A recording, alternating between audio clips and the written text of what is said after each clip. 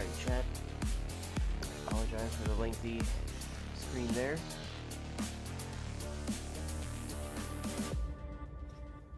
Let me turn down the music audio a little bit there. Alright, that should be good. Alrighty, how we all doing, everyone? It's good to see everybody. It's good to see everyone. It's out the way.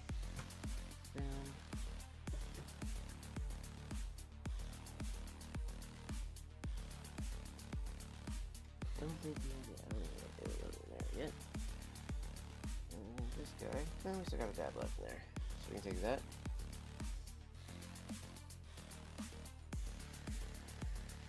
Welcome in there, Dan.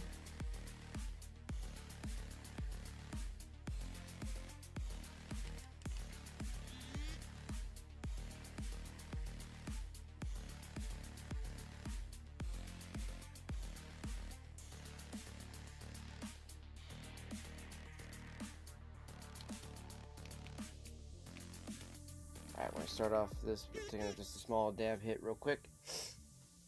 And then we're going to get into today's video, which we're going to be talking about cherry tobaccos. And I wanted to go over this. Actually, we're going to go ahead and pause the music in the background. I wanted to go over this video this morning here. Because, again, I'm going to be working on a couple of videos with doing a bunch of like the pipe tobacco reviews.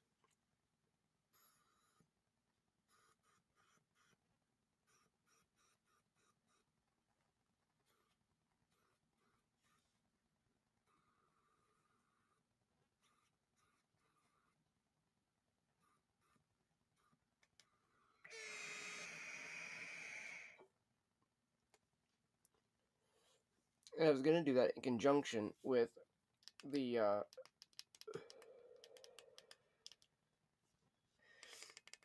few pipe review videos I have planned as well on the docket. So we have a few videos planned that I'm going to be working on.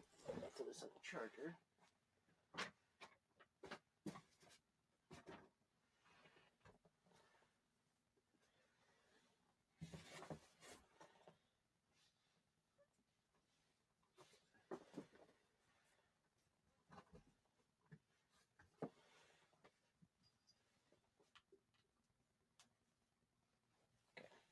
Hopefully I didn't just unplug the cord.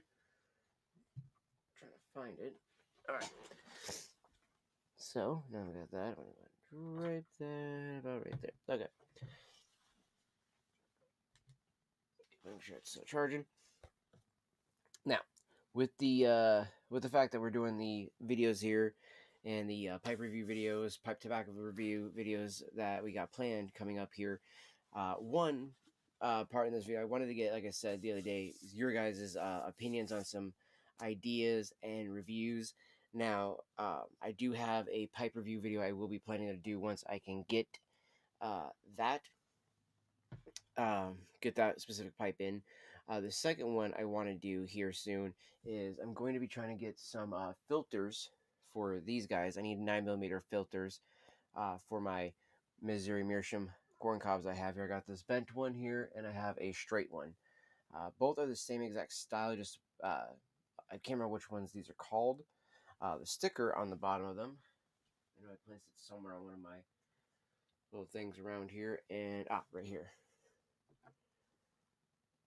Just says Missouri Meerschaum CGC on the bottom. And again, it's made in the USA.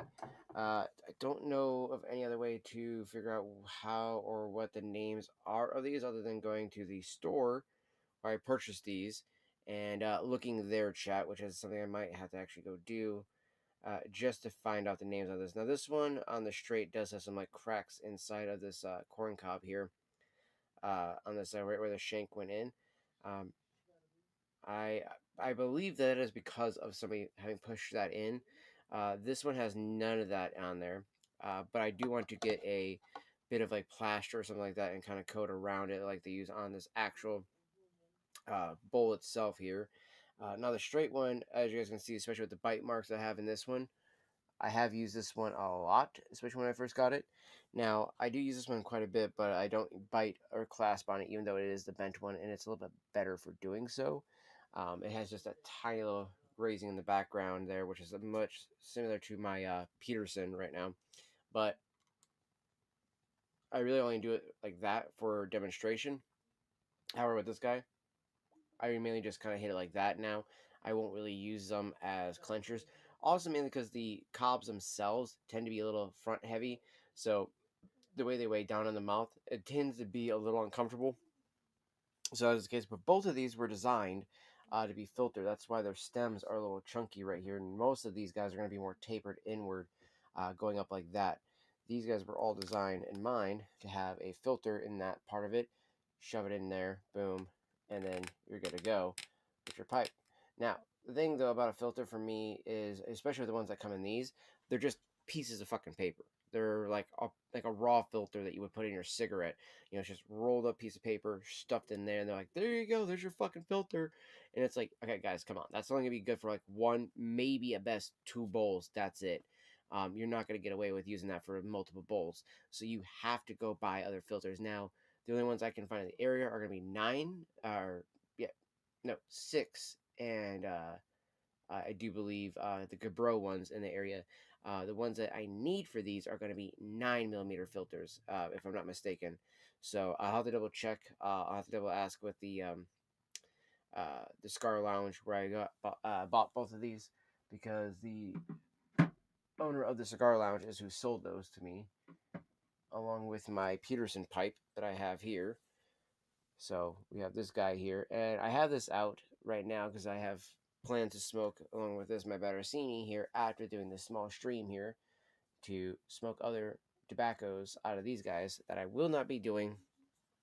And today will be Colt. Will not be doing any cherry out of this guy at all, out of either one of these. Now the reason for that isn't because of ghosting so much, though that is one part of it, but the main reason for that is that I've actually dedicated one pipe for all the cherry tobaccos that I have, and that's going to be the Roma Roposo, which through some research I have found out, at least what it seems like from pipes and cigars, is that a lot of the Romas are actually Barossinis, just they're the more economical ones in models that they don't sell under the Barossini name anymore, but they now sell under the Roma name. So this guy here, like the Capriccio here, I love this one. And this is one of the few author pipes that I could still find on pipes and cigars, because these style go up very quickly, mainly because I do believe there's a lot of YouTubers that have talked about the author style pipe, and one of its rarity of its style, but two, the way it really helps with, especially if you're an aromatic pipe smoker, it's going to do really well with toppings, and anything that's going to be a very heavy or wet aromatic, because it allows for the dispersing of the aromatic to kind of widely go over the bowl, and allow for it to kind of build up, like luxuriously throughout the bowl too. Like, so if you have like a vanilla, it's going to come out more creamier through the bottom of it, along with the chocolate, where the cherry is going to be on the forefront of it the entire time. Now, you might be like, well, why wouldn't you then use your apple, or your author, or your Peterson for those exact reasons? Well, fun fact, this is a bent apple. This isn't a billiard. I'm going to get a billiard for my English ones that I want to smoke out of a church warden, because you need certain bowl shapes, whoop, to do that with certain pipes. Don't want to drop your pipe like that. There we go. Put that like that. So I'm going to put these guys, put this one up here.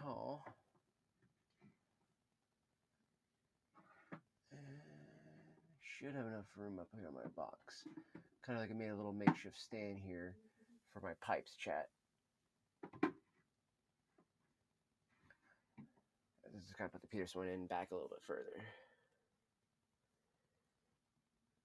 So, now, the big reason why I wanted to, like I said, go over all this is because there is a lot of cherry tobaccos out there, right? And I do plan to try out more of them and give you guys more of my opinions on ones, not just the ones that I've tried. Now, granted, I only have two on me at the moment, but we have tried a total of three of them, which are pretty much the main stapling three.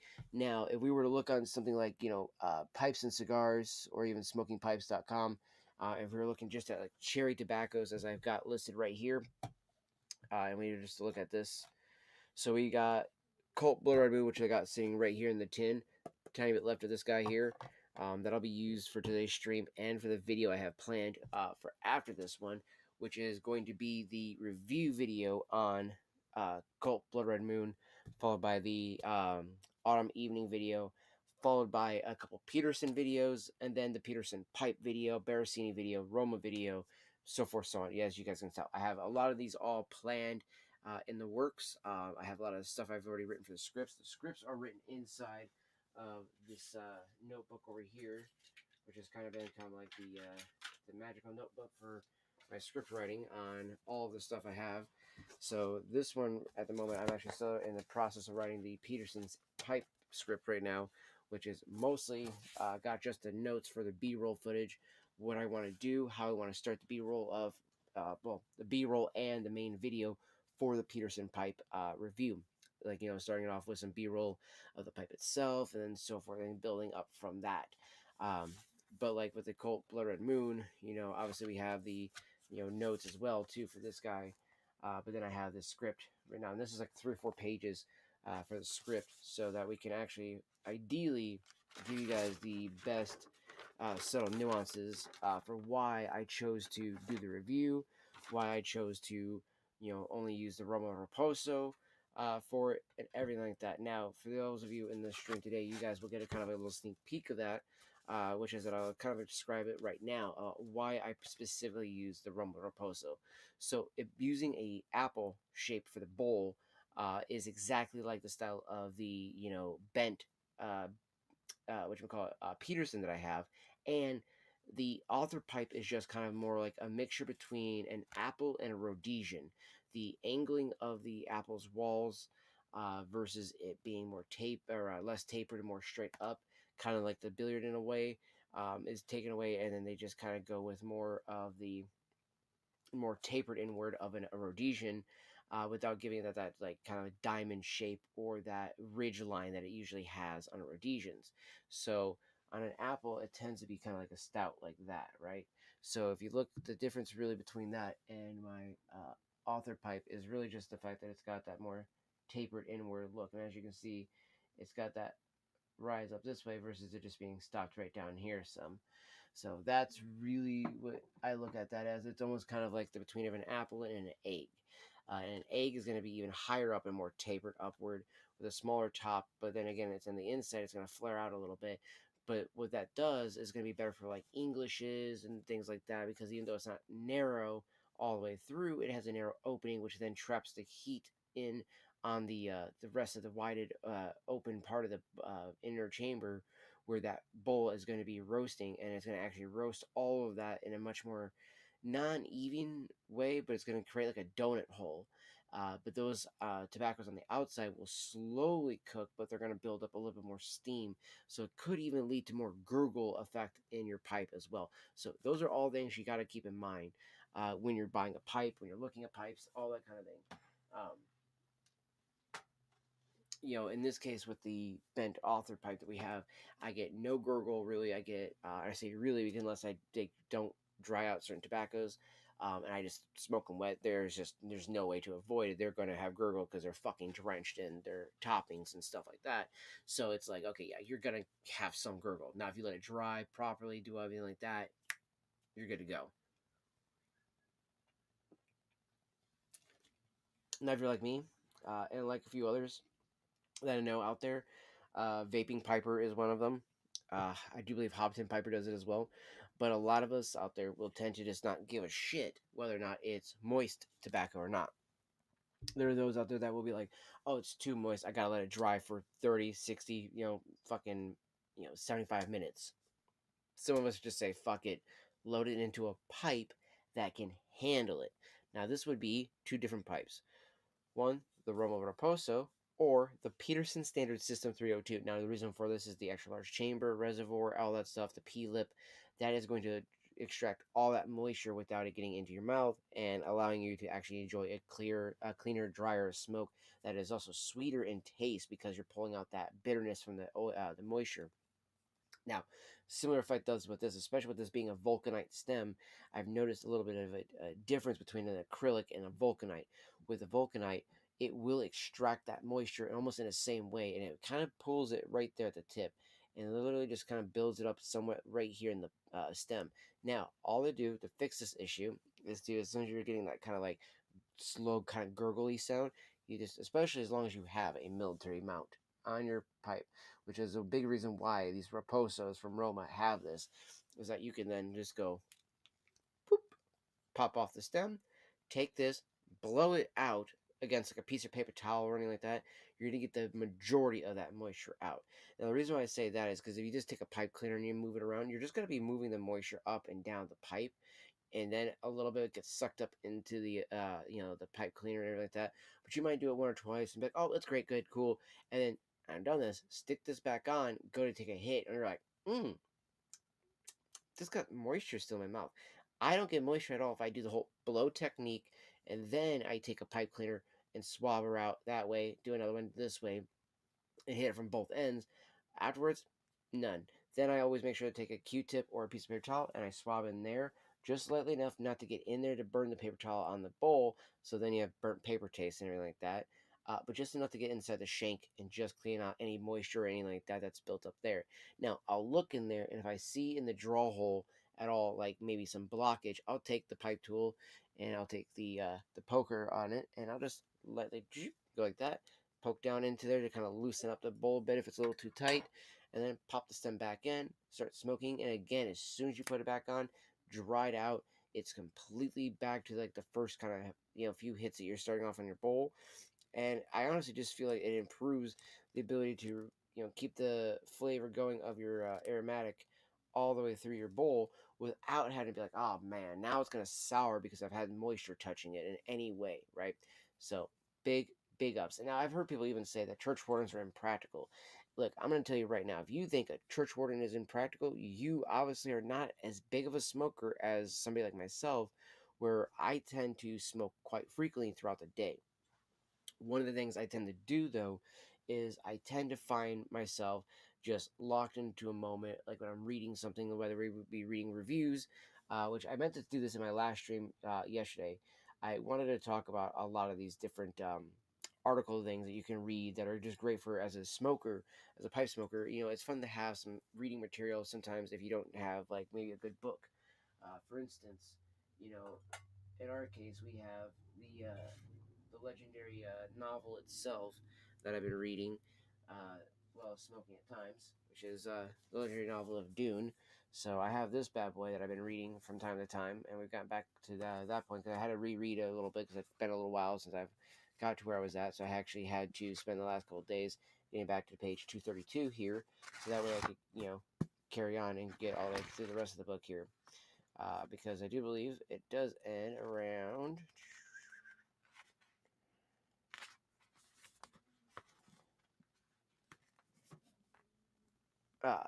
794. So that is a big part, and then the rest of this is all just appendixes and stuff like that. But I do plan to get then Messiah next, and then Children of Dune. So Dune Messiah and Children of Dune are going to be the next two books I need to get, and then afterwards my favorite one in the series, God Emperor of Dune, and then Heretics of Dune and Chapter House Dune are going to be the last books I need to grab in the Dune series. So that way we can have those. Now, one of the other things I would like to start doing, and it may actually cause me to have to start all over again in this book, is that I wanted to start reading this book to the actual chat as well, to the community. Because there's a lot of people I know of you out there that maybe have only seen the movies, the miniseries, and things like that. And while those are absolutely fucking fantastic, and I love those entertainments, they're not the same as this amazing book right here. Now, it does got a lot of heavy lifting that it's doing versus what the movies and the shows are doing with the action and the slight dialogue and espionage that's going on in it.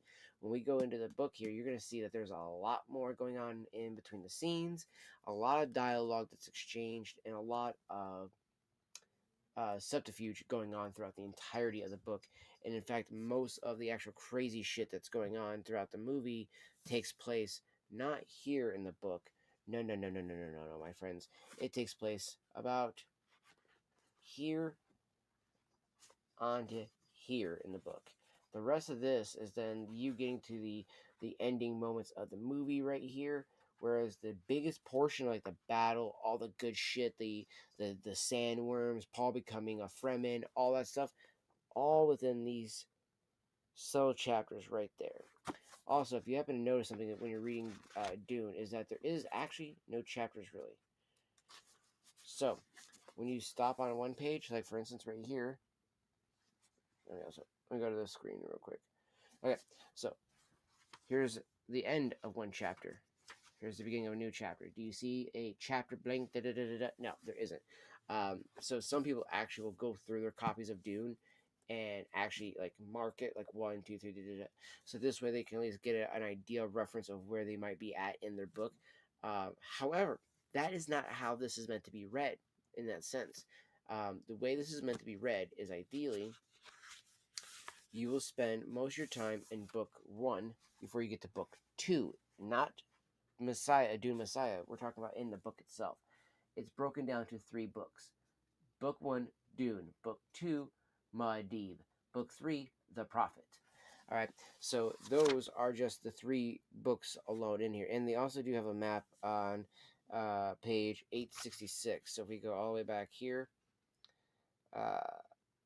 also, yeah, they have the terminology in the Imperium, Snooper Poison, Solari, which is the official monetary thing, Solito, the three-dimensional image of a Solito projector using 360 degrees, sync chart, Serat, the passage of the OC Bible that describes human life as the journey across a narrow bridge, the Serat, with the paradise on my right, hell on my left, and the angel of death behind. Sususuk, water sellers cry on Arrakis. Suk is a marketplace. See Ikat, Space and Guild. See Guild Spice. See Melange. Things like that. Cartific Notes. Card Hog about 200 kilometers northeast of Arrakeen. Cave of Birds. Funeral Plain. Baseline of altitude. Da, da, da, da, da. So they got all of the stuff for the like where you can find what on the map and where it's located, and then like what you're looking at, and then you have the actual map of Arrakis. So I love these things though. So I love these books. Some of my favorite sci-fi novels ever written are the Dune series, and then Douglas Adams' Hitchhiker's Guide to the Galaxy in its entirety as well, such as the Restaurant at the End of the Universe. And oh gosh, I'm trying to remember the other one that is, I do believe, the 3rd or 4th book in the series. There's so many good ones in the Hitchhiker's Guide to the series. Definitely worth reading if you guys have not checked those ones out as well. Again, just the thing though about this, to bring it back to pipe smoking though, is not only is books like Tolkien's The Hobbit and Lord of the Rings great books to smoke a pipe with and read, but really any book like this or things like that that you can really get enthralled into, especially when it comes to a church warden, right? When you hear people say it's impractical, well, guess what? It's not impractical when you're sitting here reading a book like this and you're literally like, you know what? I need to be able to sit and read while I'm smoking a pipe.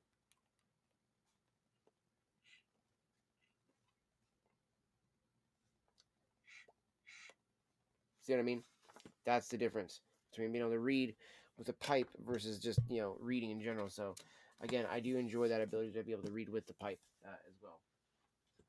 And even if you're not religious or you are religious, things like that, I've made the comment many times before, and that is that even if you are religious, if you are a Christian like myself, you should be able to read other doctrine and texts and stuff like that. And it not be offensive or whatever the case is, and you should be able to intake it and still take either good things from it or decipher whatever from it. And in my case, I've always been a person who says that the Book of Mormon is just a love letter to Jesus Christ. So I do have sometimes myself reading this as I'm smoking a pipe, through passages through the Book of Mormon. I'll just be like okay, yeah. I see the correlation of that in the Bible, and like maybe John, chapter 9 versus whatever, like things like that. That's sometimes the things you might have that comes to the mind when you're reading through something like the Book of Mormon, while you're smoking a pipe, or all these other things like that. Or even for that matter, just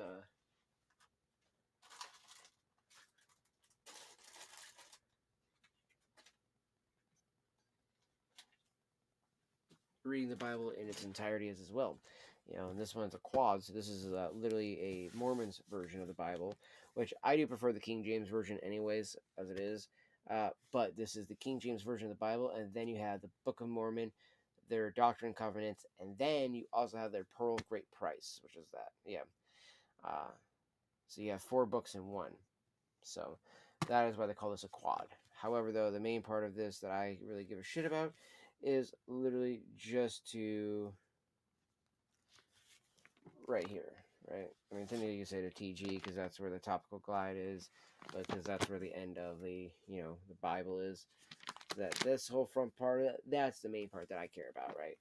This main part, that's the Bible, and that's what I care about the most, right? We have in here the Bible dictionary. Then afterwards, so technically you could really argue that it's really about like that much of the Bible. That's actually your Bible, because you need the dictionary, you need all the other stuff like that to help kind of decipher all the words and areas, things like that, the old timey speak, so forth, so on. But then you got right here, all of that is their Doctrine and Covenants, Book of Mormon, and the Pearl of Great Price, as they call it. Now, here's something I fucking find hilarious in the Pearl of Great Price. Let me see if we can find this real quick.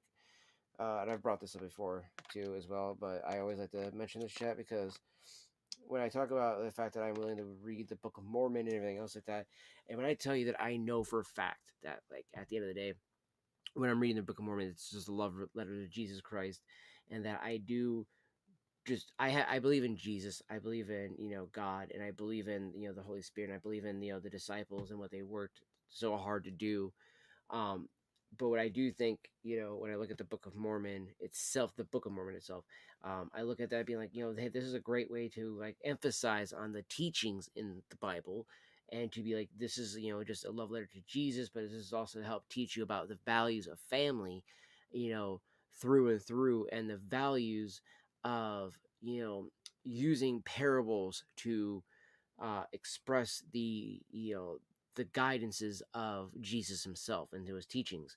But then you stumble on things like the Pearl of Great Price and the funny little nuggets of wisdom that you find in that when you see stuff like this scripture here, or scripture, and it's a facsimile of the Book of Abraham, they claim, and they claim that this is literally a what is this, the idolatrous priest of uh, Elkanah to attempting to offer up Abraham as a sacrifice. No, my friends.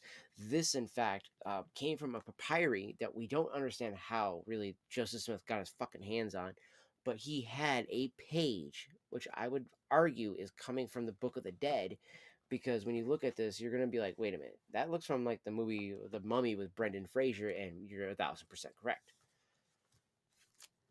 What we have here is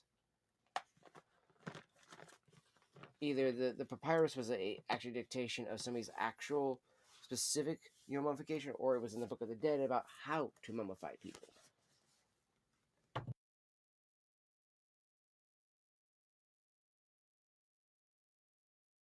Oops, I made that with my arm. But as you can see, okay, that is not Abraham, and those things down in the bottom down there, these look a lot like the jars that what's his face goes after them for stealing, for taking and opening up the curse of the thing. Oh, what is his name? What is the mummy's name? I'm trying to remember it right now. Imhotep. There we go. I kept wanting to say Mahdi. Still, I was like, nope, wrong movie. Imhotep. So when Imhotep is all like, I want my organs back and stuff like that, those jars are a representation of his organs that were taken out of his body through mummification process. That's what that is. So when they kind of claim that, like, those are what are they trying to say those are really quick? The idolatrous god of Elkanah, Libnah, Mahakamakra, Karash, and the Pharaoh, the god of Pharaoh, which is hilarious. And you're just like, who was smoking crack in the fucking 1600s when this shit was written by Joseph Smith, or whenever it was? No, not 1600s, 1800s, wasn't it? Whenever the fuck Joseph Smith and all their dumbasses wrote these things. Legitimately, it's just kind of like, you're fucking retarded, dude. It's Like, if you actually believe that shit, then I got a bridge to fucking sell you, dog.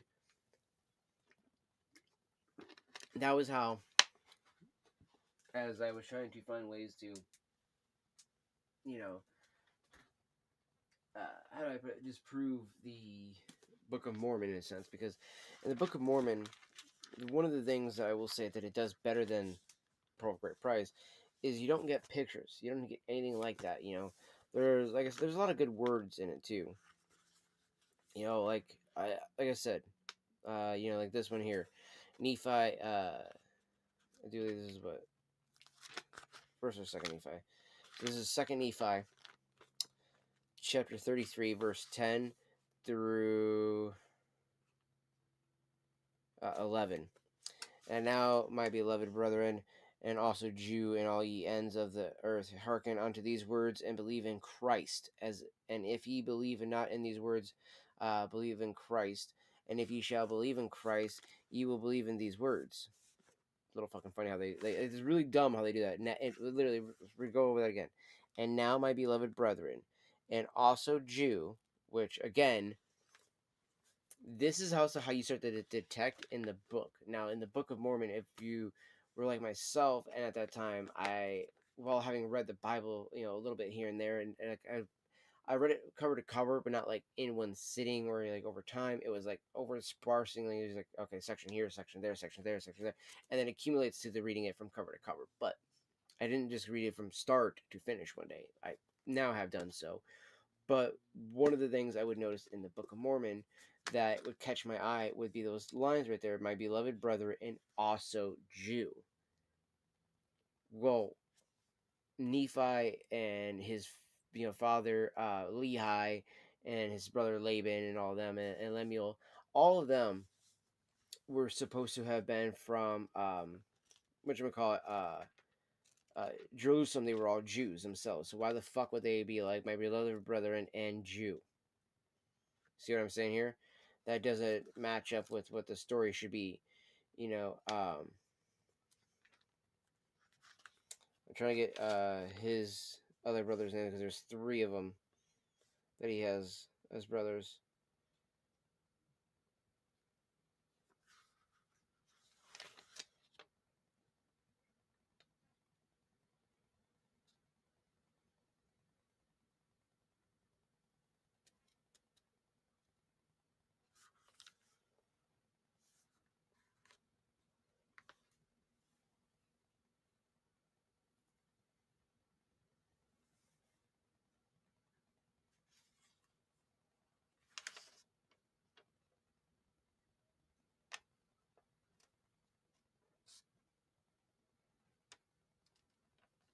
See, I thought there was a 3rd brother, like Sam or something like that.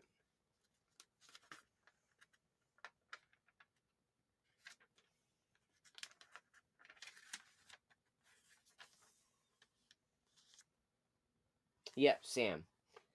So that's right. That's what I thought. So yeah, he's got a brother named Sam, which is again, you have Laban, Lemuel, Nephi, Sam. It's like, what? How does it work like that? You can't do things like that, man. Like they don't make sense. So yeah, then you have Alma the Younger is a lot like one of the medieval night tales that have happened around, a little bit before that time. Talk about Roman times, and there's so many moments in the Book of Mormon that you can look at other fucking tales of other books that you could be like, wait a minute, hold on, like that looks just like XYZ thing that's happening in here, right? So as I said, they got some good moments in it, and I do love that there's a self-titled area too, right? There's the after Nephi 4, you get into what's called the Book of Mormon. You're like, wait a minute, haven't I been reading the Book of Mormon this entire time? And you're like, no. See, there's actually a section called the Book of Mormon. It's a little fucking weird. Like, Emaran instructs Mormon concerning the sacred records. War commences between the Nephites and the Lamanites. There's a lot of the weird, names that they use that were in biblical times, but also weren't. That were more modern time names and stuff like that, mixed in with some like Mexican shit like that. Like they believe Missouri Hamlet was in Mexico and shit like that.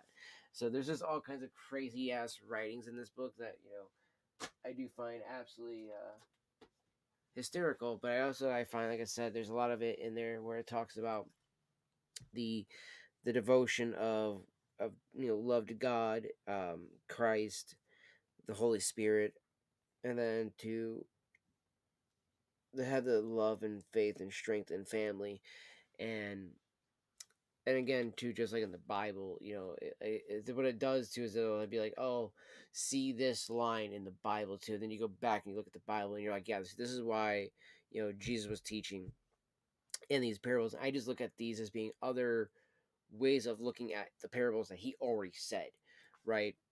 It's just building upon Jesus's already, amazing words and works that he did.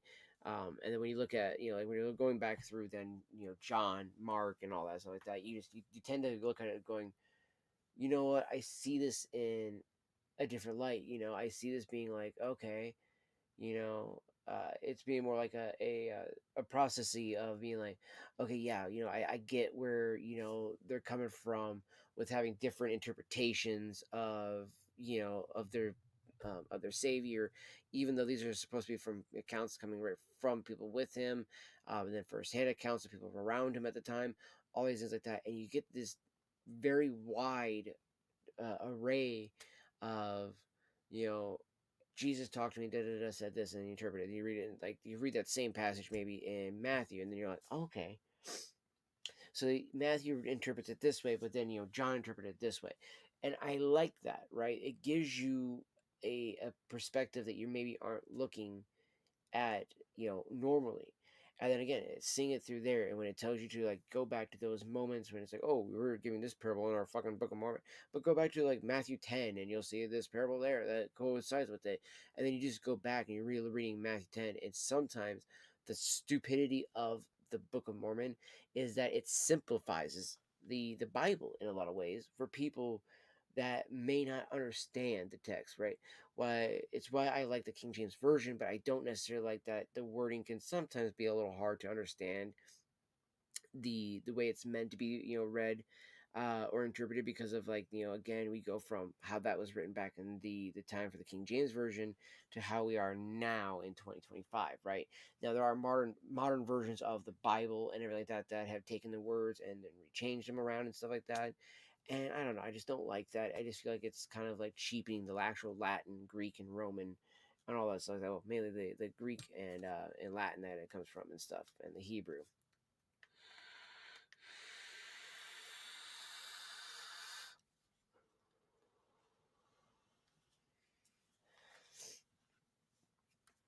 So at least that's my perspective on it. So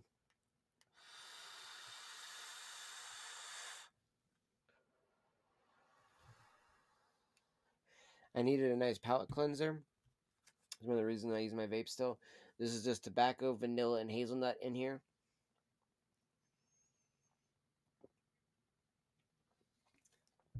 It's gonna be a good baseline for tobacco flavor. So when you're smoking so many different kinds, you have something to be like, reset the palate. Bam! Now I can taste that again.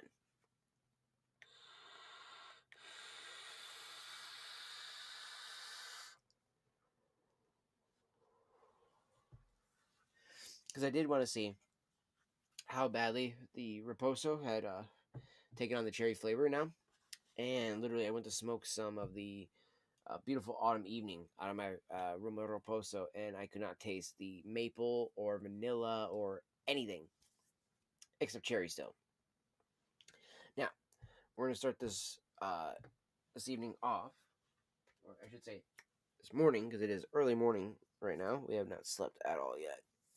I'm trying to fix my sleeping schedule too, chat. Which is another thing. I got something on my arm there.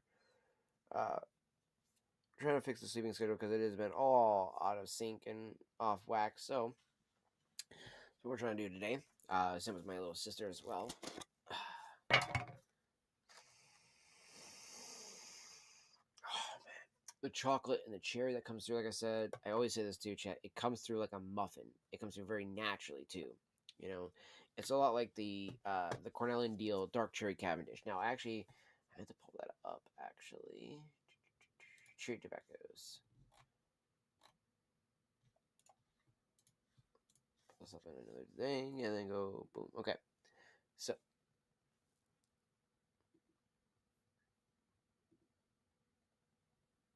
there we go. My capture card quit working on me for a second. So here's the dark cherry Cavendish. Uses a time-honored combination of Virginias for sweetness, Burley's for soft smoking characteristics, along with soft, sweet black Cavendish. Then a rich dark cherry essence is added for a subtly sweet flavor and a room note that will draw raves from everyone.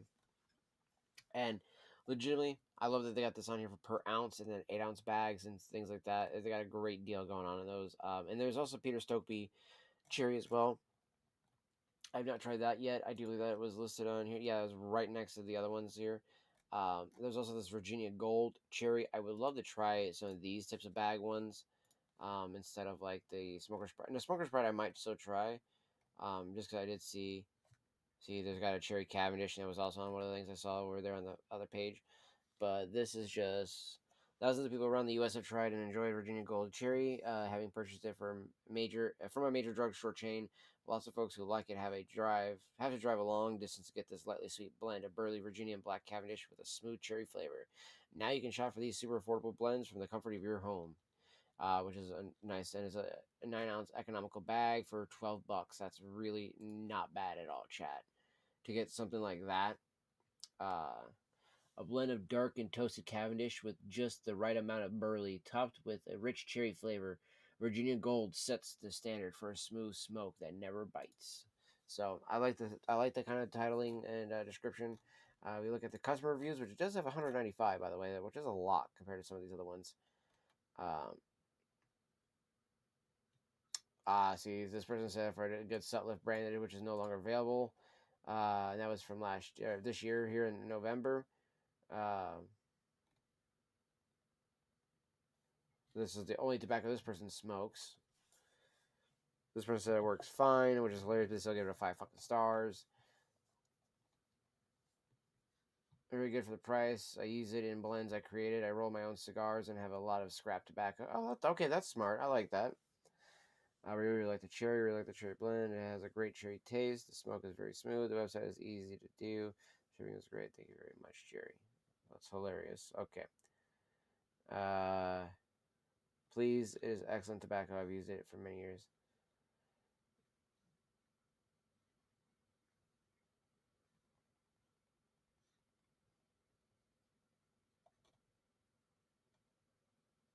Okay, so these people are using their actual names in that. That's hilarious.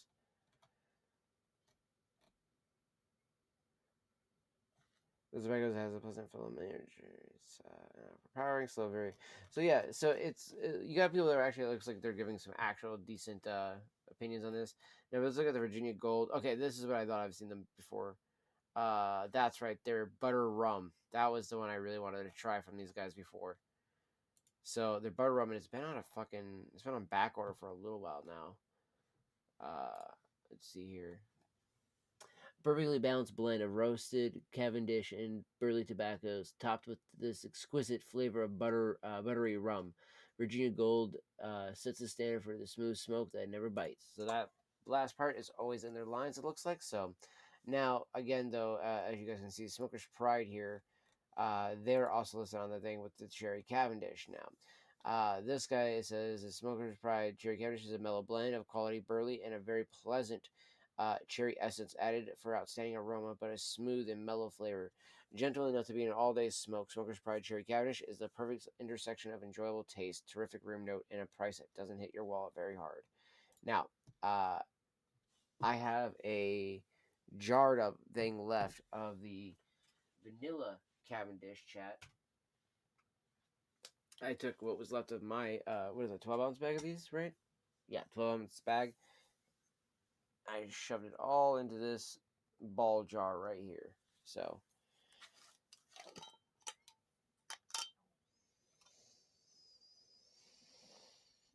I gotta say though, it smells fantastic. It's still got some really great moisture to it. Like it's still, as you guys can see, sticking nicely. So this is a really good vanilla Cavendish if you gotta buy bulk and you gotta buy from like a regular store. Mm. You can get this for like 30-40 bucks at your local store, or you can buy it on here for like 22 something, which isn't bad. Like $23 for a whole 12-ounce bag. Now again, I do like it. It is one of those ones where I do like the way it burns and stuff like that. They have a rum cured one and a few other ones, but I would love to try this one. Now this is the best deal you could really get. A pound of tobacco for 17 bucks, and it's literally just the scraps that come in their shop from them weighing out and the tobacco that falls around the scale and on the scale that they can't use, that they have to dump out or something like that. They put it in a bucket that eventually it's going to just build and build and build and be a bunch of different tobaccos all loaded together. So that's another great one right here. So, and I don't know if smoking pipes does anything like that, where they have like a scrap bag of like all the loose stuff that gets weighed out from bulks and stuff, because every one of these sites usually carries a bulk line of tobacco. Now, when it comes to which is weird that half and half is listed on here, by the way. When it comes to the cherries, now I shouldn't say actually three, I just realized four. So, Paladin Black Cherry, I've had this. We've had the Lane's Very Cherry. Um, and then obviously we've had Colt Blood Red Moon, and then we've had the Dark Cherry Cavendish, right? So one of the ones that I've heard a lot of people tell me that they didn't like as much, but I still really want to try it because I've actually found that, especially more recently, through smoking, I have absolutely enjoyed smoking their Moon Trance and Bella Vanilla, which are both Cal blends. And Cal makes this cherry bomb. Now, I've had people tell me that cherry bomb is the one that makes most people regret doing a cherry tobacco because this one has like the cough syrup cherry. But I've also had people tell me that about the very cherry from Lane, and I loved that very cherry. It was delicious. And this one has a zesty cherry note, which is softened with a creamy vanilla flavor. So I actually do want to try this because it's a combination of cherry and vanilla, not just a cherry flavor. Plus, they also list the Black Cavendish as also one of the flavors too, and it's a ready rub. So I do tend to like those. And it is on sale right now. So there is that, right? Now, Paladin Black Cherry, I had it in the pouch. I actually still have a pouch of it, tiny little bit stashed somewhere around here. Oh, actually, I think it's quite literally. Say, is it not over there? It was sitting in that box over there. But it's literally just a pinch left of it, sadly. Now, Cornell and Deal's Dark Cherry Cavendish, I will say, chat, in my opinion, is the only substitute out there for not having any what you call it, Colt Blood Red Moon. If you can't get your hands on some Colt Blood Red Moon, but you can get your hands on some of this, I highly recommend it. I have a little jar of it in my backpack that I keep at all times, a little travel container that I use. And then I have this guy, which primarily has all the rest of it. Now, the only thing is I need to double check real quick, too, because I think the travel jar actually dried out a bit. So, and if it's the case, I need to use that one over this, so that way I can conserve the Dark Cherry Cavendish. But we're going to load up some of that one first, but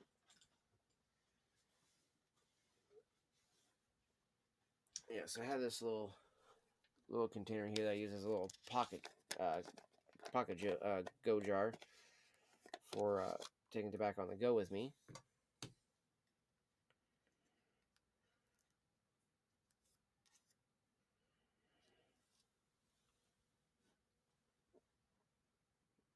Nope, this is actually still nice and moist. So it's not as moist as the one that's in the other one, but still.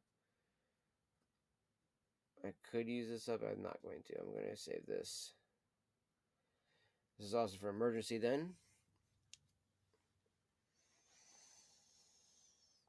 And just like it shows on the screen chat, that's how nice and bright it is too. So, and I do believe that is why, because it's using, Virginia's Burley and Cavendish in it. And I do believe they're using it says, what is it? Yeah, just Cavendish, because I do believe it's using a red Cavendish, which is what they make the Autumn Evening using, is a proprietary blend of red Cavendish. So the way that works, instead of using Burley to make their black Cavendish, they will use red Virginia and steam it to then therefore make their beautiful red Cavendish that is inside of this beautiful Autumn Evening here.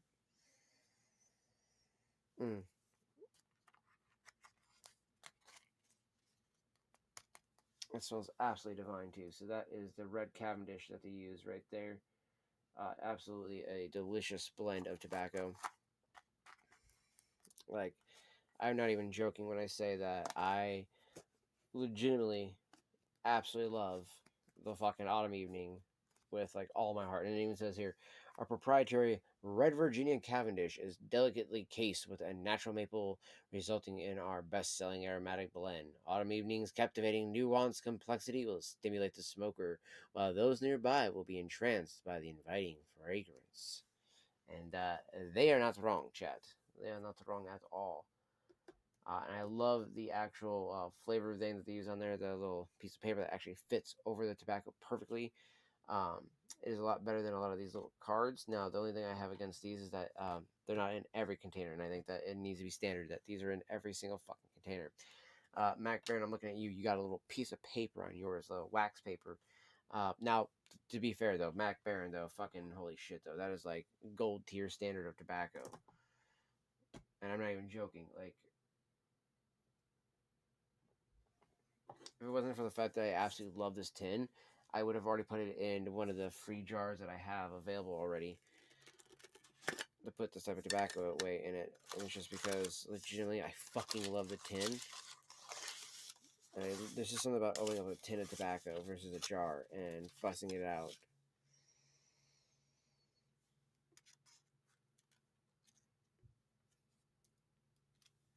This is the little piece of thing we get here. You see that? It's a little flappy piece of like wax paper versus a robust card like this.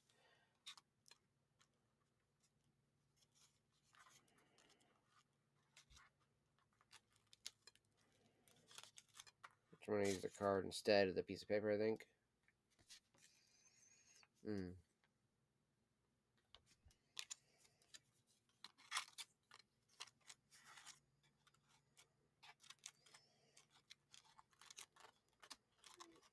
Do a mixture of the two. That way it really covers more of it. However, though, show you guys what that tobacco looks like. This is the gorgeous, gorgeous Mac Baron Vanilla Cream. So, it literally smells like a fucking frosting, chat, and I'm not even joking. It is one of the craziest things I could ever describe. Is that I'm like, oh yes, would you like to smoke a tobacco that tastes like a fucking vanilla frosted white cake and has the delectableness of it? Yeah, here you go. I'm not even joking. Like, here you go. This is the tobacco to smoke then if you want to have the delectableness of a birthday cake in a tobacco form. Okay. When I first opened this and smelt it for the first time and smoked it, I instantly fell in love with Mac Baron. So, and this is the company that makes the Capstan Blue and the Capstan Navy cuts, which are both some of J.R.R. Tolkien's favorite tobaccos to smoke.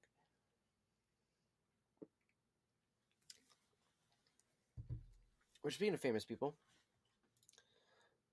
there was an article right here. The famous pipe smokers. The author of Lord of the Rings was also a pipe smoker and was known for his love of the tobacco blend Capstan Navy Cut. Albert Einstein, the famous physicist, was often seen smoking a pipe, and he even once remarked, "I believe that pipe smoking contributes to a somewhat calm and objective judgment in all human affairs." So again, MBSD has some great stuff on here. The Codger, I love this, and he's actually got an X pipe right there, which is hilarious. Which if you guys actually go over here on the catalogs and stuff like that, the books section of Peterson Pipe Notes is actually about that. The X Pipe and other mystagogic stories for the pipe smoker by Mark Irwin. It's a great read from what I've heard. It's only $20 on Amazon, so I'm going to be picking this up whenever I can. And that, as you guys can see right there, that pipe, that is what we see homie here smoking on the Codger one right there. So it's just this ending piece right here, instead of it being rounded, looks like on his is more flared out. It is what it looks like on that. But still, at least that's what it looks like. He's doing like the X, the X pipe, or at least it's got a very unique style stem, which could also be coming from the fact that these guys have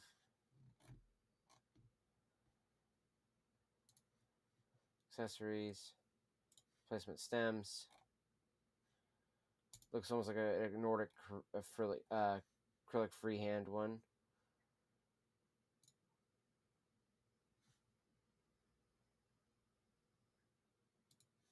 A little bit like that, but it's got that yeah, let's see, it looks more like the vulcanite one. That's what it looks more like. The vulcanite stem. It's kind of what that looks like more. Sign if that's sold out. Oh, and they do have more P-lip stems. Ooh. That is nice. Full bent one. That's what I need, because mine is a full bent, not a quarter bent. See, just like the picture there, chat. So, and the reason I'm looking at that is I want to actually get maybe 1 or 2 extra stems, so that way I don't have to worry about anything happening with my pipe, so I can clench it a little bit better. Like that. You see, if you have a strong enough jaw, your pipe doesn't wiggle at all. That comes from a strong jaw. That comes from, though, also wiggles. So I'm holding on the back tooth that's got chip in it. My canines, no wiggle. Here, I mean, no wiggling at all. But that's how you get those scuff marks in it like that. So that's what I mean. I don't want to have all that constantly in my pipe. So if I can help it, that's what I fix it. And it's like, get these. As with modern Peterson systems, including the 302, these stems are typically for pipes. For some. Stem fits specific modern Peterson systems, including the 302. These stems are particularly for pipes made after the 2017 and 2020 and are not universal, so they may not fit older non-system pipes or even other Peterson shapes like the 307 or Dublin. Oh, I noticed that, yeah, 306 and 312 or Dublin. There are sizes that fit this stem. Cheers. Nice.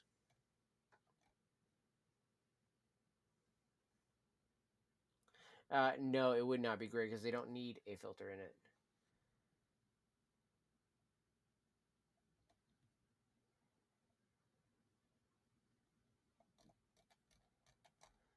Yeah, see, if you put so I wish though that they sold a Dracula one like this. So if I wanted to, I could get a Dracula or a fishtail for it. Now look at that, I do love this. So the Missouri Meerschaum, so filtered straight stem. I could get a couple extra ones of these and just have some extra stems on hand for this. They're only $2.26, so I'm totally okay with stocking up with 5 or 6 of those.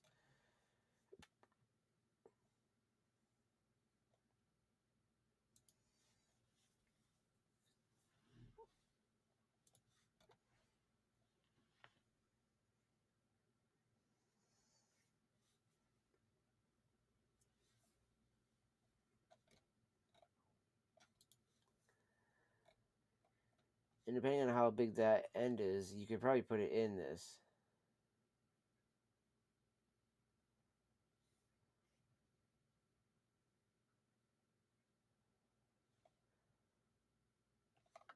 So sanding down the stem, they got it to fit into that, so they can make a freehand into a church warden. That's fantastic.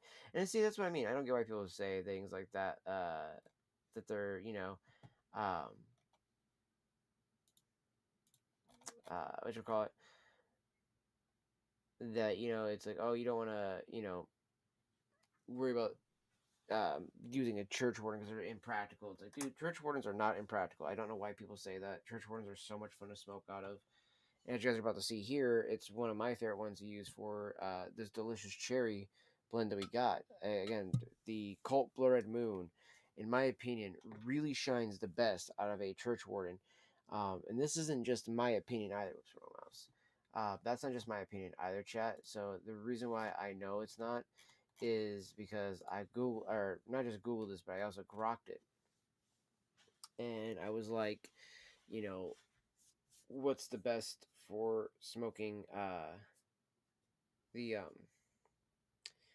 the what do we call it, the Cult Blood Red Moon. So I was all like, okay, so tobacco is best suited for like the 302, the Reposo, and the Author, and it was all like um, heavy aromatics top choice. The Colt Blood Red Moon, especially like when it comes to like the what do I call it, to the way it works, in the actual chambers and stuff like that. So it's like um, the decadent cherry cordial dark chocolate instead of vanilla shines here. The wide chamber spreads the heat, emphasizing a rich cocoa depth without steaminess. So that is where the big brunt of that's going to be coming from with the apple, and that's why I prefer to use that with the Cult Blood Red Moon over anything else, chat. So I just love the smell of this so much. And we're literally already on our second tin. As I've told you, this was the first tin that I had a Sharpie on it to mark it for the Dark Cherry Cavendish. Thankfully, because I don't want to ruin my tins like that, and I'm not joking, because I want to keep them in fairly pristine condition. Thankfully, though, I have 3 more tins of it, so I'm probably gonna have to open up the actual third tin here soon of Cult Blood Red Moon. And I'll probably do that for one of the videos, and then for some of the other fun stuff for behind the scenes, by the way, chat, that again you guys get before anybody else does, or even the more behind the scenes after the video works and stuff like that on the YouTube Rumble and everything like that. We do all that here on the live stream. So if you ever want to be the behind the scenes, or all the extra stuff that we get to do for the content that we make for both Rumble and YouTube, then be sure to hit that follow button. Be sure to come and hang out with us on these streams, because that is where you're gonna find it all. We got some Connoisseur's Choice fresh in the tin. Have not opened this bad boy yet. Mwah. Love this one a lot. It was one of my favorite Petersons to try. Oh, second favorite, because the first favorite was Boom Boom Boom Deluxe Mixture. This one really hit the notes because it's just walnuts, vanilla, and honey. But like, holy shit, was it really good? Now, Connoisseur's Choice is rum, coconut, and macadamia nuts, and honestly, still really fire. But the other thing that's really exciting is I still have this tin from the first batch I ordered of the Sweet Killer Neat, and I just fucking killed this other tin earlier yesterday. So like, literally, as you guys can see, this has not been opened at all yet. Still vacuum sealed. So all 3 of these are vacuum sealed. So we got those to open up with the another tin of Cult Blood Red Moon. However, though, I plan to do, I think, some of the Connoisseur's Choice in the Peterson video that I have planned for after the Peterson system video that I plan, because I got it's gonna go Blood Red Moon, Autumn Evening, Peterson system pipe, Peterson tobacco, then we're gonna go Barasini pipe, then we're gonna go back to because like real quick with the Peterson tobacco, I'm doing all of them at once. We are not going to do individual videos. I feel like that would be way too much of milking, a thing. It's like, oh, let's milk the Peterson tobaccos and just do them all of it. We're going to do all the ones we have at the moment, and then the next Peterson video that will come out for the down the road will be once I acquire all the rest that they've produced. My goal is to buy at least one of every one of their tins that they have produced that I have not tried yet, like Perfect Peas, Navy Cut, University Flake, Super Bulkin, My Mixture 965, all these things, right? Just a ton of different fucking blends that they have. I want to try every single one of them, have at least one tin of each, so that we can actually say we tried every single Peterson blend. Um, and that is a big task. Same with like Cornell and Deal. I want to be able to have tried every single blend that they've ever created at least once. You know, because I know that I like these guys. I know I like well, at least this one I should say, not these guys. This is all one kind right here.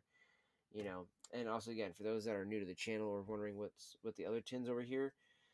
So the smooth sailing is actually in a jar. So that's what these two are actually. But this has got the Lane BCA in this one, and then this one is my smorgasbord. So there's actually, you know what? I'm actually gonna take out smorgasbord out of that stack, and I'm gonna put it over here because I kind of want to smoke the smorgasbord at some point out of my other pipe. So we're actually gonna put it down here on that one. Lane BCA, I do like to smoke it by itself, but I like using this as a mixture for other stuff. And then for the other ones, though, I'll put this over here. This is also Peter Stokkebye Optimum. Also, I think number 31 is what it's also called on its list order. And then we have espresso in this old Peterson of the original deluxe mixer that I got. So that's what I used this tin for, was the Cornell and Deal's espresso. And this has Cornell and Deal's Haunted Bookshop in the old Connoisseur's Choice. As you guys can see, chat, I do have tried quite a bit of Cornell and Deal's tobaccos. Actually, I shouldn't really say quite a bit, but at least a few. And this one is the Consummate Gentleman, which I've added some Carter Hall to, and a splash of Prince Albert to try to tone down. It smells like it's kind of starting to take more to it. I might need to add more Carter Hall, but I'd have to smoke more of the actual Gentleman out of it, so that way it kind of loosens up a bit. But this was a decent English for the most part. But the problem was that they came through with the lavender floral scent, chat.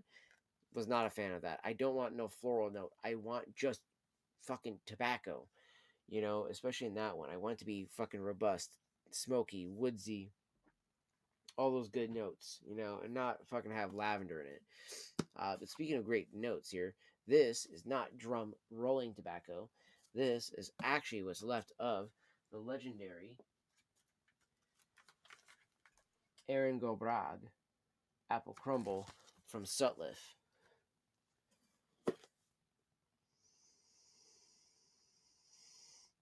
It's taking on almost more like a peanut butter note in there. So I've got it pressed down in there like that, so that way I can actually show it to you guys like that, because we have it literally compressed in here like so.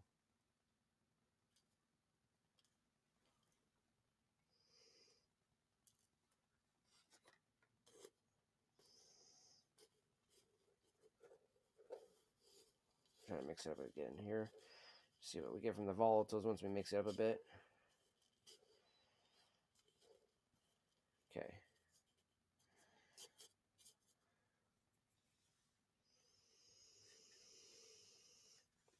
I'm still getting lots of the baking spice. I don't get really any apple in there still, but I get lots of baking spice in their, chat. Lots of that. Like, it definitely has got a nutmegish kind of almost like a gingerbread cookie kind of smell to it.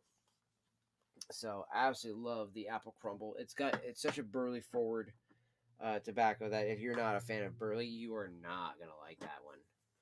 Just saying.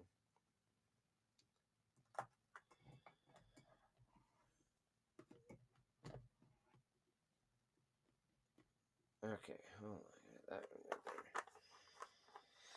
These are all the unopened tins. Put these two over here. I'm gonna leave. So these are one of every one here. This is the 3 Petersons and then the Cult Blood Red Moon, and then I'm gonna take the 2 extra Colts and see here.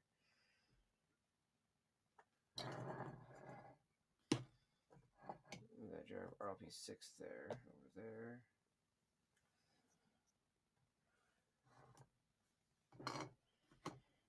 Like that.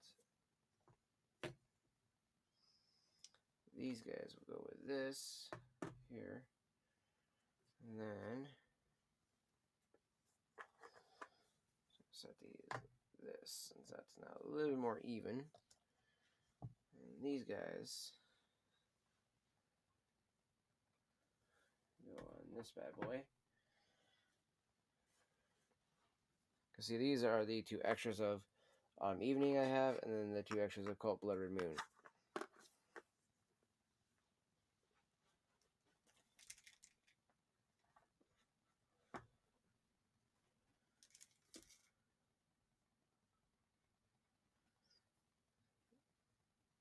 Okay.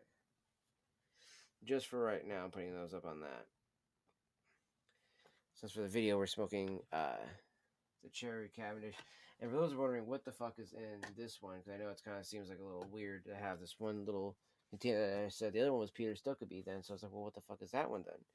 So if the other one's Peter Stokkeby that you showed us, then like, what do you got in that one? It's got to be something, Stokkeby, right? It's like, nope. In fact, it's actually not a Peter Stokkeby. In fact, actually, this is Lane BCA mixed with some Cornell and Deal's Dark Cherry Cavendish.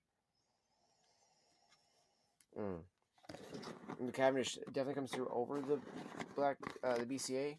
When you smoke it, though, the vanilla comes through and it adds a creamy, beautiful note to that tobacco, and it just is so divine, Chad. It's so divine.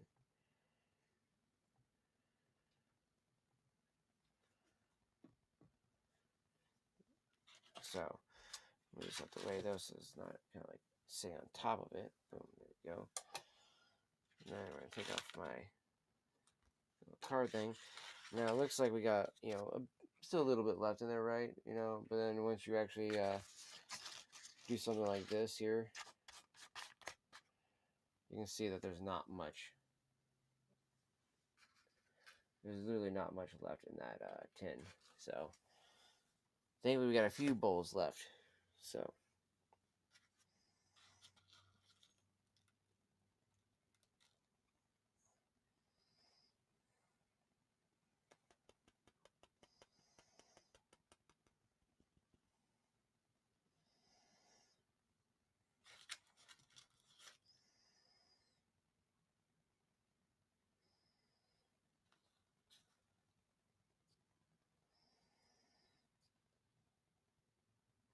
Okay.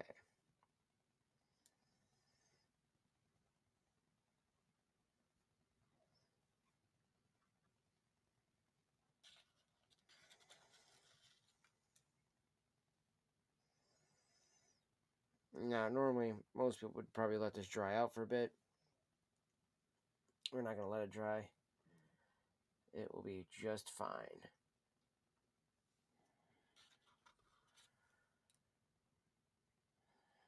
So we're adding just a little bit of extra kindling top to it, as I like to call it. It's the more finer pieces of the tobacco that are at the bottom of the tin usually. That's why you actually see me a lot of times like go to the bottom of the tin still, not a fresh tin, to try to grab some of the pieces at the bottom and bring them up to the top, so that way I have plenty of little kindling pieces at the top that I can use right off the rip, so I can actually make that blend in the bowl burn ideally a little bit more evenly all the way through. And as you saw, I layered this one with a little bit of the longer ribbon cuts from the coarse cut that's in this at the bottom, and then a little bit of kindling at the top above that, and then another ribbon cut, and then another bit of that kindling that I like to call it. I call it kindling because it's just super tiny, fine, bits of leaf and dust of the tobacco that's in the bottom of the tins, and those just really help do really well with catching fire and then staying lit once you got them lit. So use the rest of the fluid that's in this, which is not much. So we got our Bic right here. It's got a little lava lamp on it. So cheers, everybody.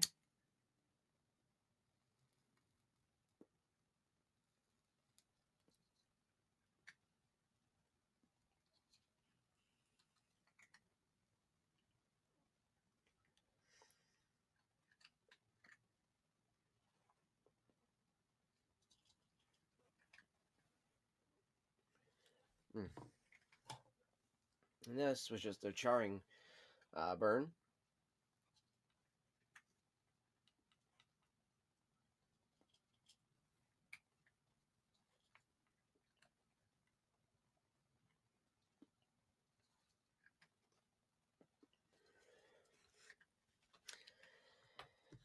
Doing what I'm doing also keeps it just lightly roasted at the same time.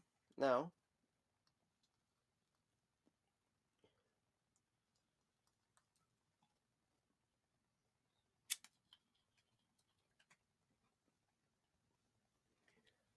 Mm.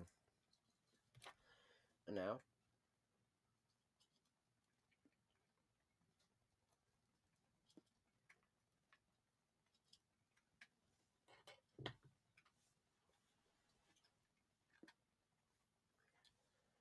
mm. Moving around the mouth like I was just doing. Mm. Getting all those notes. It's just such a delicious smoke. It is definitely an all day smoke, everyday smoke. I mean, I could literally smoke Colt Blood Red Moon every day, all day, and I would not get tired of it.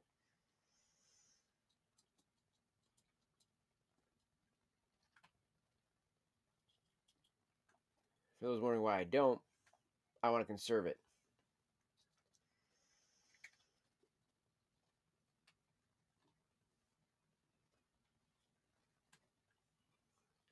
You know, if I was like a little bit like more well off or well off in general, I would order like probably 30 or 40 tins of that, and then I would not care about going through it so fast. I would probably take 10 of those tins, throw them all in a jar it up, put the rest of those in like a cupboard where it stays nice and regular temperature all the year round, where it doesn't fluctuate, and just let them sit there and cellar for however long it takes me to get through the first 10 of those.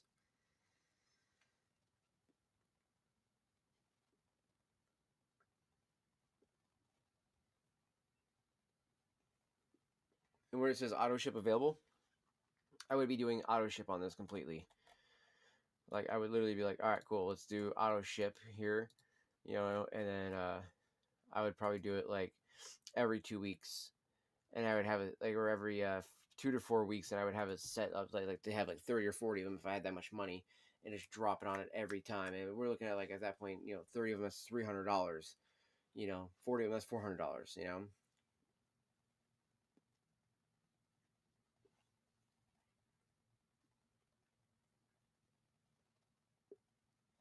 roughly. And still, is it worth it? In my opinion, yeah, I'd do it. I'd be so stocked up on it that I wouldn't have to worry about it. Or I could do something cheaper like that. Or I believe this one's a vanilla cherry.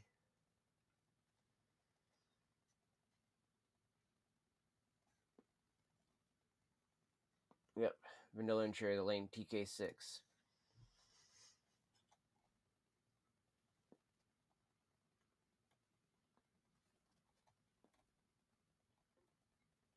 And then there's the Mac Baron 7C's Red, which I'm like, curious what that would be like. Or you do like, I do like the Casey Jones Last Ride is a vanilla cherry as well. You know,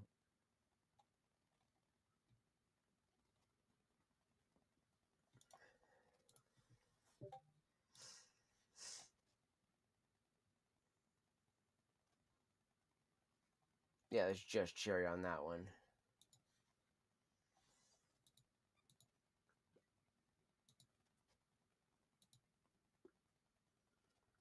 Yeah, see the 7C's Red,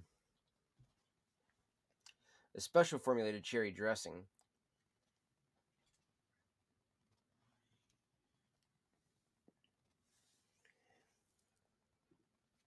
There we go.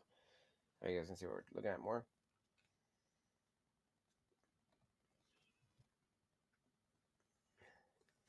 Now it says that this is going to be like a really top-notch one. Now the thing about this one though is the price. It's $52 for 16 for a pound of this.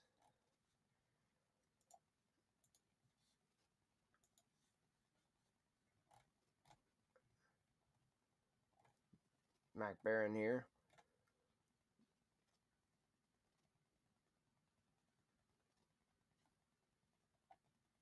They're doing it for $15. Normally it's 22 something. Honestly, though, I'd still buy like probably 3 or 4 tins of this and 3 or 4 tins of the other Mac Baron. Uh,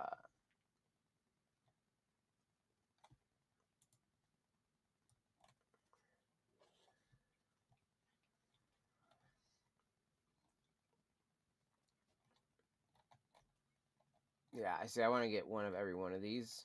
but primarily I want to get these two right here. However, though, you can get the Virginia number one in an ounce, like this, per ounce. It's already rubbed just like it is on the other one. Uh, it's just that this is,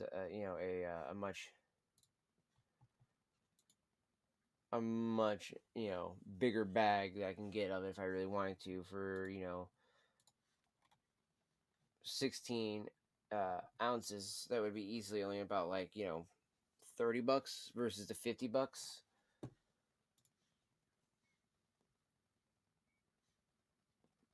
And even they got the Virginia Flake too, which that's the I do like the pound box if you got a pound of it. Yeah.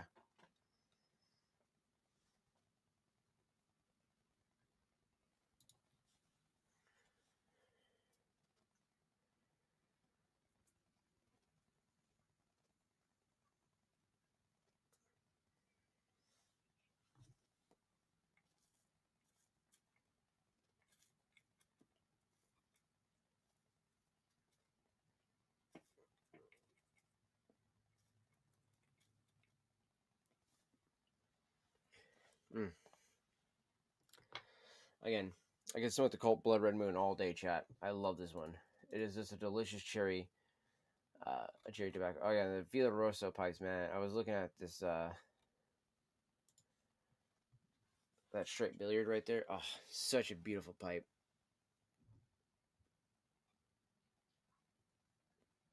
That's why I love the Barricini pipes, man. It is such a beautiful pipe. Now, once I can get a little bit further along, my goal, chat, will be to, especially if once we can get the video work to start kind of building up more with the communities and everything like that. If we can actually build up to the point where we have you know a steady amount of viewers on Rumble, YouTube, and on Kick, and then Flashy here soon. Then the best thing about all that would be that we could actually then potentially, hopefully, with all that, make a bigger increase on all of our what you call it, the on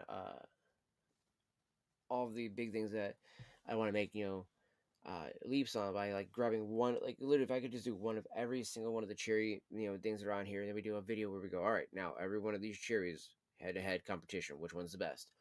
That'd be great. But these are things I'm going to do over time right now, and I don't see anything wrong with that.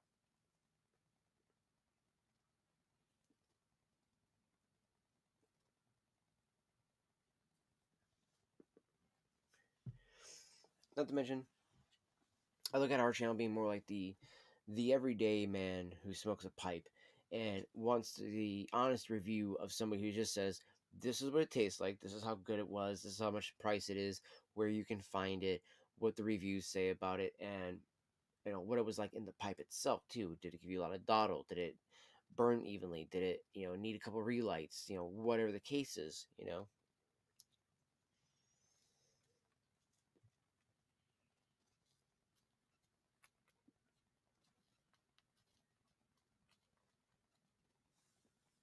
Because that goes into the next thing too. It's like, did you try it dried out, or did you try it moist? Did you try it out of a tin, bulk, bag, pouch, whatever, tub? If it's like a Prince Albert tub here.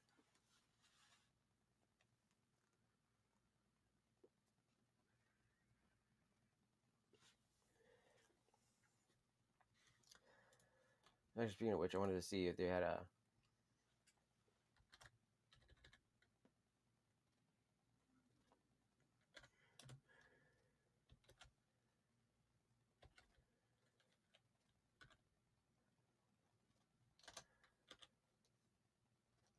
oh, they do sell it, looks like, hopefully. Compared to Sugar Barrel, yes, they do sell it. Okay, so it's $40. So this Sugar Barrel was Sutliff's original blend. This, my friends, is their blend that they made to compare with it as well, like to replace, I should say. So this is a Hearth and Home. It's a Sutliff blend. It's Burley, Virginia, and it's a sweet though, but it's supposed to be, if I'm not mistaken, like cinnamon and a bunch of other beautiful, like like nutmeg and a couple of other ones that you would find in the kitchen for flavorings. And this has got a great flavoring that you would want that tobacco right there, chat.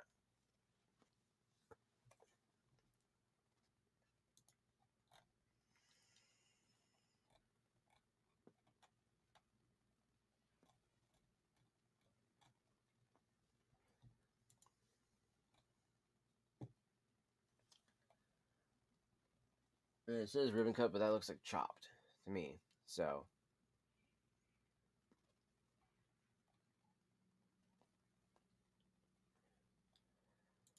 And if we go to chocolate tobaccos, there's literally only two that are actually listed as chocolate. So this is supposed to be chocolate? So cocoa?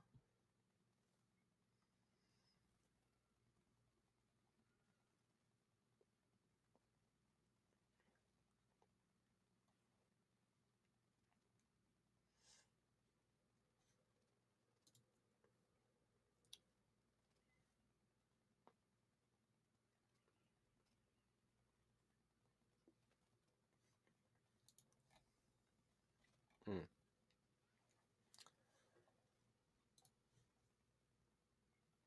Interesting. And then nougat. I actually have a friend of mine hopefully bringing me back some. It's my best friend. Hopefully he's bringing me back some of this because I cannot wait to try this one out, chat.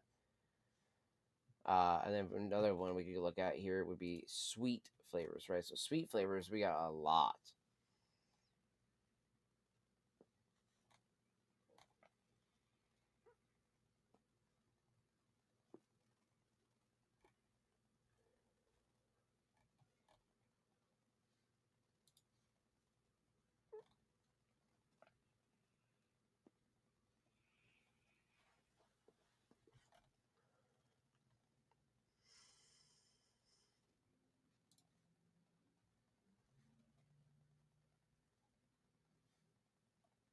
Hmm.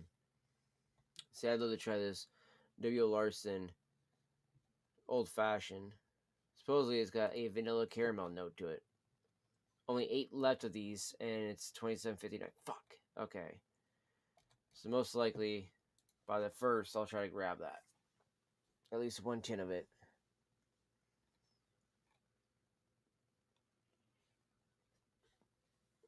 Only 1 left of the smooth sailing 2 right now. Damn.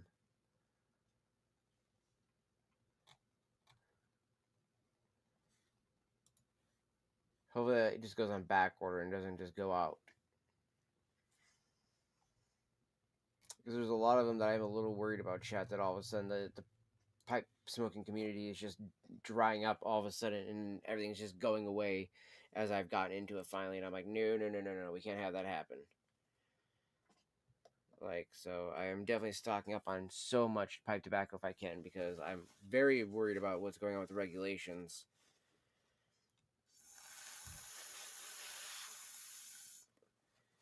Okay, so see, I was getting that little gunk buildup again, as I was saying in their chat. Now,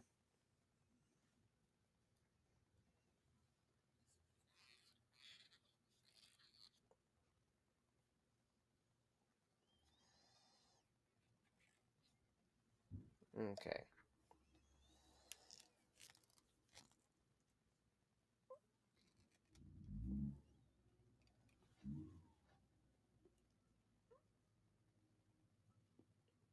And there we go.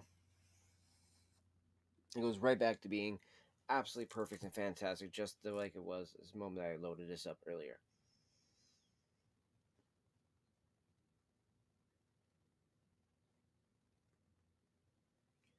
Mm. So I'm telling you guys, man.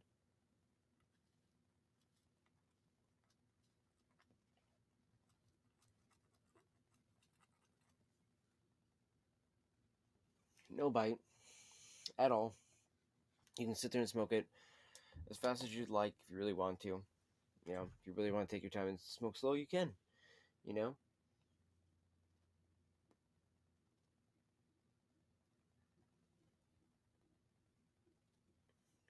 Mm. I just love the taste of it so much.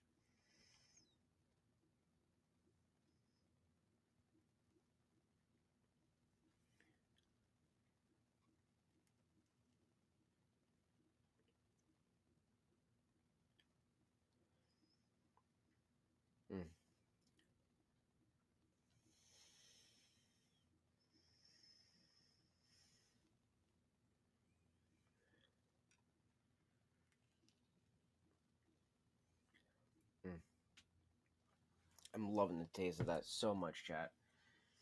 It's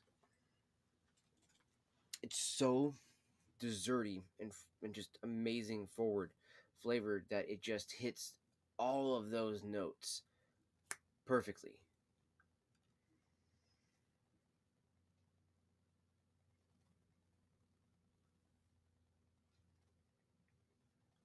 Mm. Like, it's so hard to describe how perfect of an experience that this is, that it's really, quite honestly, something that you have to do and enjoy yourself in order to actually like understand it more.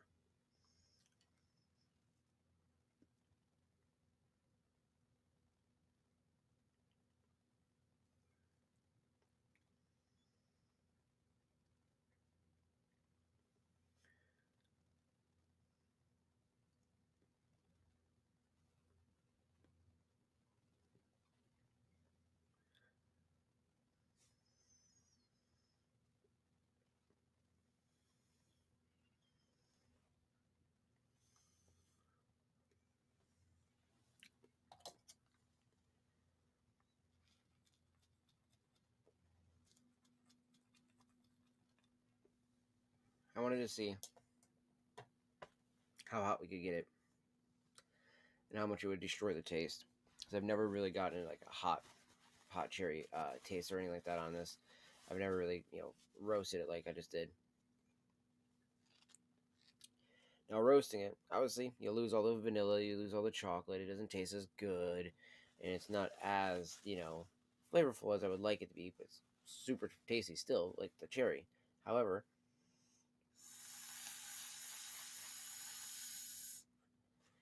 you're not just smoking it for the cherry. You're smoking it for that chocolate vanilla taste that's actually there as well. So if you remove all of that from your experience, well, then what are you smoking it for? You know what I mean? Like, that's kind of how that becomes of an experience if you do something like that.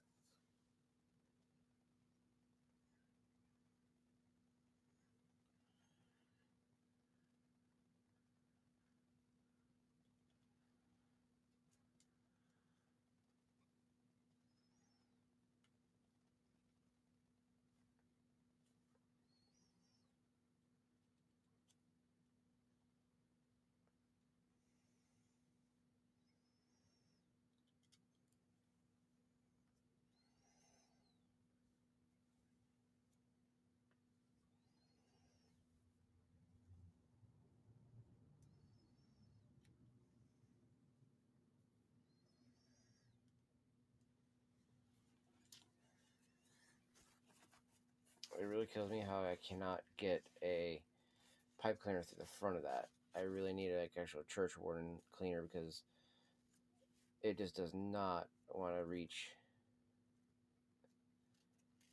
down there with these ones. At least the other pipe cleaners I had, they were way better about it, and they could actually fucking flatten out enough to get in there. These little shits that I got from the big smoke store just are trash.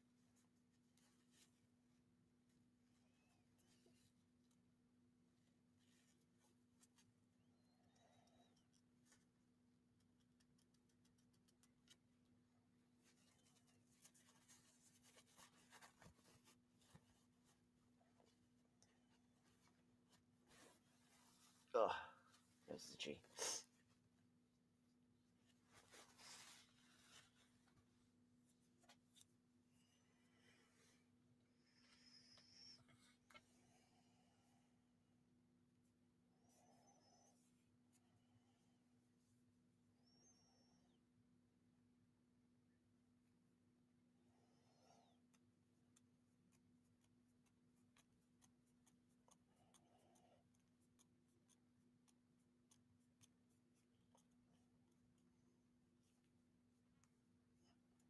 I had to find a fresh pipe cleaner to use there.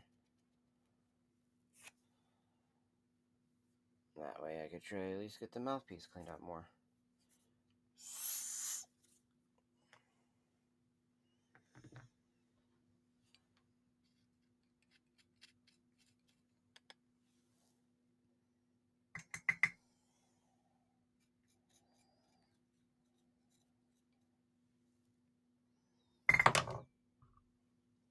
Wait, and then I just drop out all of that under my desk. Yep. Oh, that's not gonna go in there. Mainly just because, Chet, there is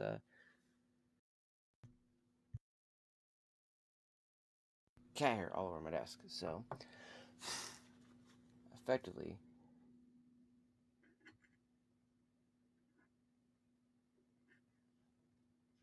what I just did was just fucking got, you know, tobacco covered in cat hair all over my desk. So, because even if I like dust it off my desk, there's always gonna be little bits of cat hair on it.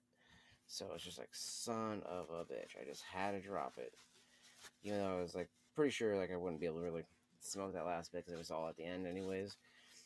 Because doing that roast that I did, it roasted the end of the bowl. Apparently, it actually burnt out all the rest of it. So it kind of worked out in the end a little bit there.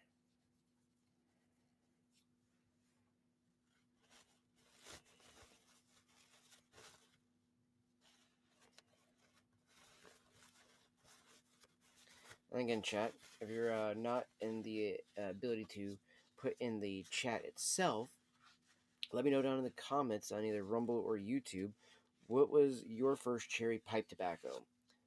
And what pipe did you smoke it out of? You know, and if you haven't smoked any cherry pipe tobacco yet, what is the first one you are wanting to try? Because I'd love to know, and have that conversation with everybody and kind of just figure out what everybody's feelings are on which one's like, let me you buy the cherry bomb from Cow, and you're like, you know what? No, those people saying that it's a cost serve, you're complete liars. I enjoyed it. My feelings on it were that it was just as good as like the Cornell and Deal one. Whatever the case is, right? That could be a great way to find out.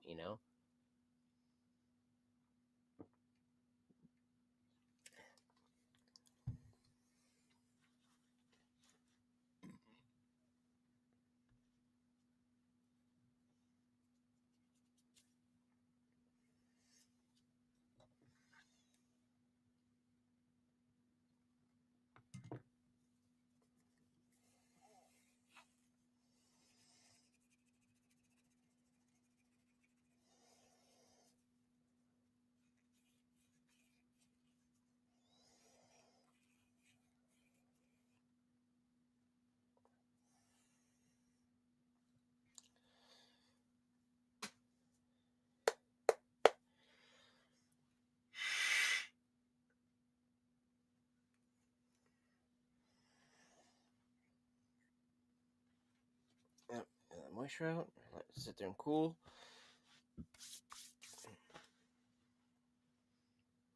Alright, it sits there and cools. We're gonna load up a bowl up in this one. I think we're gonna do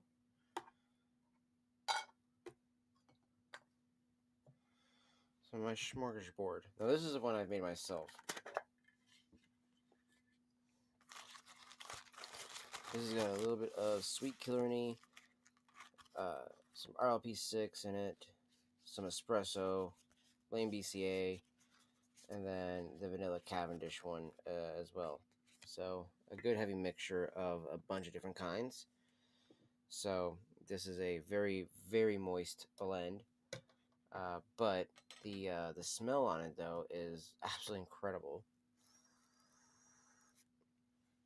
It is a mixture of all three of those, just really conveying for your nose all at once. So it's a big battle of the blends at that point. Like, which blend do you smell first? And which blend comes through the strongest at that point?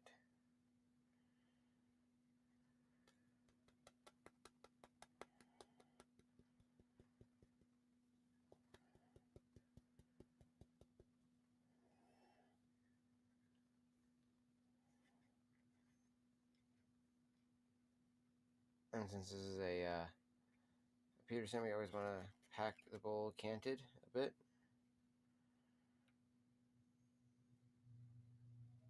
Aiming it towards the airflow hole. When you do that,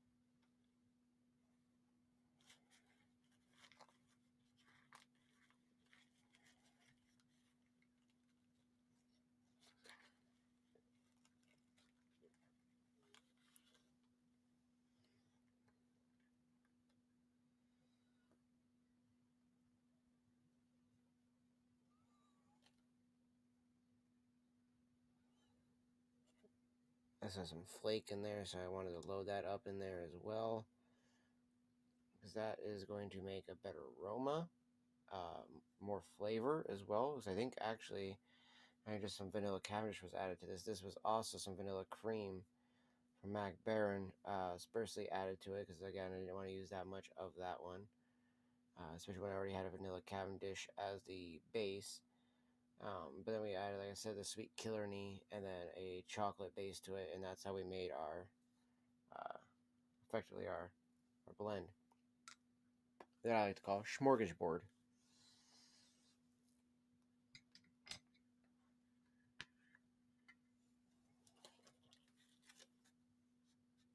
And I felt that it fit it perfectly, because it's like, what you want to call it when you have just everything on your plate all at once? You know, like, oh, I got a smorgasbord of a plate. You know, it's like, oh, I got a smorgasbord of a deal. You know, it's that all-encompassing, you're going to get a lot, and it's got a lot of things in it. So you go in and get a good smorgasbord meal, right? And so the smorgasbord meal is like, oh, you're getting one of everything or two of everything, so that way you're full, and not only just full, but you're, fucking, not going to need to eat for the next, like, 2-3 days fucking straight, because you're like, yep, nope, I've eaten enough food for just myself alone for the next few days, so we're good. We don't need to eat any more food. So that's the type of day you want to have when it comes to the smorgasbord, right? So that is why we're busting that out, and then we're going to go ahead and use it in the skull lighter, since it has just a little bit more fluid in it, so it'll help burn a little bit better. So this is definitely going to take maybe 3 or 4 lights before we actually get it, chat.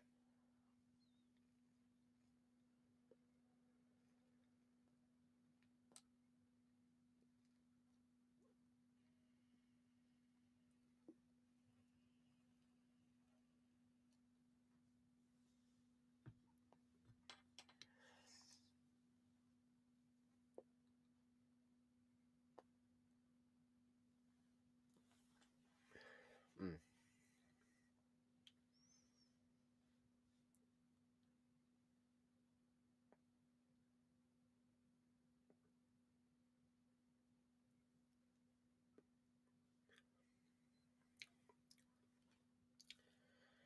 The caramel actually comes through really strong. Funny enough, I'm getting a heavy amount of caramel and vanilla. The cocoa's on the back note. Not even joking.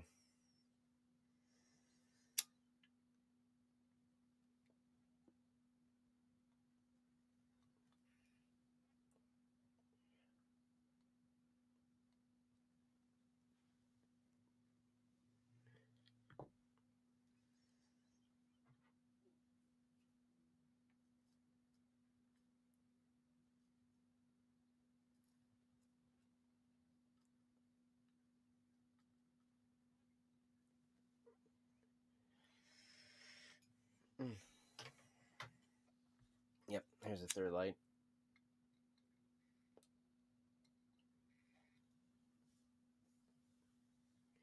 Mm.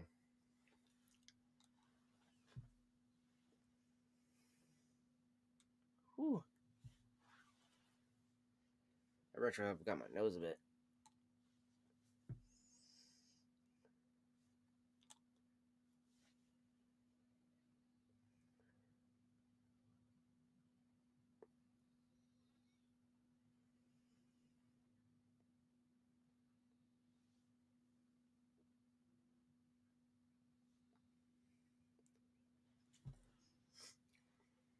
Mm. Mm.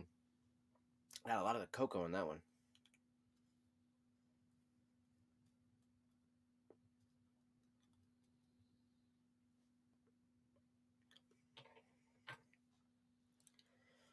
Like, I actually got the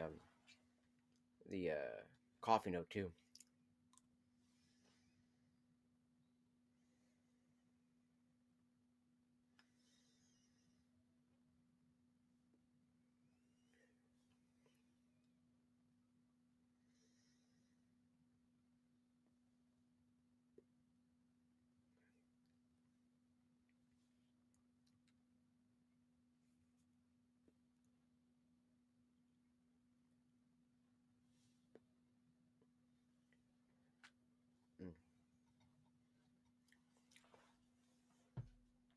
That's a really good flavor right there, chat.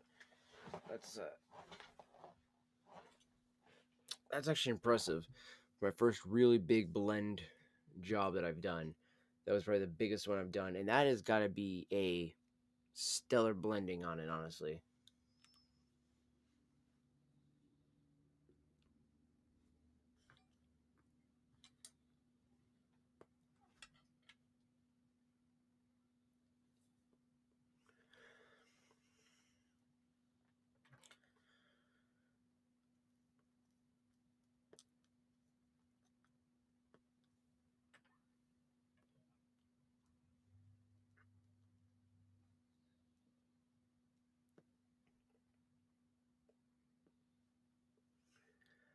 Hmm.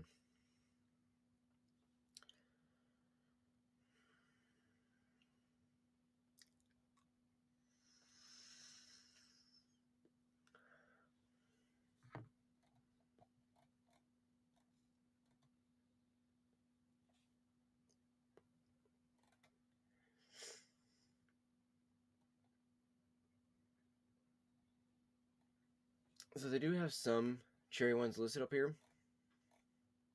Out of the usual suspects here.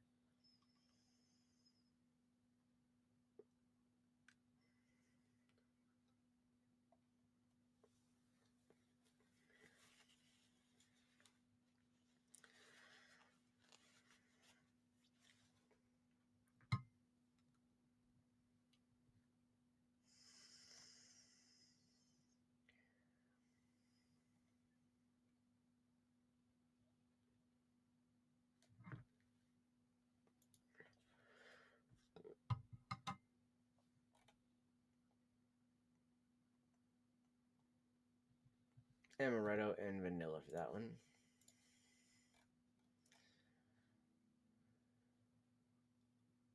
Honey and caramel.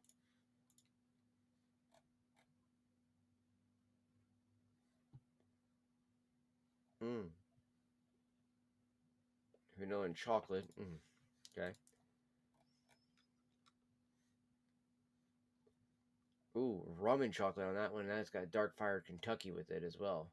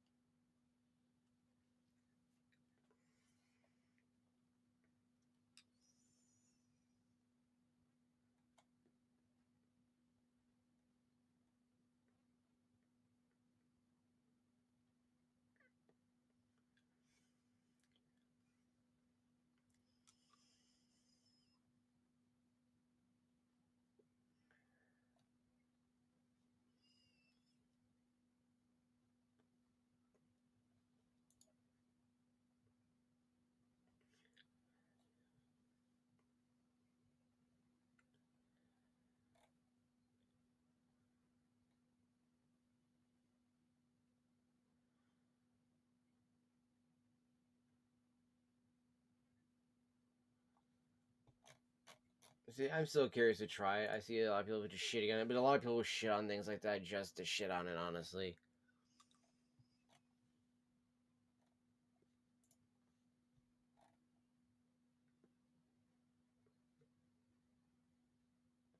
Mm, that sounds good. I would do the seaweed.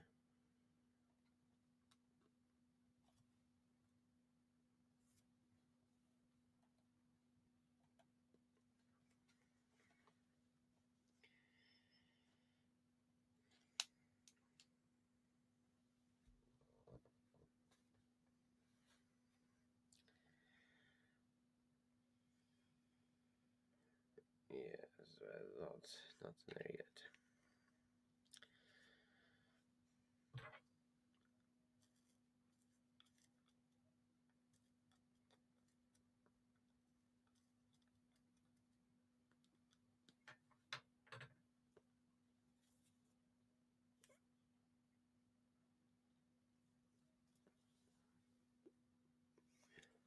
Mm.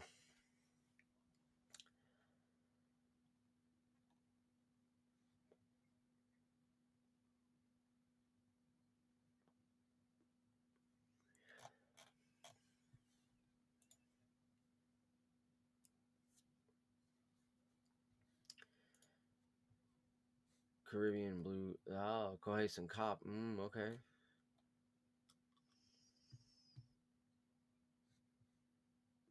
Oh, coconut, cane sugar, blackberry nuts. Oh my gosh.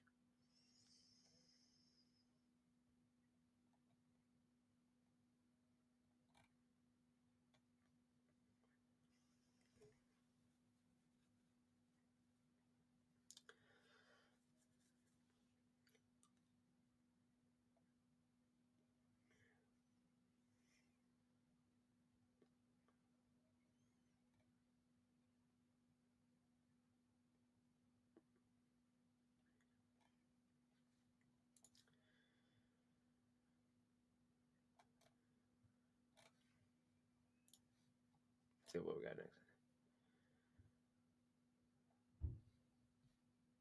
Oh, so this is why let me see if we go with the blue Drake.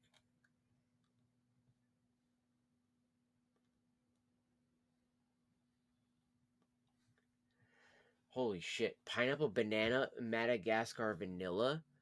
Holy shit, chat. Yeah, we definitely would have to try something like that.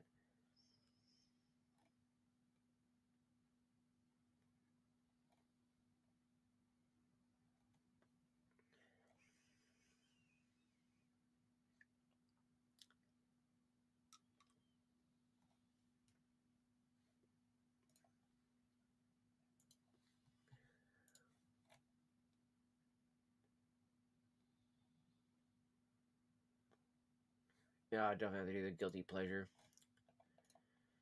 Winding Road.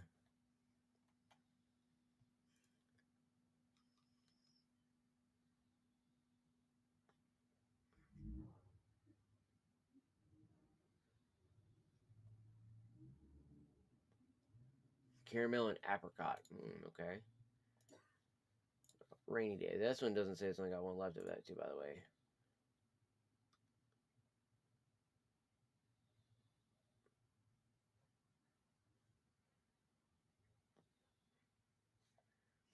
Okay.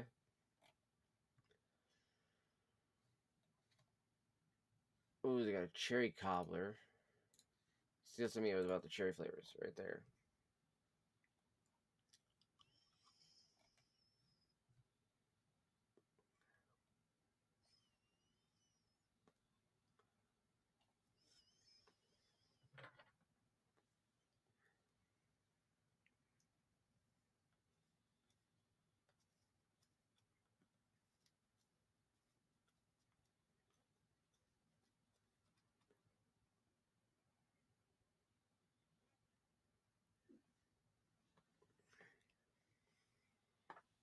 Okay, man.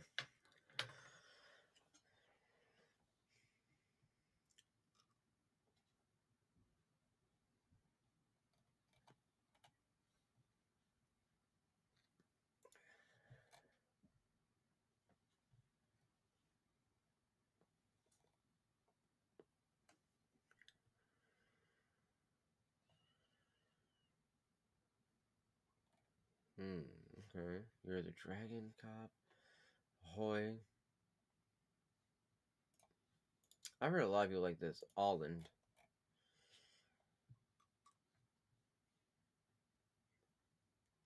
Peach and orange?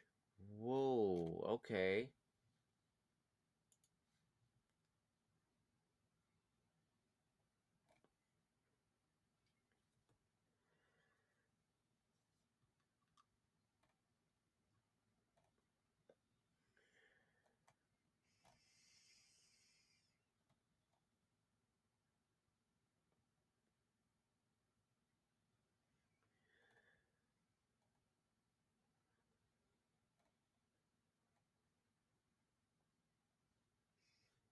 Sweet vanilla honeydew. Ugh, I don't know about that. Bagpiper's Dream. Okay, our boy fucking Richard Vogue smoked this the other day.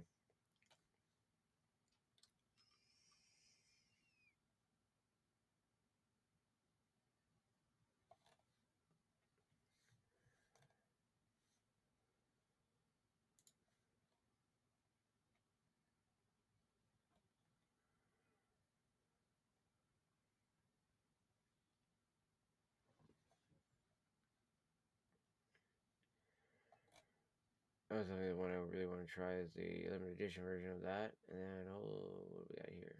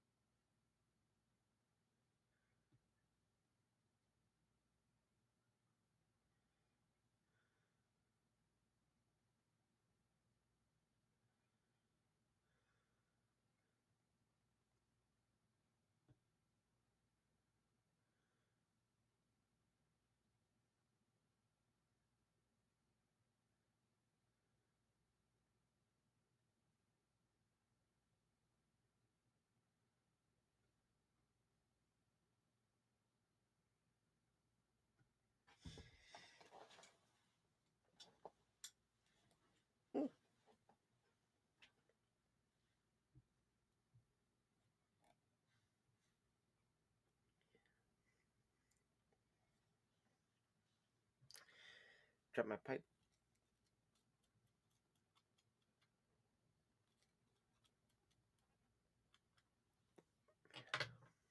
And now I'm hearing that little gurgle sound.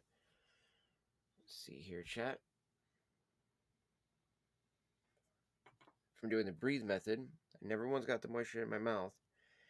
I definitely noticed it in the pipe here. And holy shit, is that moisty right there? Like it is all over in the chamber right there. So, just to make sure.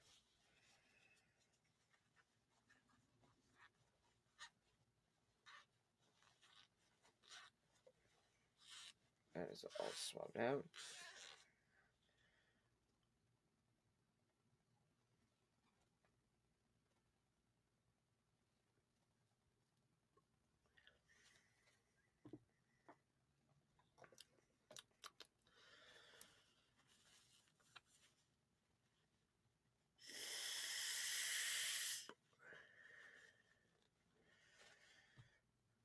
Now the difference between this and the church one is I can take this and run it through the top of this P-lip. Might need to, do a little shoving in there every so often, but I can get it in there for the most part, So I'm gonna go around the other way.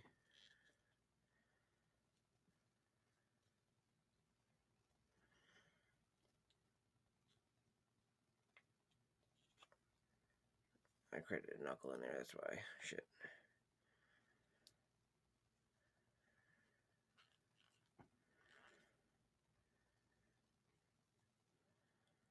Say that, holy shit, that's fine with by me because it's already got the other part cleaned out, the tip of it, the mouthpiece, and now I'm just getting the rest of it, and bam, there we go.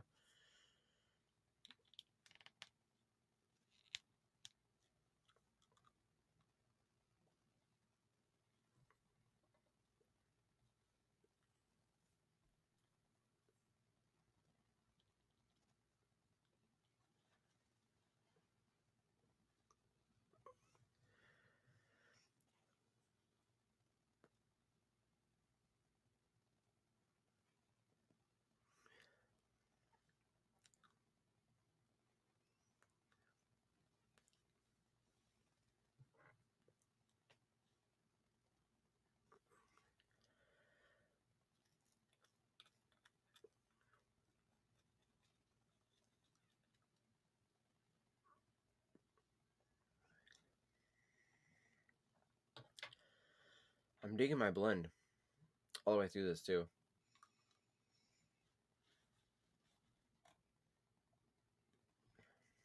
And everywhere I've looked for this, it's always out of stock. So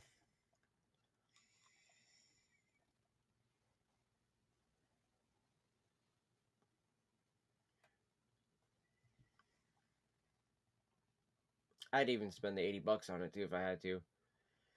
I'm not even fucking joking, chat.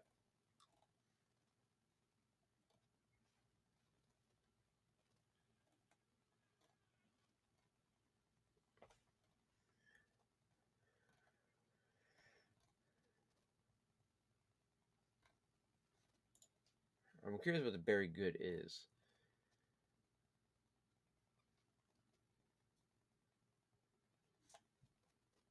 Oh, vanilla with a drizzle of raspberry sauce. Oof. Okay. Yeah, that totally makes sense. Be right back, chat. I gotta use the bathroom.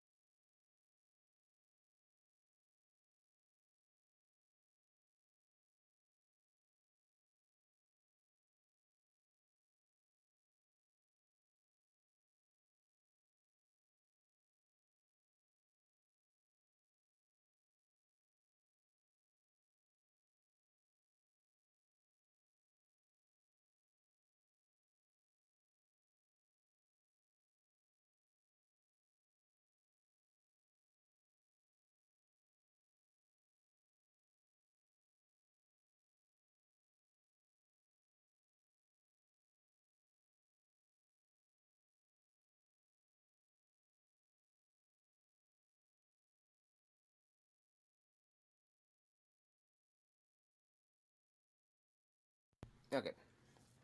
And funny enough, right as I go to fucking do the thing with the capture card, it says that the capture card is audio is broken. You know, I fucking put the music on. So, whatever. I'm just gonna close that out. Screw it.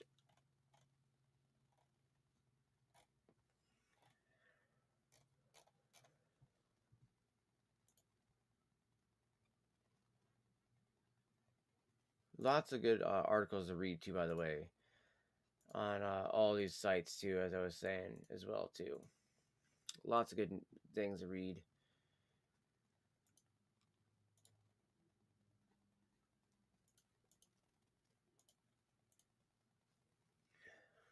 Mm.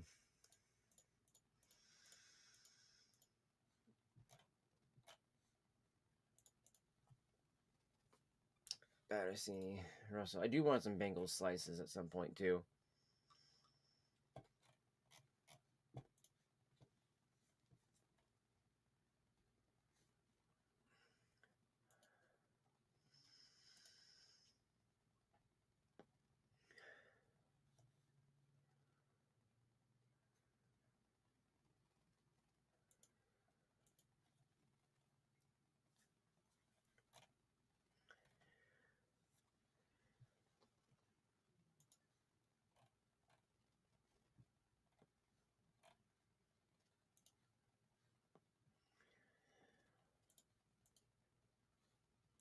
So not even that big of a pipe. I don't even see it being worth that much. $12 for a big bag of Ohm Natural.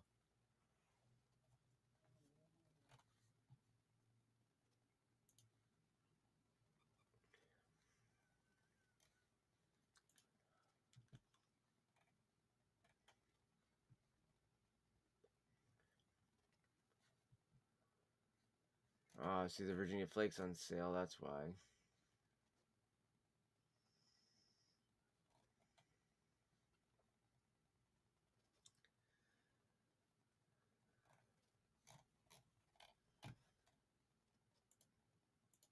Let's do all.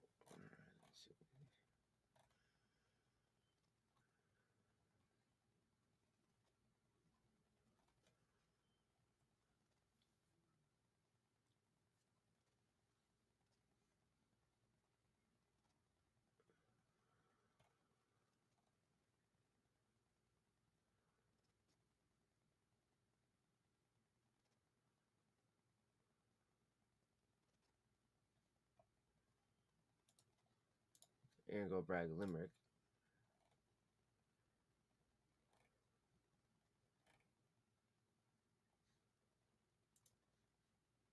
Calabash.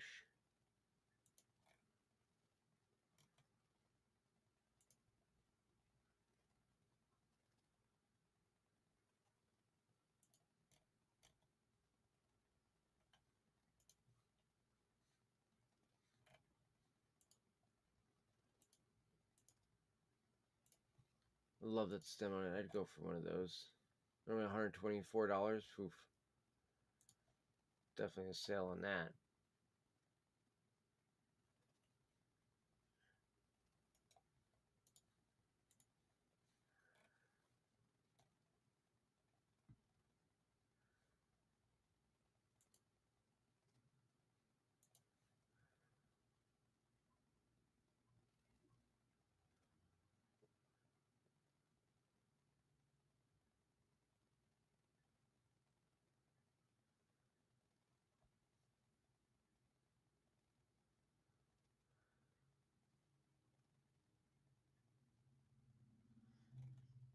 That would be worth its price tag.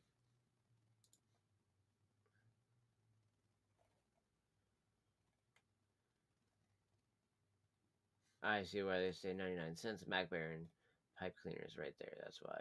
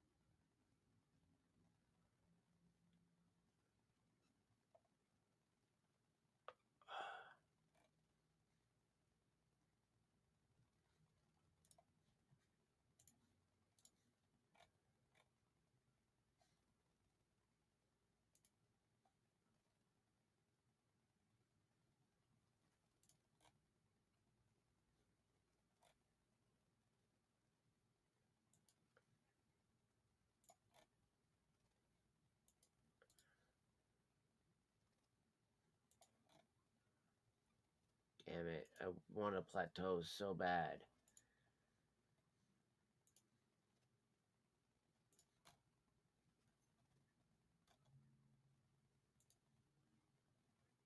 I'd probably do a straight Dublin from that.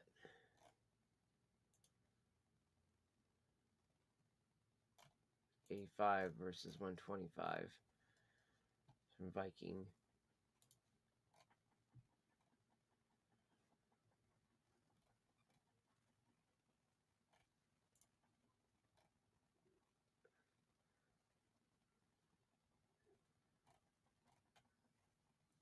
This is finally on its way. It should be here by the 8th.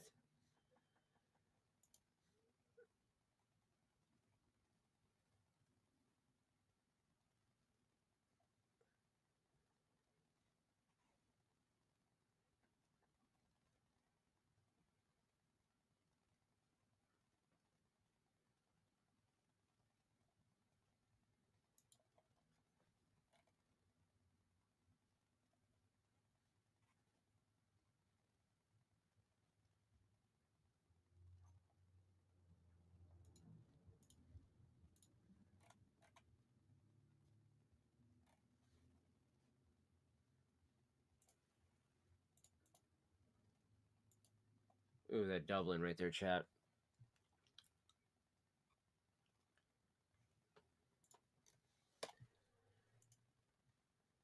The author one by them is also really beautiful. It's $180 though.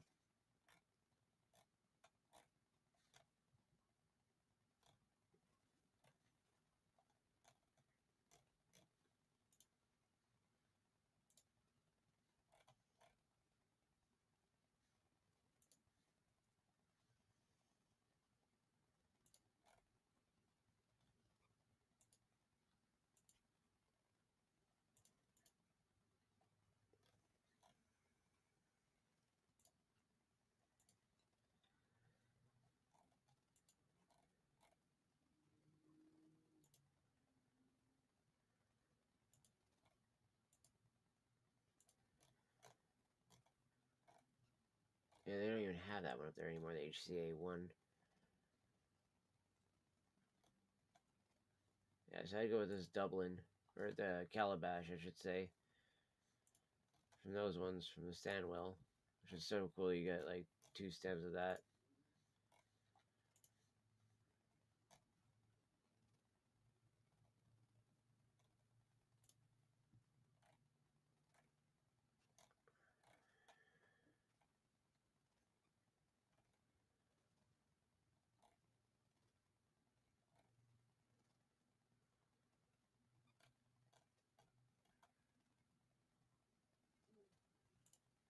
Straight brandy for $50 for aroma.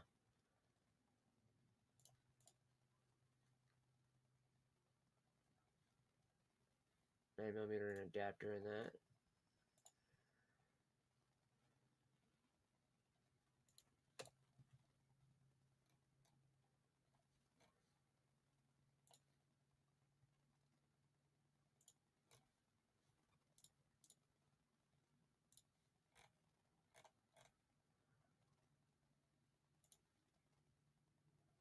And it is 6.5 inches long too, so that is a nice lengthy pipe too. So about, I think this is about 5 inches long, or might be about 6 inches long. So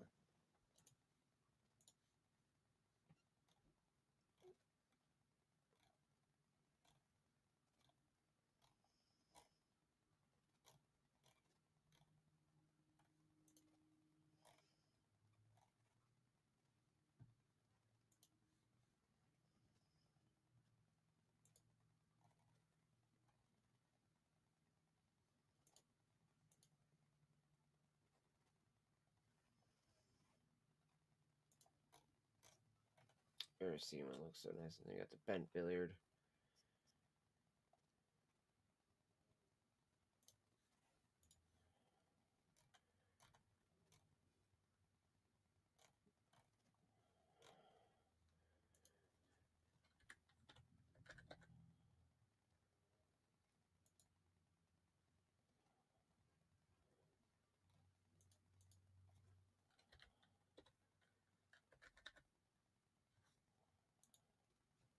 There you go.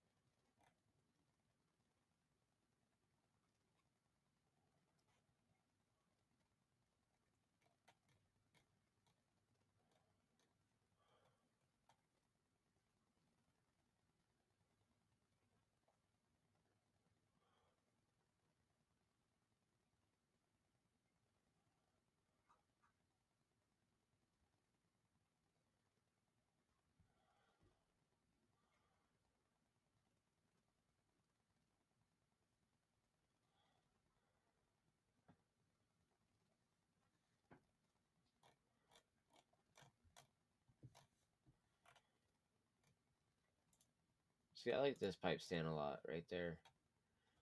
Perfect to sit there, pipe like that in there. There's this one here, which is a dual one. I like that too. So then you just drop 2 pipes in there. Even this 4-pipe stand isn't even a bad one. 4 pipes in there, you can rest, and all for $22.99. You just doop doop doop. Even this one, damn.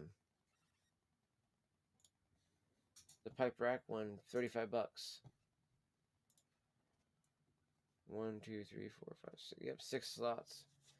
I have 8 pipes technically. I could fit all of them on there for the most part. I could literally fit the main 6, which would be the ones with so it actually would be, let's see here, 1, 2, 3, 4.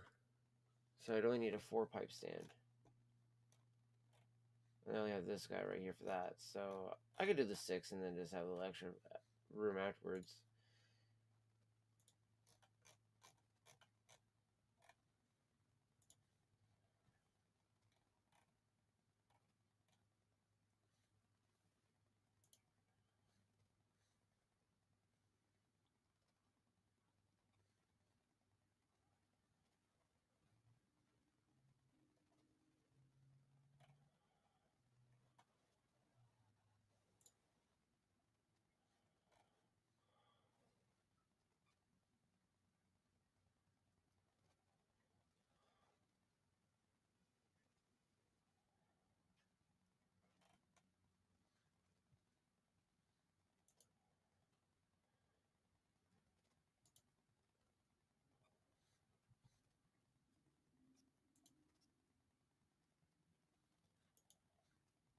This is La Vie, Black Grasso.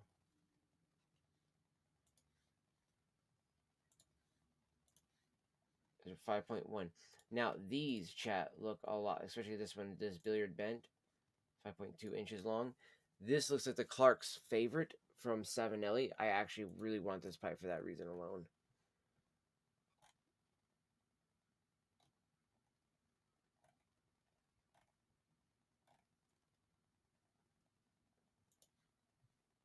And a thin Dublin bent. I do want that as well as the billiard straight from them. And then the billiard blunt. Like, honestly, chat, I would love to be able to collect so many of these pipes. I'm not even joking.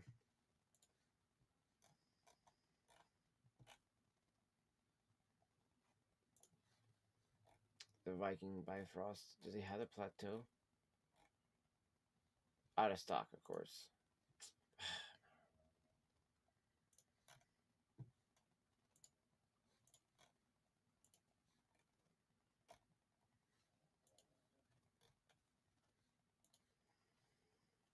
That one's the closest to a 6-inch pipe right there. Those look nice. Viking, though, let's see here.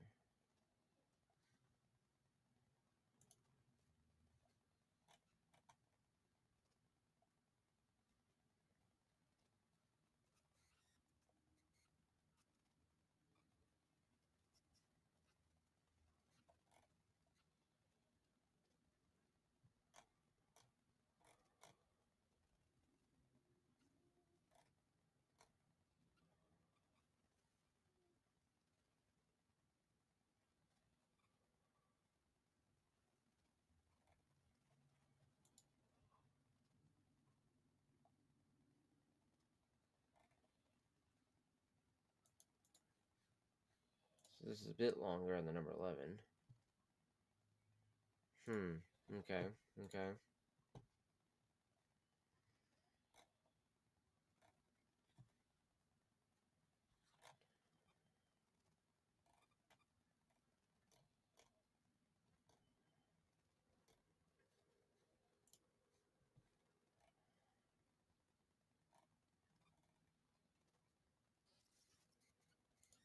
Yeah, the Calabash one is out of stock, but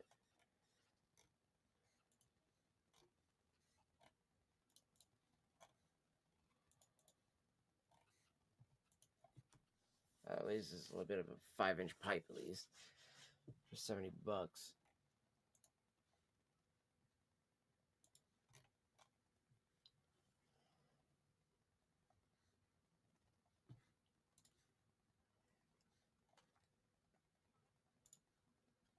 And then they do other Copenhagen pipes.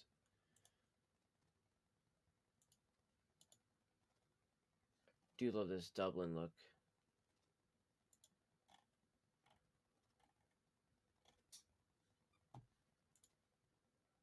Yo, what's up, Jaco? It's good to see you, bro. It's good to see you. How we doing, my guy?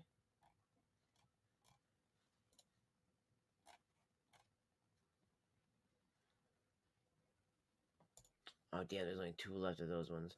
Looking at some pipes right now over here on the website. Oh, this damn capture card, man, I'm telling you.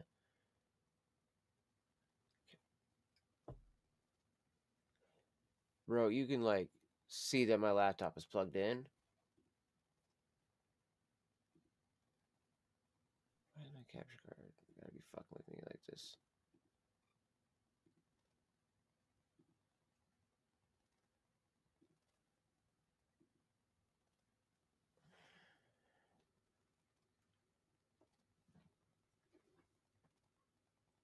Come on. I don't know. What the fuck is this? Doing great hanging with Izzy, feeding her nice. Very nice. Is she on solid food yet with the teeth? Or is she still just on a bottle, by the way? And the holidays were pretty good. They were, I mean, of course, I had the lady come over because, again, so with Shauna, I've been trying to fix things a bit with her and everything like that over the last few months. And things have gotten better for the most part now that she's working. She quit drinking, things like that. But she gets so bipolar like now with the quitting of drinking, so it's getting really, really rough with that. I'm trying to get her to fucking chill on a lot of shit too, because like I feel like there's just things that she gets so fucking upset, you know, that just don't make sense. They just don't make sense at all, you know. Okay, this capture card's pissing me off. I gotta fix my capture card here. And honestly, you know, again, it's like, you know, I love her, I do appreciate her, and I do want her like the best for her and all, but bro, she's killing me. I was just about to actually ask you about that. I was just about to ask you, is it true? Is it true that's what he's doing? I haven't seen him since he's been doing all this stuff, and he don't do shit. He doesn't make YouTube content. He doesn't stream really to YouTube all that often. His streams on YouTube tend to break more than anything, so I don't even get how he's doing that. Dude, yeah. When I saw that, I was like, no, no, no. And then I see your message right below Fox. Because you know how Fox can be. Fox gets a little, like, crazy with this shit. You're like, okay, Fox, calm down, bro, calm down. But then when I have you be like, no, no, no, I'm confirming it. This is what's going on. I was like, what? Oh, every time I go to see his stream on YouTube, it's already, like, it's either ended, but his, like, kick one's still going. You know what I mean? So, like, and he's not doing, like, the 12, like, past 12 hours or anything like that. I don't know. Maybe it's a lot of times that I've caught him. His like YouTube thing breaks on him, but I feel like his YouTube streams are nowhere near as long as his other ones. But yeah, his audio, it's always crackly sounding, like it's popping. Sometimes it sounds like he's underwater, and then it's overly loud at times. Like either game audio is blasting or people's chat audio is blasting, or God forbid, the usual. Hey, Voodoo, you listening to fucking other people's streams in the background? No. As you hear like fuck shit in the background, you're like, he's playing Elder Scrolls Online. Why do I hear airplanes and bombs dropping? There's no way that's happening in this fucking game. Like, bro, come on. And he acts like we're all idiots too, man. Like, oh yeah, I don't have to, you know, if I tell them this, you know, or if I do this, they might notice it. Da, da, da. It's like, dude, we already notice. We already notice.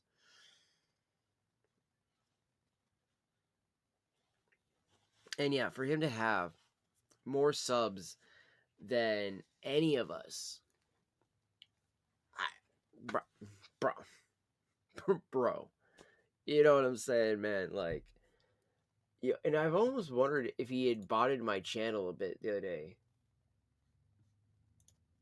like view botted on one of my videos, because I was looking at one of my lives, and it was a Hogwarts one. Yeah, because like okay, so the Hogwarts one was the last time I'd seen him in the last few days. Last few days I hadn't seen him much, right? He comes in on my Hogwarts stream, which was a couple days ago. It hit 133 views, bro. Now most of my pipe smoking videos are only getting like 9, 20, 30 something views like that. Whatever, you know, I don't expect them to get big views and stuff like that. It's pipe smoking. It's one, it's a niche thing. Two, it's very actively going to be pushed against, you know, the YouTube algorithm and everything like that and went on the TOS. And that's why I'm like, you know, I get that. But Rumble, I mean, that shit blows up great on Rumble because Rumble doesn't give a fuck about that and they're more adult about their shit. So it's great. Cool. Kick, I even get a great amount of views. Even on Kick, I get a lot of new followers, everything like that from the pipe smoking community. That's just a bunch of, you know, older gentlemen that are all hanging out watching streams, but they lurk, you know, and then they're like, oh, wait, there's this, you know, there's this young crowd coming in into pipe smoking and stuff like that. As long as you're paying the dues and paying respect, and you're not just doing this thing of like, oh yes, I'm already a pipe smoker, so I'm already that type of bullshit. Then they're totally chill. They're happy to come and watch your content and everything like that. Awesome. But yeah, no, the turnaround like that he would have to have, no, not at all. Because literally, I have 133 views on my Hogwarts video. Mind you, I played Detroit Become Human the couple of days before that. 6 views, bro. Like, you know, I wonder if he's gonna be like, yo, somebody must have botted me, bro. Like, you know he gonna say something stupid like that. You know, bro, I got botted, bro. It wasn't even my fault, bro. or or because he's done this once before.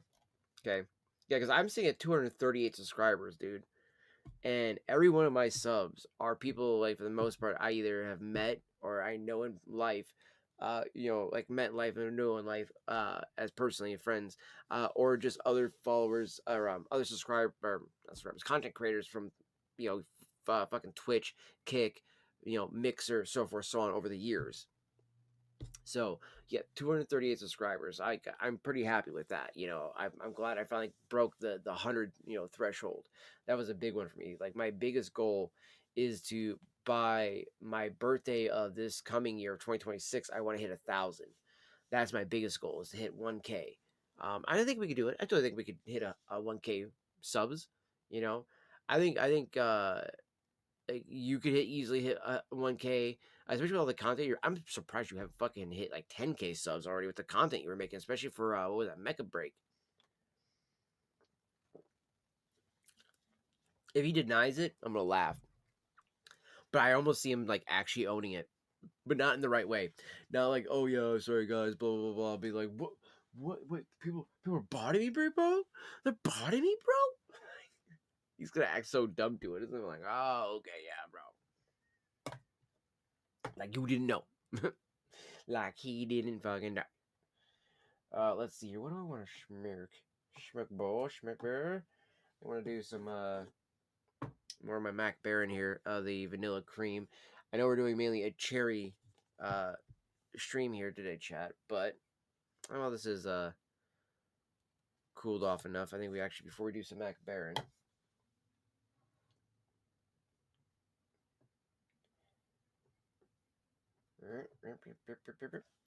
Oh yeah, let me relook at that about the whole I wanted to see about Izzy with the solid foods. You were saying she loves meat, chicken, salami. Oh, dude, hell yeah, okay, nice. She is on solid foods. She needs some more solid foods lately. Nice, dude. That is dope. I'm so glad to hear that because I mean, I gotta say, dude, like I'm glad that as a kid, like as a baby, obviously, you really don't pay attention or notice that obviously that much, right? Between that the stage of wet food, mushy food, milk bottles to solid foods, right?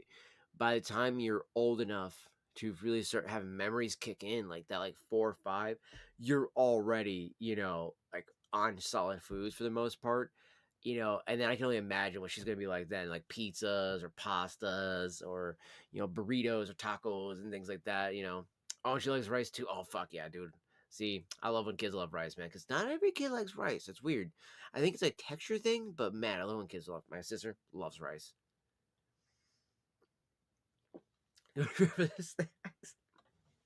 She's like, oh, we got in this pantry right now. Like, whose motherfucking house am I raiding up in this bitch? I like it. I like it. I can dig it, Izzy. I can dig it. She goes for the Dots. Oh, dude, Dots pretzels, dude. Her favorite is garlic parmesan. Oh, okay. She actually opens the bag herself. Damn. Okay. Clever girl. Clever girl. See, I ain't gonna lie. I like the peanut butter Dots pretzels. Those were my fucking favorite, man. I ain't gonna lie. I'll go for those any day of the week. You got me those peanut butter Dots pretzels. So I grew up before she grabs pretzels. I love that. That's adorable. Your kids do some of the funniest shit in the world, dude. I tell you, it's so absolutely adorable and funny. All right, we got this Cornell and Deal Dark Cherry Cavendish that we're loaded up here. That cherry smell. We're gonna load it up in the Church Warden. There you go. The Romo Roposo that I named Sauron.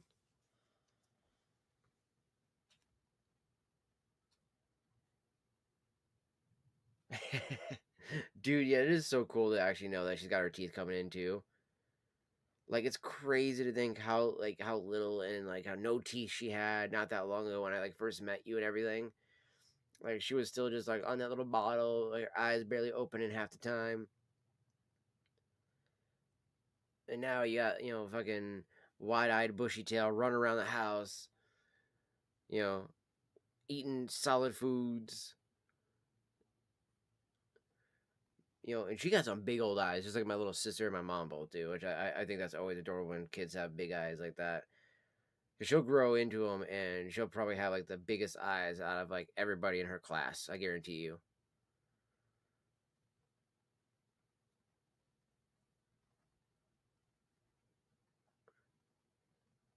Her teeth are like yours when you were a baby. I mean, that could be the good thing or bad thing, I mean, shit. I have like me and my sister, we both have like the most resilient, like brutal teeth you could ever have, and my mom hates it because she'll be like, "Stop using our teeth." I'm like, "We didn't pay for that shit. She did." Like, and I don't mean like we didn't pay for our own teeth, but like she's actually gotten braces, done all that stuff like that. We haven't done that yet, so it's like I didn't pay for my teeth. Dude, she does. Like, she's so cute with her little cheeks. I ain't gonna lie, Izzy is so adorable, dude. You guys definitely have a very cute kid. And I'm not gonna lie, I am kind of I'm gonna admit something right now. I am actually such an asshole. There are so many times I've had friends, they've had kids, and they're like, "Isn't my kid cute?" I'm like, "Mm-hmm." As I'm like, "No, what the fuck did you do to that thing? Like, how could you do that?" Like, I'm fucking sorry, bro, but like, it's the truth. I had one friend, they had a kid. I Okay, I'm going to hell for saying this. I'm not even joking. I'm not even joking. I was hanging out with a friend. When we go, he goes, "Hey, bro, we gotta go over to our buddy's house. We gotta go, drop him off." I think We were dropping him off a bag of weed, um, because he was going out to the cabins with him and his girl, and he was asking if we could get him some weed and stuff like that for his trip and stuff like that because his mom was gonna be babysitting his kid. I thought he might have mistyped and thought he said babysitting his pug. Because when we got there, the kid was not in a fucking like car seat or stroller or anything like that. It was just chilling on the couch with like next to the mom. And I literally, without missing a beat, was like, "Yo, where'd you guys get a pug?" They were like, "Motherfucker, that's my kid." And I was like, "I'm gonna go outside." I can't be in this fucking house. The kid's fucking nose was like smushed in. He had like the whole face like that. I was like, okay, nope, nope, nope, nope. I was like, we gotta get the fuck out of here. We gotta get the fuck out. I remember just like handing the bag of weed to my buddy. My other friend was looking at me like, how could you fucking say that about their kid? And then he looked at the kid and he went like that. He turned. I was like, you see what I'm talking about? And he's just like, dude, what the fuck? Mind this was a few years ago. So I made a comment to him. I was like, I can only pray and hope that kid grows into them looks. He did not. He looks like what's his face, the droopy dog from the fucking the fucking like, you know the one I'm talking about? He's like, I'm always sad and depressed. He's got to get droopy.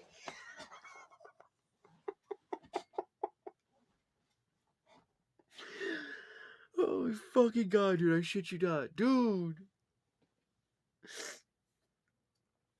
Like he looks just like Droopy. And I was just thinking, like, how do you piss off God so much that he's like, your child will look like fucking Droopy? He's got like the jolly cheeks, and it's like, how does a human have those? And he's a kid. He's not like a 90-year-old man who got like wrinkly, saggy skin. He's fucking like 6 or 7, dude. Like, oh my god, so bad. And it's like one of my other favorite moments is that I have 2 friends. Well, okay, ex-friends, I should say. One of them, she just disappeared. I haven't seen her in years now, which was the mom. And then the dad, him and I had a falling out because he, quote unquote, thought I was apparently bad mouthing gay people as my gay friend and I were making jokes about something completely not even relevant to that. But apparently, he claimed that his autism told him that, and I told him that he was an idiot for that, and then he unfriended me for it. So I was like, okay, whatever. Because also, first time he ever told me he was autistic in the 20 something years we've known each other, never once ever said he had autism. Never once has even looked or acted like a person who has autism or functioning autism or anything like that.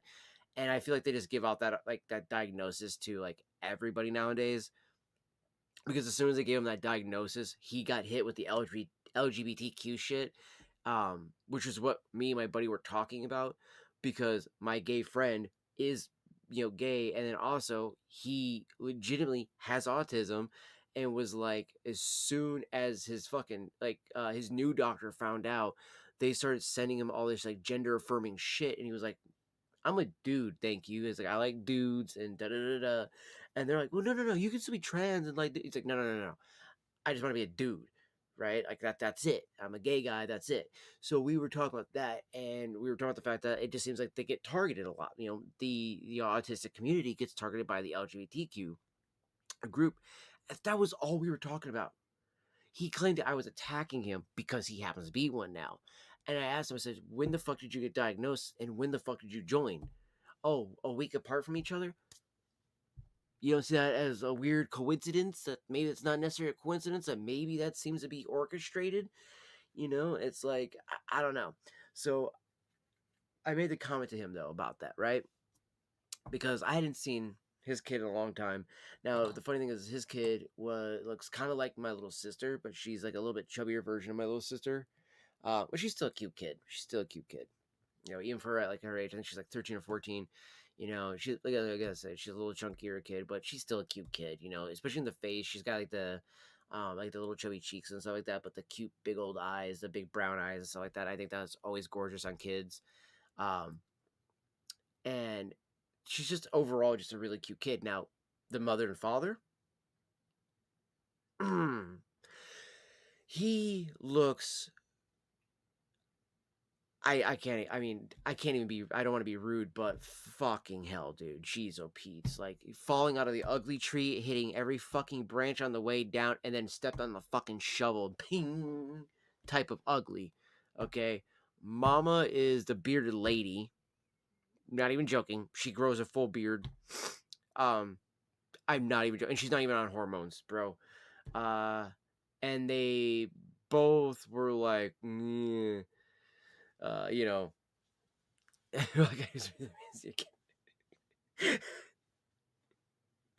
I mean, yeah, dude, for real.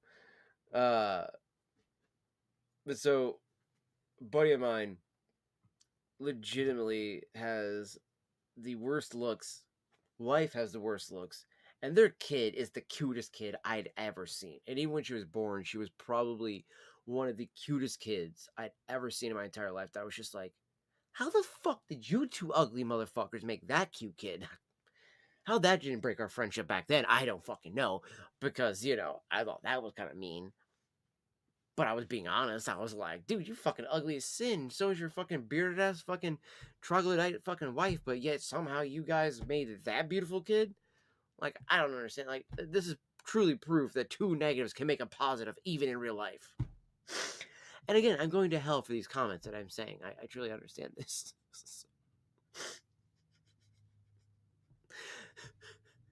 Like, trust me, I know I'm going to hell.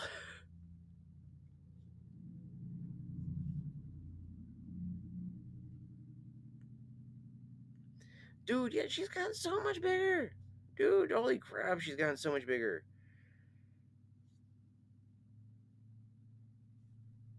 Make sure my phone's not blaring when I go to hit click it.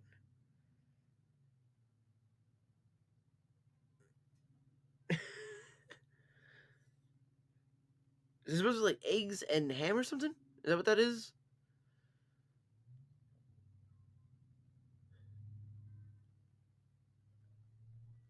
The Inquisitive, though, which one I want to eat.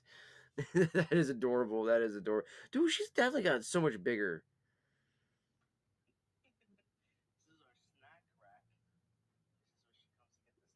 Don't. She's opening a new box of the Annie's cracker. Like, no, no, no. And he goes right back for it. I would have laughed if she would have been like, nah. Right back to the box again.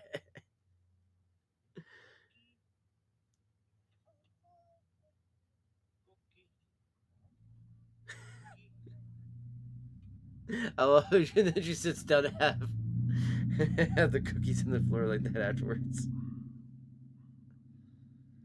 That's impressive that she could open stuff like that though too, like because her hands aren't that big, and she could already do that shit. That's impressive, man. It kills me with how like fucking smart kids are, and like how dumb people will treat kids like that. Like my little sister jailbreak into her fucking dad's phone at like 2 years old, 1 years old, and you're like, what the fuck are you doing?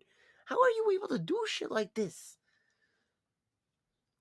Yeah, dude, like fucking kids, man. Like, and I can only imagine too, like especially with the way you guys raising her and everything like that, dude. It's probably got to be like a fucking, a great thing, but also be like, man, maybe we fucked up. We taught her too much. Man, we done taught her too much. Can we do go backwards a little bit?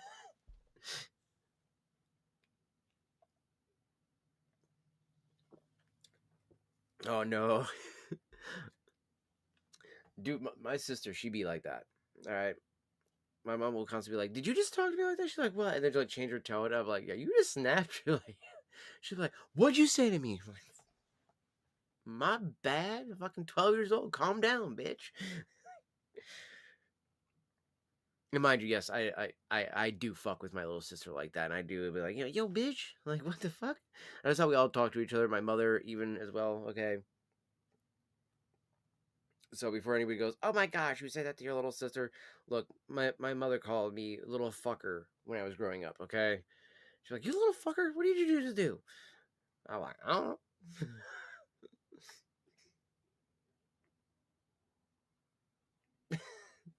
It's funny that you said like, the whole ball because I think of like the word Abba, the old Jewish way of saying dad, and I feel like that's almost kind of what a kid is actually doing. You know what I mean? Like it feels so close to that word, bro. I'm telling you, me and my me and my little sister, we go rounds. But yeah, no, it's like when you think about it, like I would hear kids that would say like because I do believe mom is Ima, and I would hear kids say those words like Abba and Ima a lot as like little kids, and I was like, dude, are they somehow like fucking like pulling like ancestral knowledge from back when like biblical times of when we called our like mom and dads Abba and Ima and stuff like that, and I was just like, what the fuck? So it's kind of tripped me up a little bit. It has kind of tripped me up a little bit because I actually have a friend who they never once knew of the Jewish word for father being Abba or anything like that, and he said his little daughter about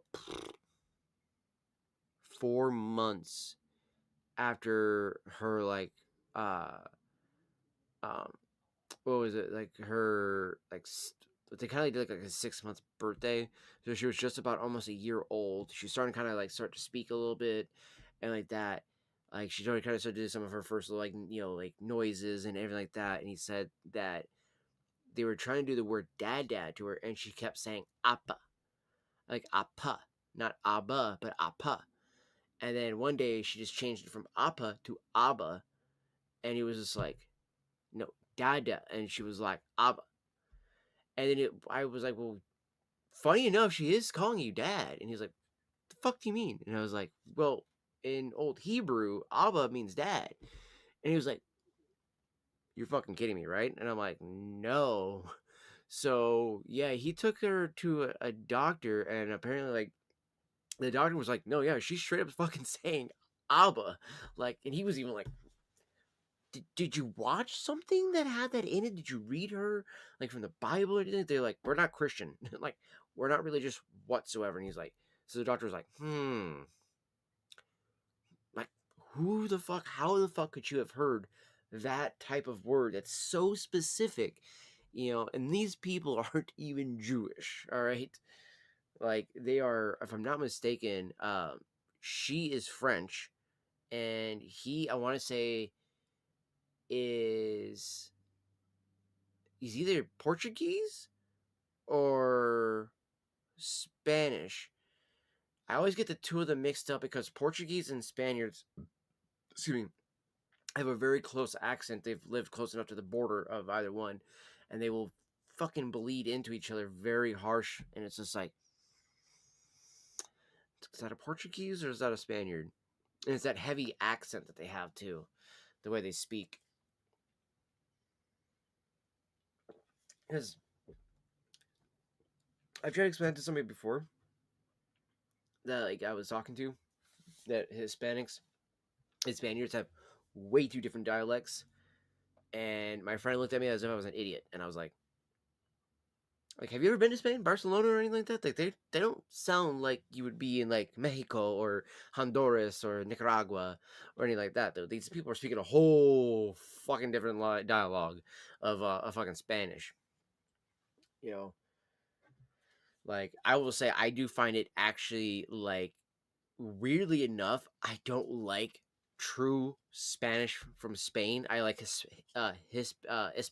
I actually prefer Latin, like Hispanic language more than I do actual Spain, because I feel like theirs kind of sounds a little Middle Eastern a little bit. This thing a little all of a sudden like, whoa, why are you hawking at me, man? I don't need to be spit at. Like, calm down.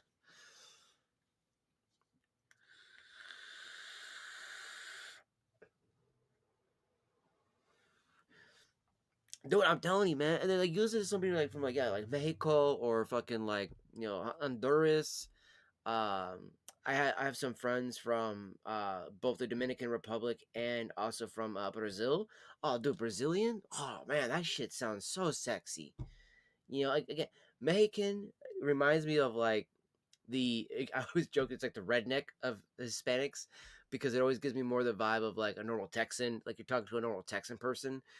Honduran gives me the whole like I'm an islander type of vibe. I'm like, what's up, bro? Like that's kind of what they give me the vibes of. And then you got the Dominican Republic that are like they are as my one friend puts it, who is from which we call Guadalajara, Mexico. He's just like, yeah, no, he was like they have the how did he put it? He's like they're the black of the of the Spanish world, and then you have the Brazilians, which he calls those of the Italians of the Spanish world, and I can understand it, man. The culture, the way they speak and everything like that, it's very saucy and stuff like that, you know. But I'm gonna say this too: I don't understand a fucking thing they say. Even if I can understand some Spanish, I don't understand what a Brazilian says. I can barely understand my Honduras friend. My two Mexican friends, I can understand them fine. They're Mexican. Like I can understand that version of Hispanic easily. It's like, oh yeah, totally get you, and I appreciate that shit way more. Just saying. So I'm like, yeah. You guys can speak Spanish. I can get it. The other two, I'm like, what the fuck? What did they just say? I'm like, what did you just call me? Like those type of moments. You're just like, I know you talking shit over there. Like you're just doing it so I can't understand you.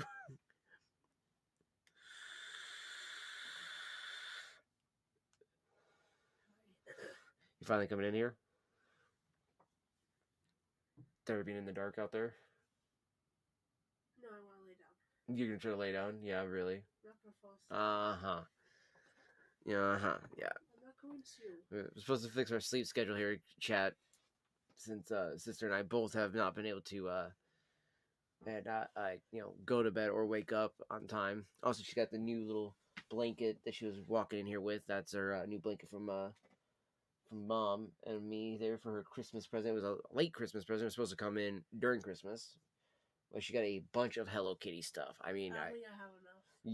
You got a lot of Hello Kitty. The only thing you're missing now is like an actual like a sleeping bag and the the bed cover being a Hello Kitty thing. Yeah. A spoon, a fork, a plate. Oh, you had a spoon that was Hello Kitty. No, I have chopsticks and a ramen bowl. That's right. Yeah. We'll have to get that next. We'll get that next. And 2 cups. Then we gotta get you shoes as well. They're Hello Kitty. Oh no, you got your Crocs. So that's right. That counts technically. Oh yeah, those are Hello Kitty. Forgot that was plugged in. Almost yeeted everything off my desk. I only have like 1 Hello Kitty plushie. It is surprising that you only have one of those. So I have one. Big one and then one little one. Yeah. Tess. She's in the kitchen for some reason. Also, yeah, Jacob, let me know what Doo ends up saying too about all that. He asked him about that, the view botting. Oh. So we'll see if Doo ends up My stupid covers are coming off. saying anything about, yeah. Well, you never lifted up your bed to clean up from underneath it Okay. with all your socks, your stuffed animals. All my legs. Yeah, tired of sitting. Yeah, I was sitting in my chair for hours. And now you understand why I stand? Why I can't stand. Oh, why not? Because the mom right there. Yeah, I can't move my chair. couldn't just kick her out of the way. Just get up, get out of the way. Move it, damn it. You're waiting. He's like, I'm waiting for this response, damn it. Dude, I am just so curious what he's gonna say. I really am. I want to know what he's gonna say. I'm like, my God, what are you gonna lie about?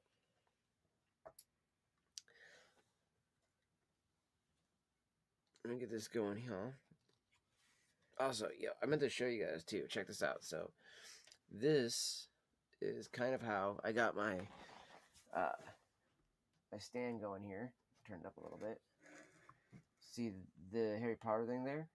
Up here, chat, is where I have all the pipes now to kind of help keep them at least somewhat more out of the way and organized a bit, because yeah, that was becoming a big issue, was not having like a stand or anything like that to put my pipes on anything. So it's like, dude, I really needed to find something. So I actually had this thing from what was it, Target. I ended up getting it from they had like the display things. I was like, I got the stuff of the slide box back there from that one right there. Same day, went in there, bought a bunch of soap from Target, a bunch of like the Brick of the Brave, and set to the sly. And when I was going up to the register, the lady was like, well, fucking being dumb as shit. She's like, well, first of all, are you even like a Gryffindor fan?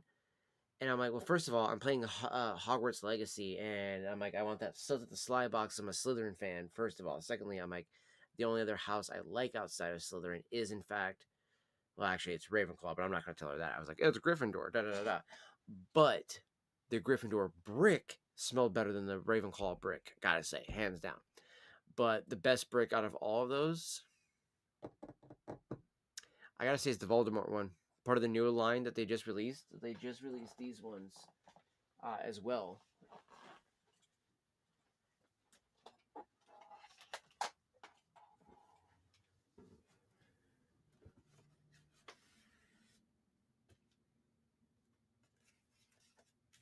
I'll grab these two. I'm over here. And grab that one. Okay.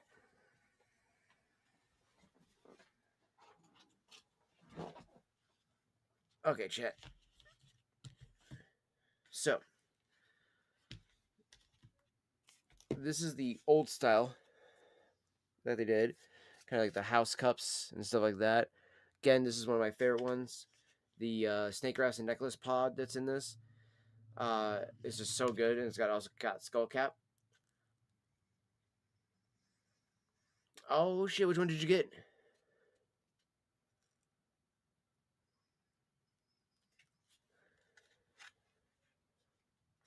Ooh, nice. Okay, I gotta say the Polar Rush was actually pretty good for mentholated brick. By the way, so yeah, the Dark Side brick, that's the Sinister Scrub, right? They're talking about the Palpatine one, my favorite, that black currant on it. The Darth Vader one, did yours actually have a scent at all? The one I got was literally like no scent at all. It had like a smoky, fiery scent a little bit. Not much, but man, that Sinister Scrub, oh, so good. But I will say, the new ones, right? So this guy of the Harry Potter ones, this one is not as good as the Brick of the Brave, but it's still really good. The Chosen one that they have, pretty good. Okay, so I'm glad at least it was still smoky for you, but I was wondering if maybe I just had a bad brick. But okay, so it is just a smoky brick. I'm glad to know because yeah, it has like not much else sent to it. I was a little disappointed. I wanted more from that one. I mean, it's fucking Vader, bro. Because the Darth Maul brick, oh, that one's so. It's got like a rustic cabin. That's what it reminds me of. Dude, yeah, okay, yeah, that is my favorite. The active charcoal that's in it, though, and it cleans and exfoliates the skin so good too. And speaking of dark side, if I was to compare this to the Suds of the Sly,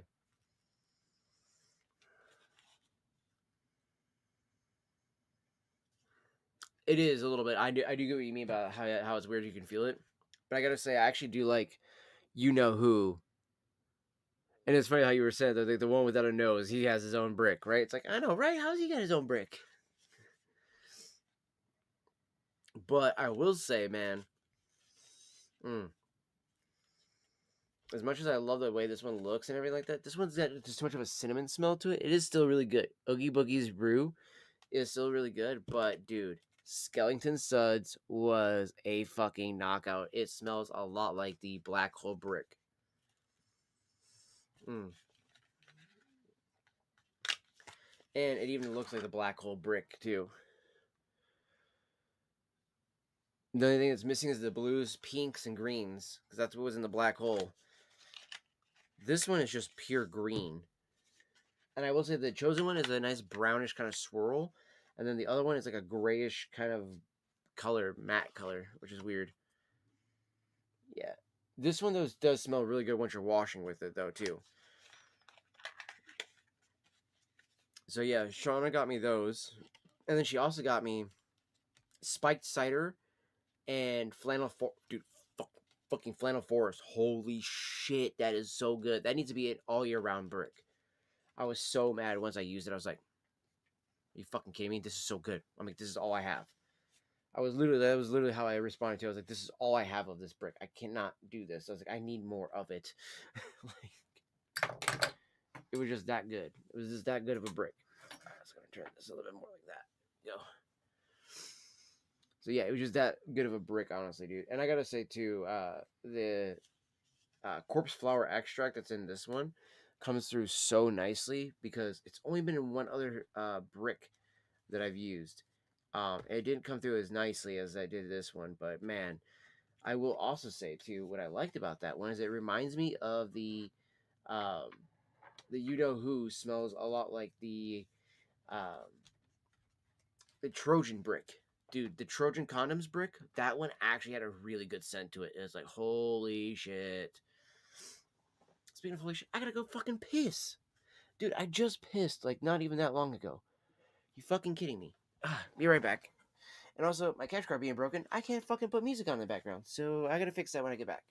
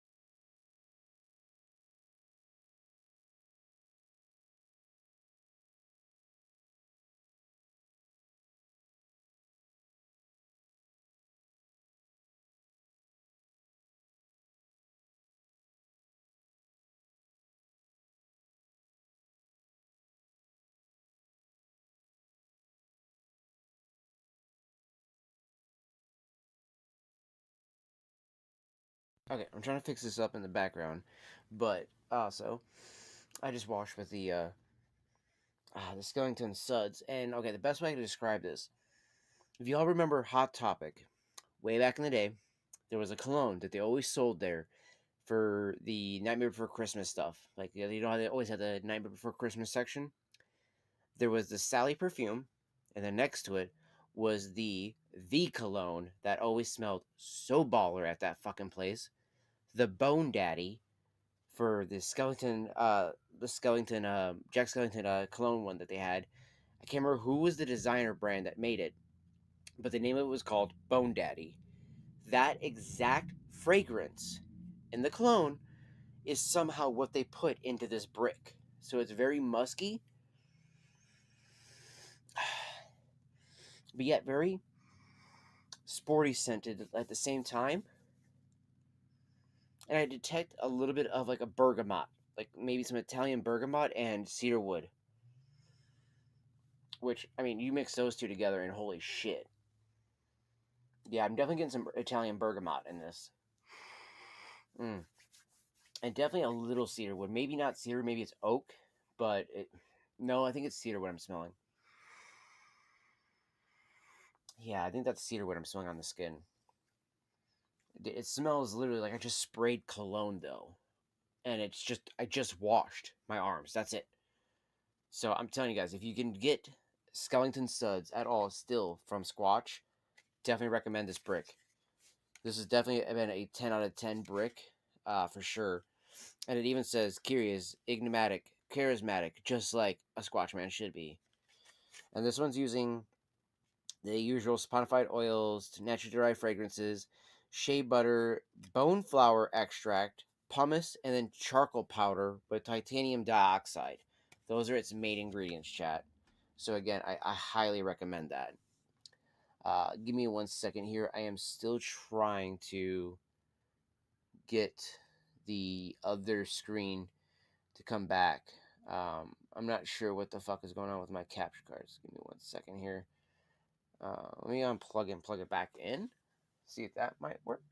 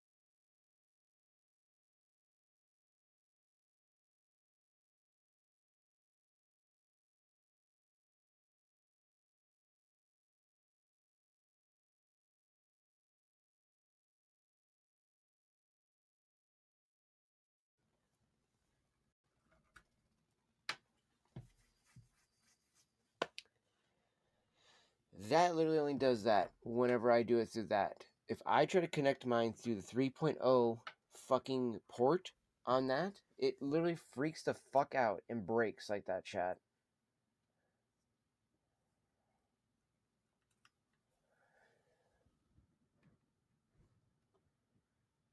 Yeah, it's... Dude, this is so weird. My capture card, I just put it into my new little adapter that I have, right? It's this, Okay,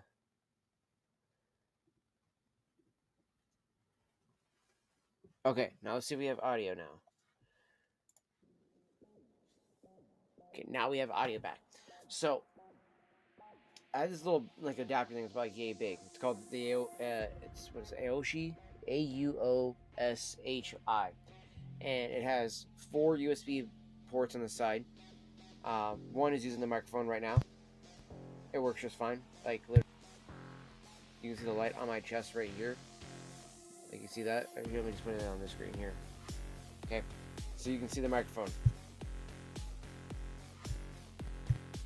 No issues. You've muted all you want. I can turn up and down the audio. No problems. That, through the capture card, as soon as the cord gets touched, it drops. Now, it's been connected directly to the MacBook.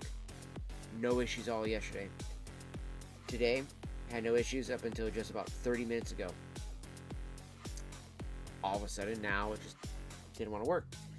So then, just decided constantly keep unplugging and plugging it back in and see what would happen. Plugged it into the little adapter. It just dropped both Rumble, YouTube, and Kick all at once. All at once. Disconnected them and then reconnects them. That does not make any sense. Why is Meld dropping because of my capture card? Now it's also telling me that my capture card stopped working again. And then I go back to it and it shows that the capture card's working. This is the biggest fucking battle I've had to fight with Meld, and it's just a capture card. But with Meld, I can stream to all 3 sites without it usually having any issues.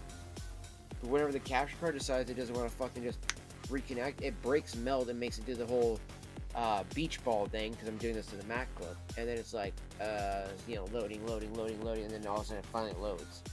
Right? So it's like, let's see here, we're looking at the... Yeah, YouTube, we're looking okay. Concurrent viewers, only 1, but 10 views just off of that alone today.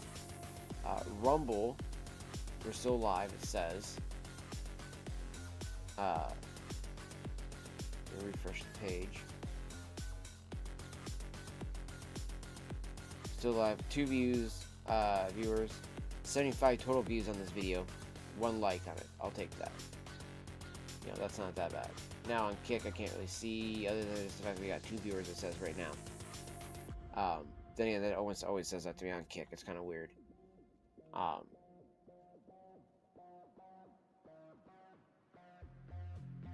the Rumble side, it's still saying connecting. Okay, we are live on Rumble. Okay, good. Just want to make sure we got everything still going here.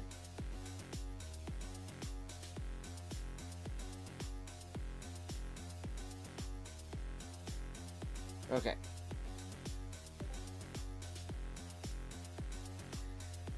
And then I look over here and I see the camera's breaking for whatever reason. Now mind you too, also through this little adapter thing, I have it all plugged in through a the landline now. So it's no longer doing the bullshit of having to be through Wi-Fi only. But is one of the videos playing or something like that? Is that what it is? I feel like one of the videos is playing and that's what's causing... No, none of the videos are playing.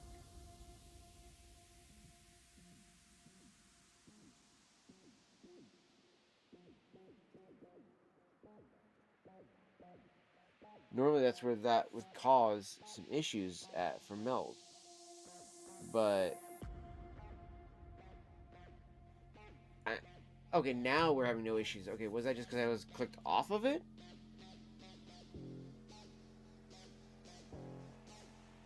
That's so fucking weird, chat.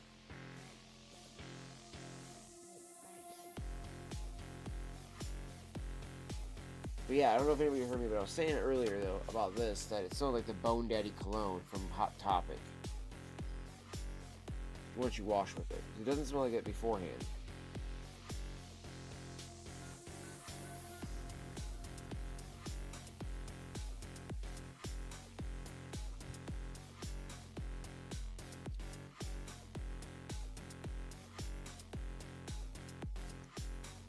This one, though, still. Such a good one here.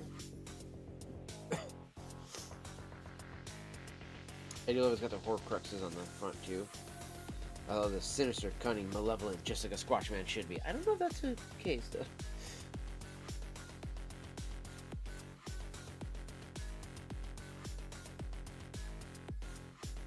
I kind of wish it had his regular one on one side and the Elder Wand on the other side, but on the, what do you call it, the, Chosen one, that's where the Elder Wand is. It is, yep, right there on the back.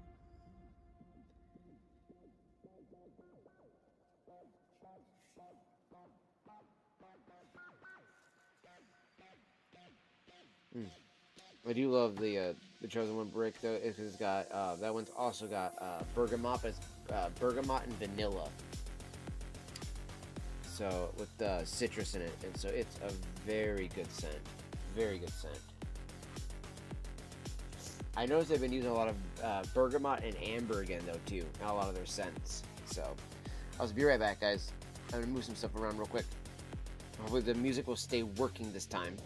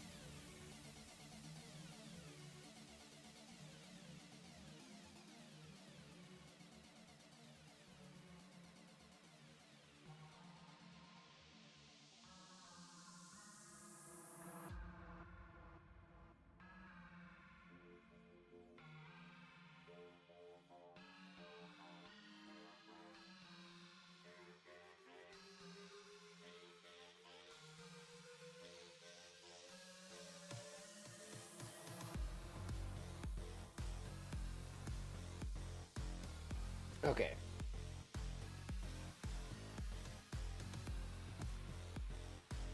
We back.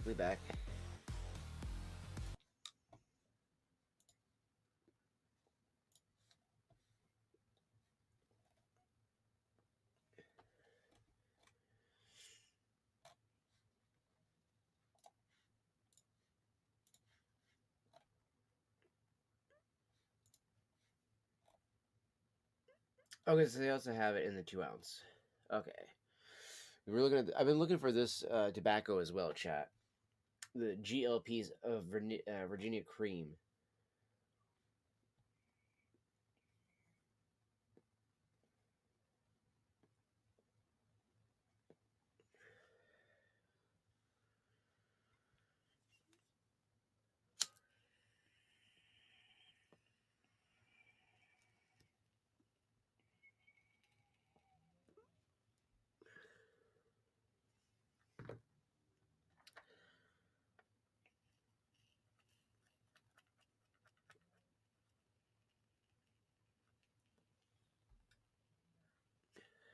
We're still smoking on that smorgasbord that I've did earlier in her chat.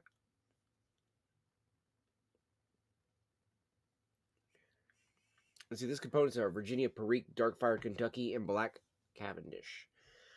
That sounds delicious.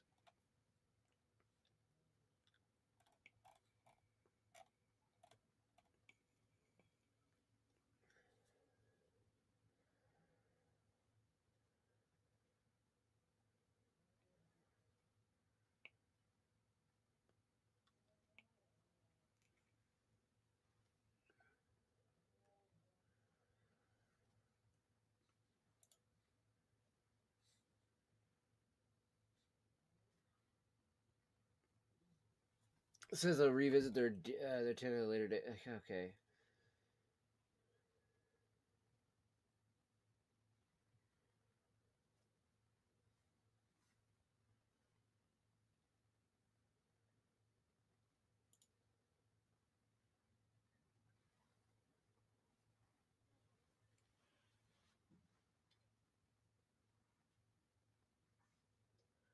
And this is true. Sometimes you do gotta let a tobacco sit for about a week or two before you really try it. The Consummate Gentleman was one of these like that for myself. So I definitely understand this nuance to drying out a tobacco before you really decide to say, nah, this one wasn't for me.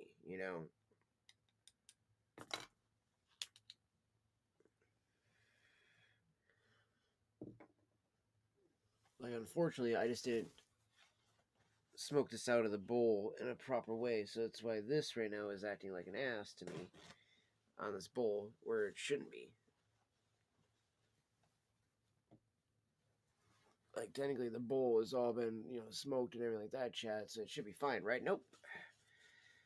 It's acting like I didn't burn it properly or pack it properly, so there was a bunch of like overly moist tobacco at the very bottom, which means that, well, I really should have just dried out a good bit of this. But you learn from your mistakes, though.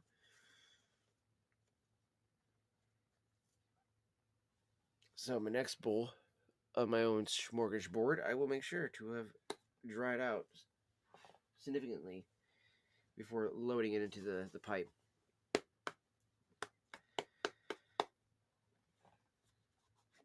And sometimes that just might seem like an oxymoron to some people, but it's like, sometimes you have to take that chance to learn, Because sometimes I get away with smoking a lot of my really moist blends out of my Peterson here because it traps the moisture in the reservoir usually. This is just one of those cases where it was just so moist that it couldn't pull it fast enough, and it was actually, battling that.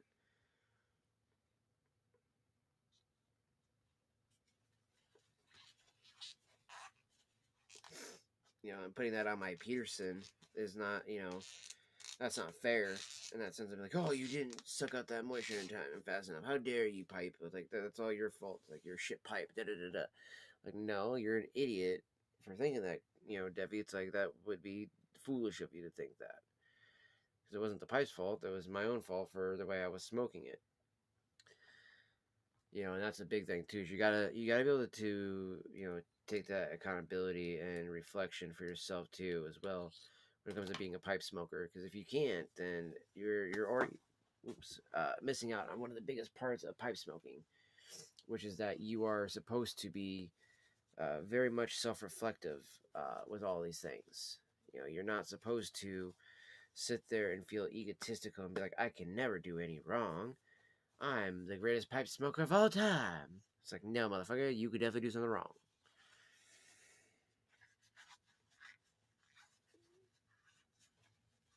You know, I'd probably often argue that, and often in many cases, you always are doing something wrong. You know what I mean? Like when you're coming to pipe smoking, it takes a long time to really, learn the craft and the skill. You know, and I'm still learning. It's only been 3 months, Chad. I'm still learning. Well, yes, have I come a long way? Sure. Yeah, I've come a long way, and I know I have. But that doesn't mean I still know everything or, enough of everything about pipe smoking. I'm still learning, you know?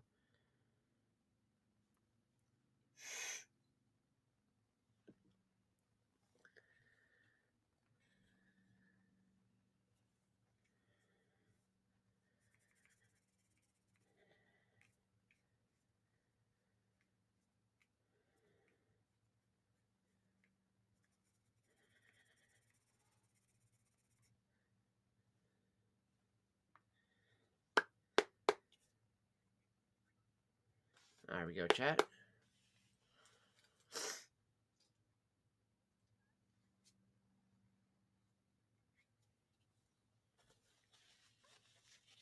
I just love the wood on this rusticated look of this Peterson. It just looks so badass. I love that.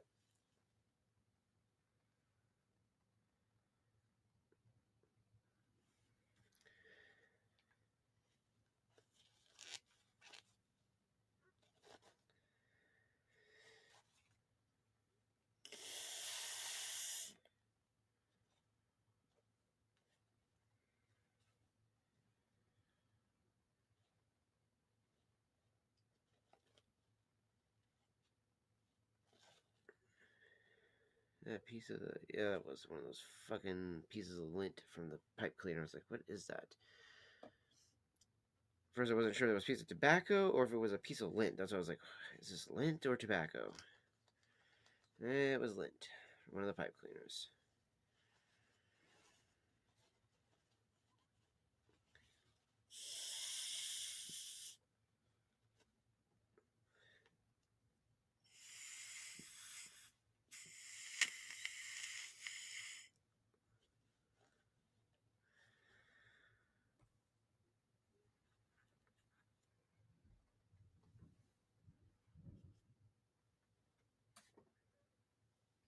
Somebody just not putting their bins down.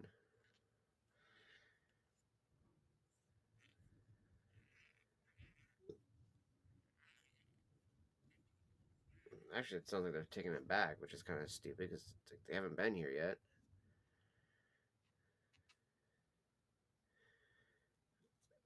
You know, they'll have to rush back out and put it back out if they fuck up like that. You know what I mean? Uh-huh.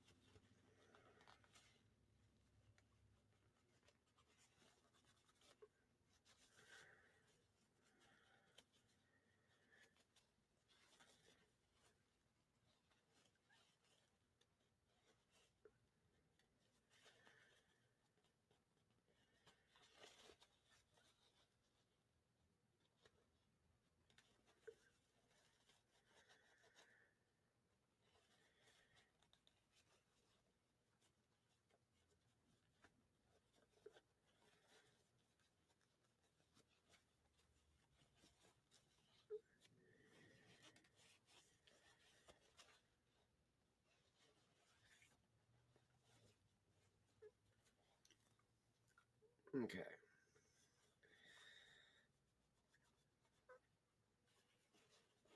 Trying to clean the top of my pipe off there a bit, chat.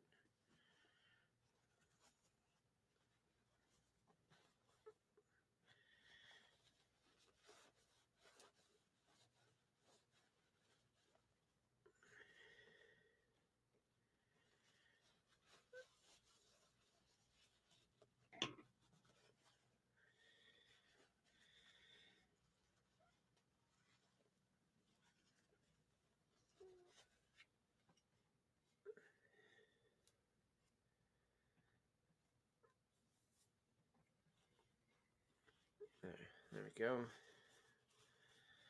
So, some of that caking that was built up the top that was uneven. So, oh shit, which Mass Effect are you on right now? Are you on the first one, or are you going through number 2 or 3 yet? And also, you doing a male or female Shepherd?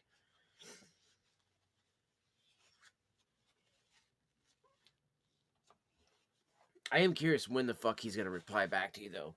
I really fucking am, dude. I'm really curious what he's gonna say. I'm curious how he's gonna fucking act about it. Start from the beginning. And ooh, female run, nice for the offline run. Are you doing a male one for the for your stream runs? I take it then. I'm not gonna lie, dude. I do like. Oh, you haven't streamed it? Oh, dude, you gotta stream it at some point, bro. Honestly, it's a lot of fun to make like your chat do the dialogue sometimes, or to make the choices of do you keep somebody or not. But I was, you know what I love is that Jennifer Hale did such an amazing job for voicing the female shepherd. I think she was also the model for it. I know, what was his name? John Vanderloo was the name of the guy who was the model for Commander Shepard. So,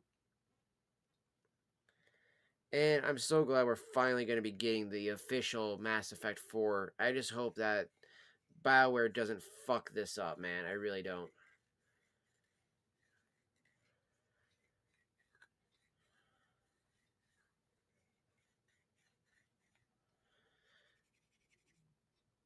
Dude, that's fucking dope.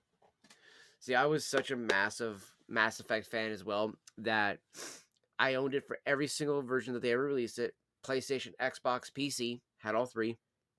Oh, I also had the Wii one, the Wii U version, where you actually had Mass Effect 3 and you had to use the Wii U's pad in order to use the Omni tool to blast people with that. Oh, fucking so dope that shit was. Um, really dug that. And I constantly was getting my friends into 3 because of the galaxy map and how you could actually, affect it by, doing multiplayer missions and stuff like that and affect the outcome of your game, and make the outcome better for you if you actually had good players with you to go in, fuck up the Reapers and shit on all these planets and whatnot, and do all these cool little, you know, PvE missions with your friends and stuff. And I love that, dude. That was so much fun.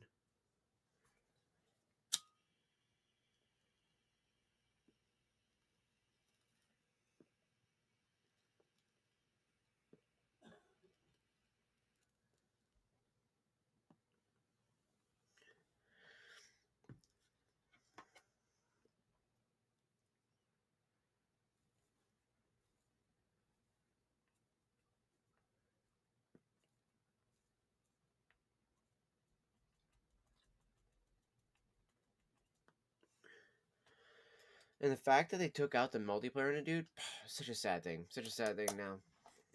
That's what I've been told. I've been told that you can't play Mass Effect 3 multiplayer anymore. And I'm just like, why would you take out that? It was such a good multiplayer, dude.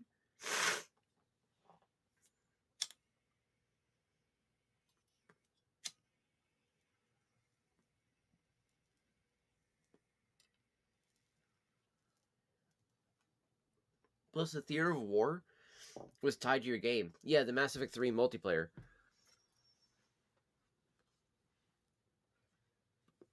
I don't know if you can still play like on the older versions of it. I'm sure they might be still active, but on that new the remaster legendary edition, whatever it's called, uh, I've been told that it's gone. Oh, see, see, that's what I mean, dude. That's what I mean. Why they gotta take it away?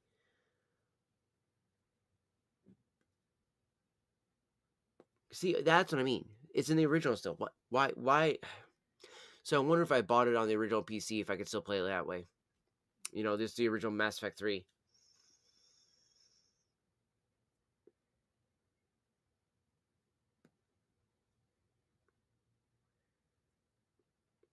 Okay. Cause see,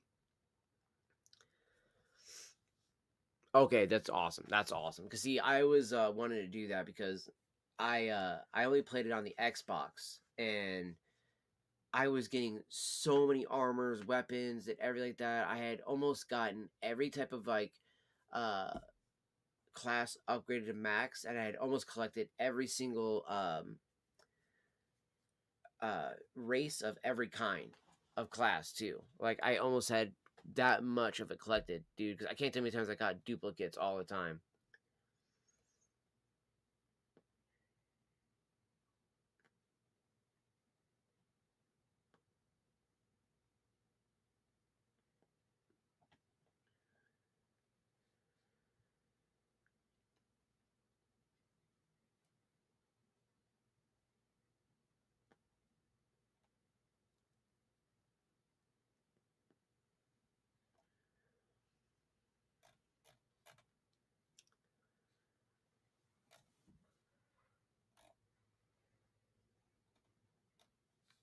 Does Cornell and Deal then make these guys? Then I didn't think they did.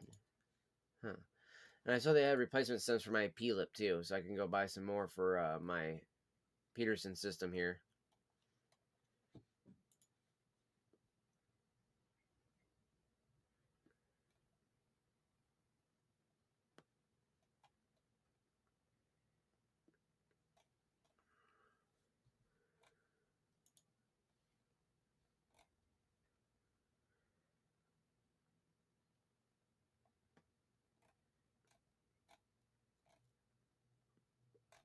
Probably have to contact them in order to make a fishtail version, or find a fishtail version of it if you needed one.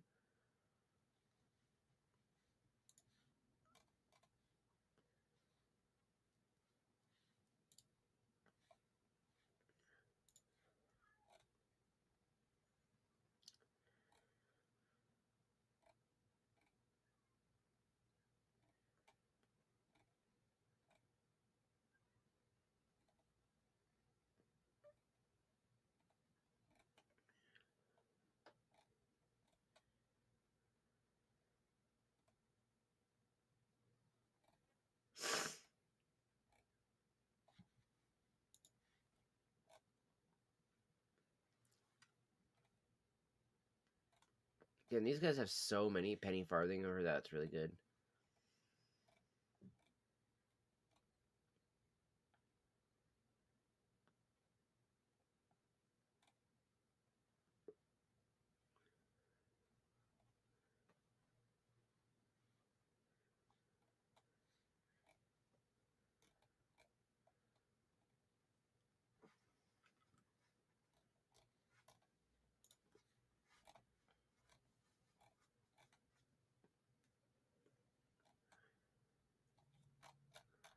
Hmm. I have to check that one out there, chat. Because yeah, over here we go. What is that again? That's GL Peace.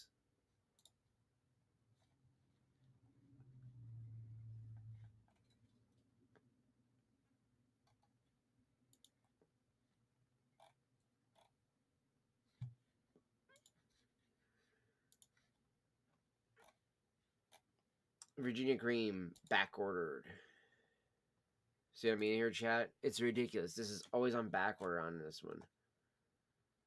And this just says Dark Fired Kentucky and Virginia. This says, though, it is Virginia, Perique, Burley, and Black Cavendish.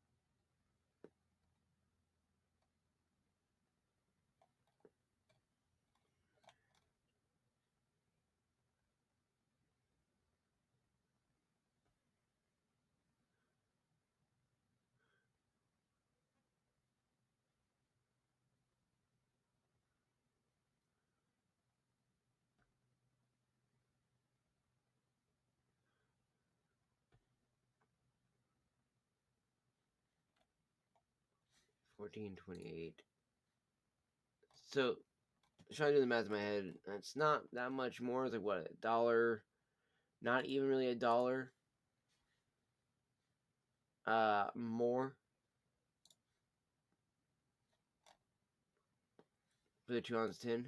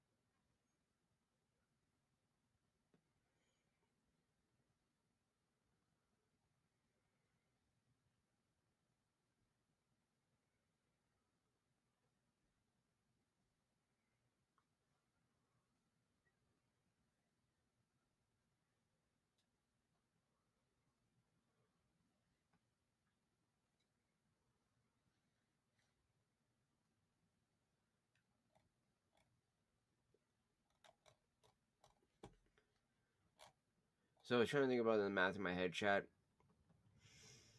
1 tin would be roughly about 2 of the 2-ounce tins, and this is 8 ounces. So for the price of 4 ounces, you're getting another 4 ounces.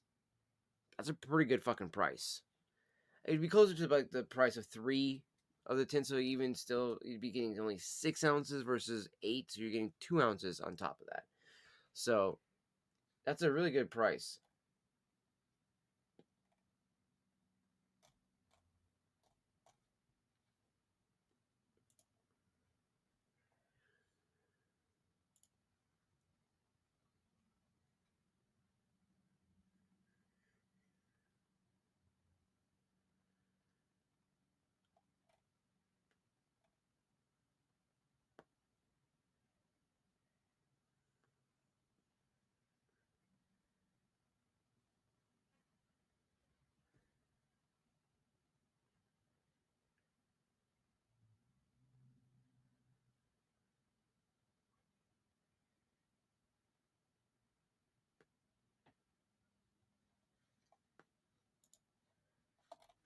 Just like I said, I'll make sure here.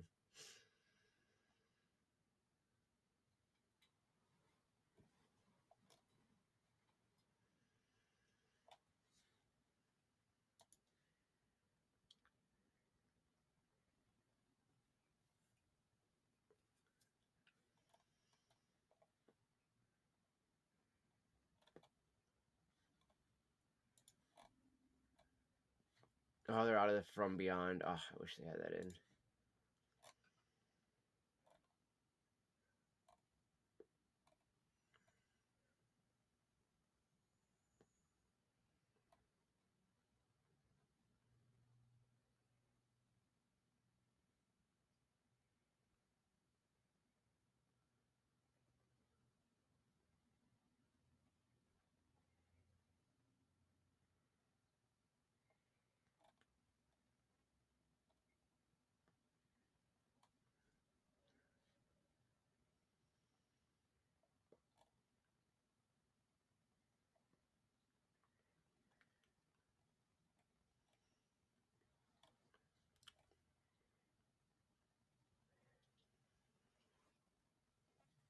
You got Rat Rays, 3 noggins.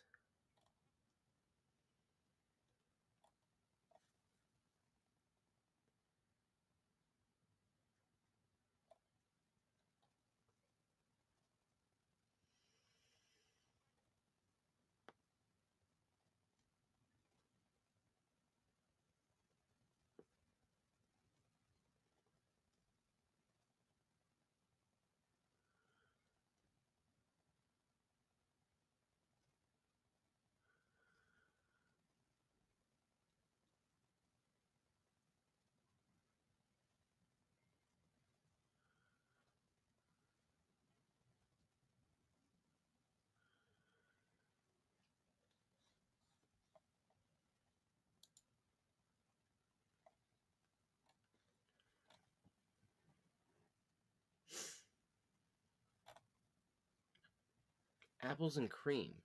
What the fuck? Wait, what?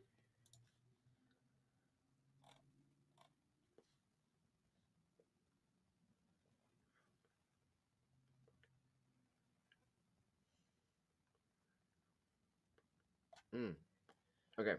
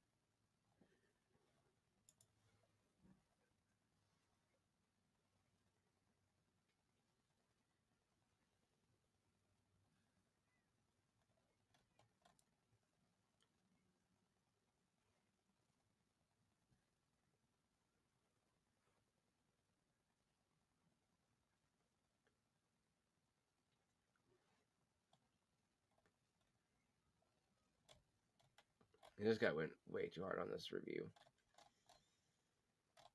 I still want to try this apples and cream, chat.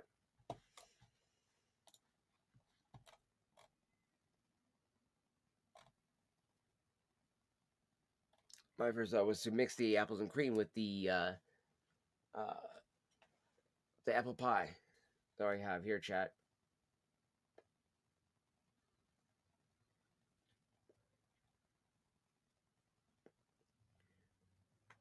He's ignoring. Oh, dude, I bet he's fucking ignoring you. He's like, I don't want to admit to him not fucking, totally just, botting my channel because I'm such a little bitch. I can't even make real content because he's fucking lazy, dude. Not only is he lazy, he's boring as shit. I called him out for that the other day too. I told him that he was boring and he wasn't worth watching content wise. Fucking whatchamacallit, Fox called his ass out too. It was like, bro, like, it's so hard to watch him. He's just like,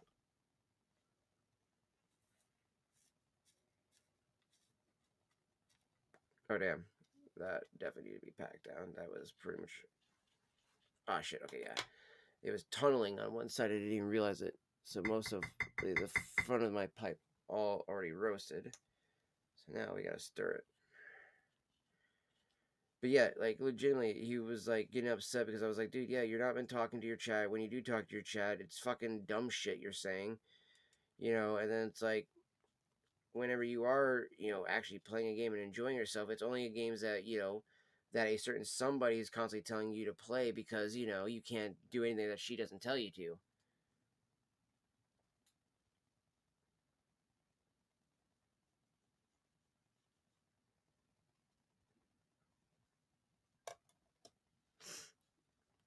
Dude, he's really got to grow a fucking sack, dude. He really does.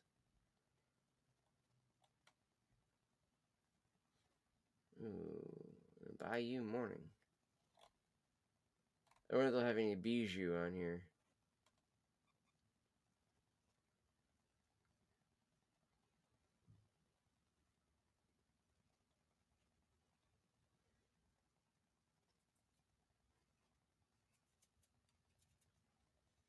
Freaking hair in my pipe.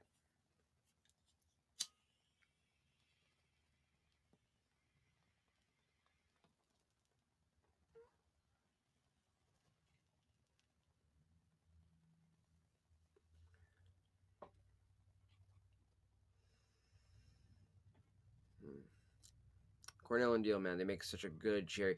They do everything that they do hand blended.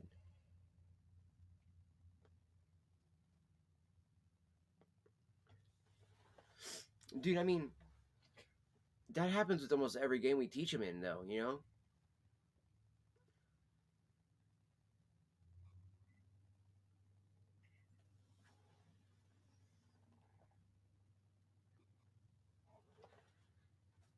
like, let's talk about it for a second here, right? When we were all playing, whatchamacallit together, 7 Days to Die, right? He had moments where he was doing fairly well, and then he had his moments where he didn't do as well, right? Well, we teach him all that stuff in the game to do all that stuff, right? And it's like, bro, what was the point of us teaching you if you don't retain any of it? You know, or if he just expects us to do all that work.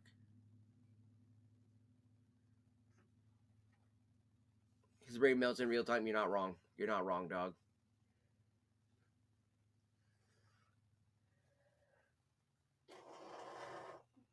At least you're giving him credit to having a brain. I don't even think he has one. Well, let me rephrase it. I think he's a smooth brain. That's the problem. He's a smooth brain. A smooth peanut. Sister said a smooth peanut. I mean, yeah, true. A smooth brain means that you have no wrinkles in your brain, meaning you have no way of your neurons to fire, so you're dumber than... Yeah, but his brain is also small. So it's... Well, I mean, he's dumber than a person who would be brainless. A person who's brainless, I mean, they can't help it. They've been lobotomized. He just fucking did too many drugs, apparently. It's either that or his mom and dad dropped him on his fucking head too much. Sounds good, Jacob. We'll see when you get back from your bathroom break, brother.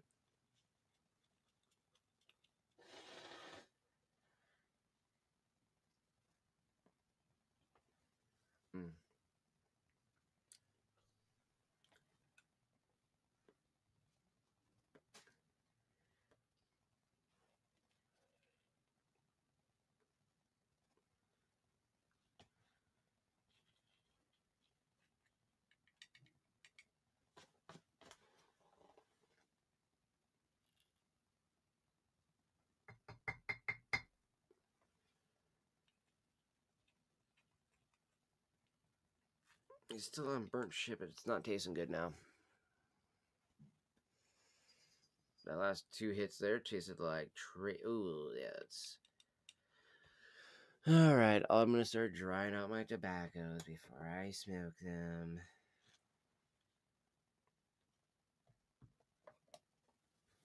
These ones are all getting like super soury and nasty towards the end.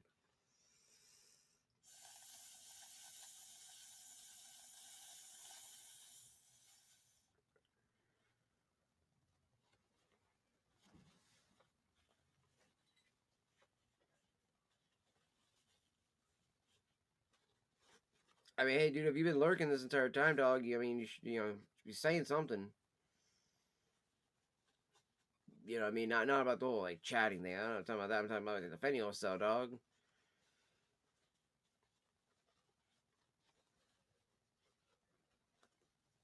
Yeah, you better be answering that message back too to Jacob, man. Because I'm gonna say right now too, it don't look good. It does not look good. Just saying, bro. Your content is nowhere near 600 sub worth. Just saying. You can be mad about it all you want. You can call us mean or rude, but I'm telling you right now, your content has never been content that is worthy of having 600 something subs for it. So if you're botting, you gotta stop, bro, because it's looking bad.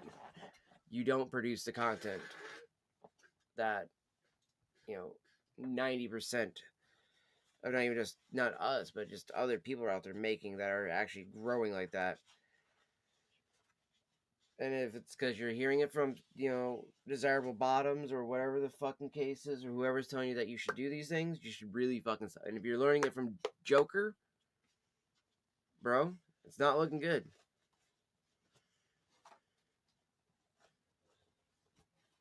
And if you are getting botted and you're not reporting it, then that's even just as worse, because then you're accepting those botted accounts because you're like, oh, it makes my account look better and it looks better. Maybe more people will sub to me. No, more people will look at your account, see the type of content, and be like, how the fuck is he here? There's no way that, they should be up at this level of, like, followers or subs if they're not entertaining enough or, bringing enough people to the content like that. See, that was alarm I set for yesterday. Yesterday? Yeah, that never went off because I forgot about the alarm.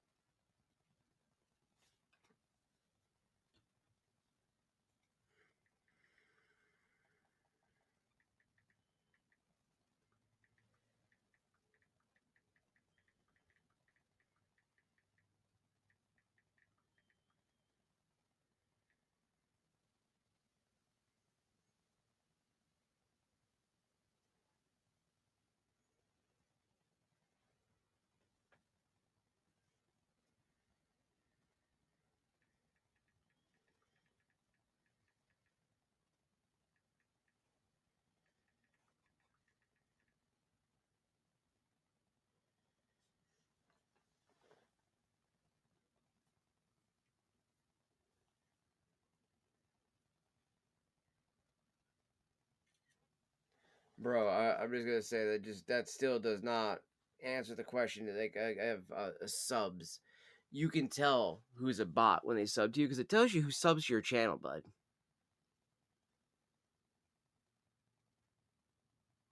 So again, I'm just gonna point out that that's not looking good, buddy. Not looking good.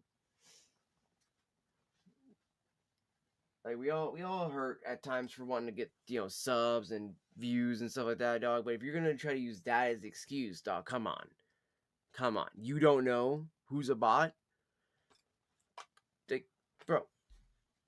You're shitting me, right? You're really gonna try to play that game? You're really gonna try to play this game, dog? Really? Like, worst kind of thing to do.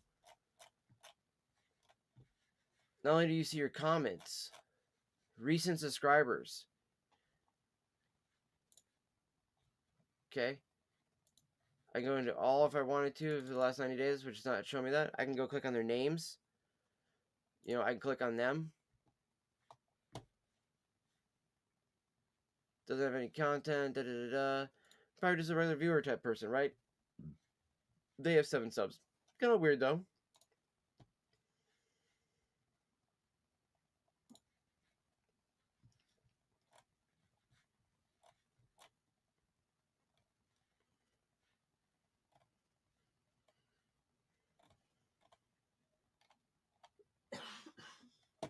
Did you just really say, wow, that is crazy? How are you going to tell me, wow, that is crazy?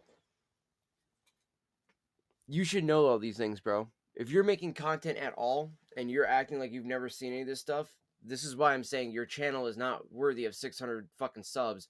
Why do you have 600 subs? You either pay for those subs or you are openly admitting, like I was telling everybody you would possibly do, which is that you'd be like, well, there must be bots, dude. I don't know who must have botted me. Well, that's nuts.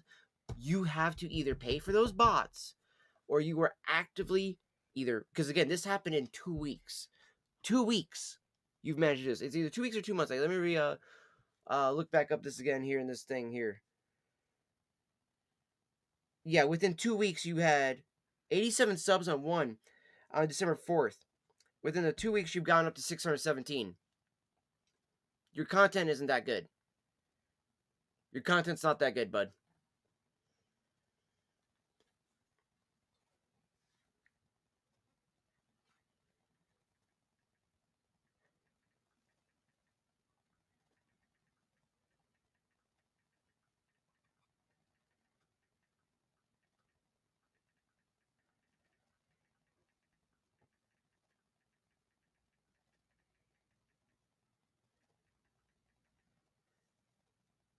Because, like, legitimately, dog.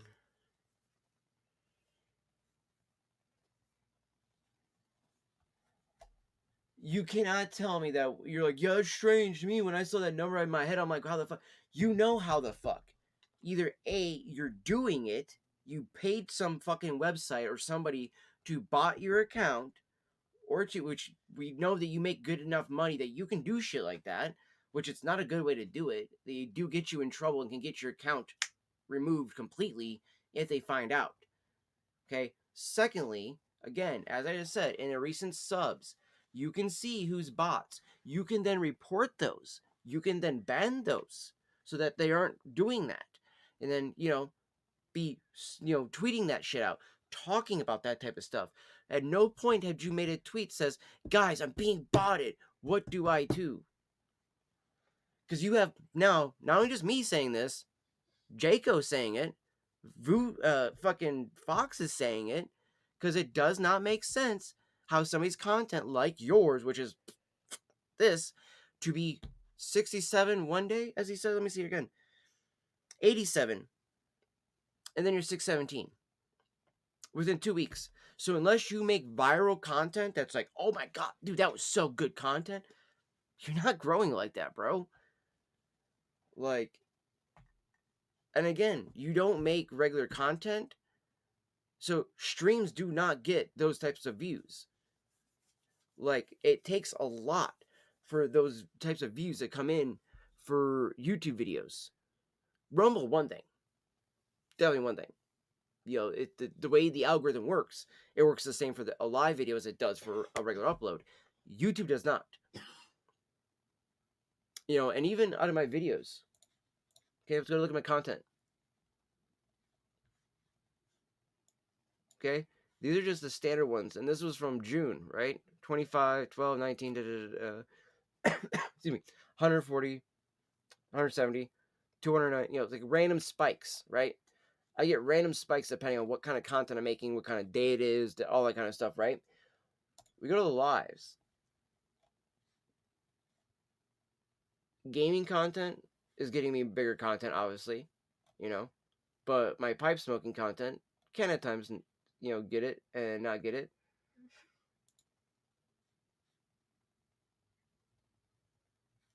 So, but like when I get 135 views, it's random. But here's the thing. Though. See, somebody would say that I would be view botting or whatever the case is, right? If my channel then reflected that same exact thing. So my channel, then with those 135 views, would have to gain 135 subs added to that. I've only stayed at 238, and I actually lost a sub, as you saw, recently.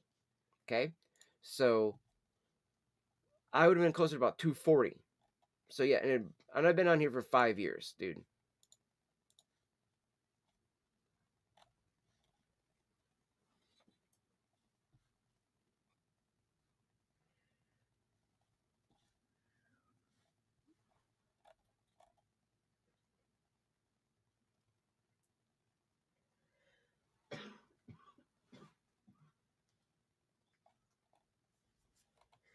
Let's see here. Where is... That's what it's going to show me.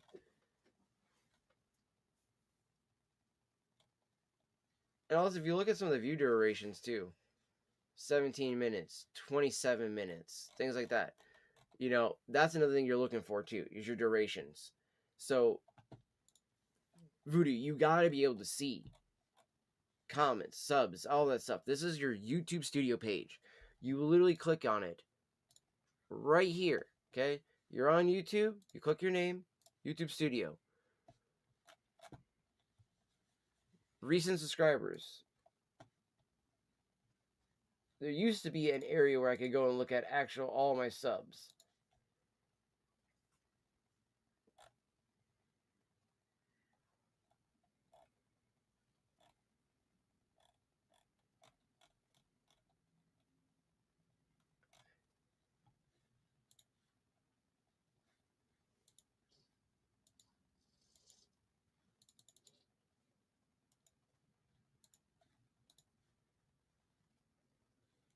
There we go. Okay.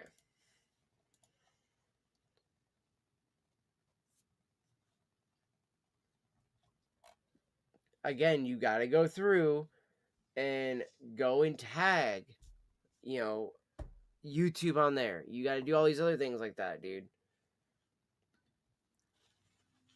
And ideally, you can't just, not just purge everybody. It's not like, Twitch.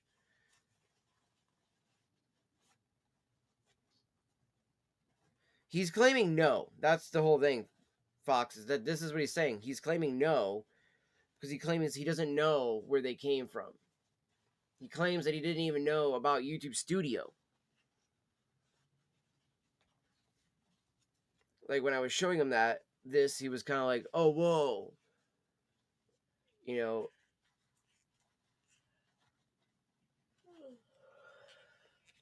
And showing him where all that stuff is, he kind of acted as if like he had never seen it before. Or ever used it even. And it's like, bro, what are we doing? Like, that's not good.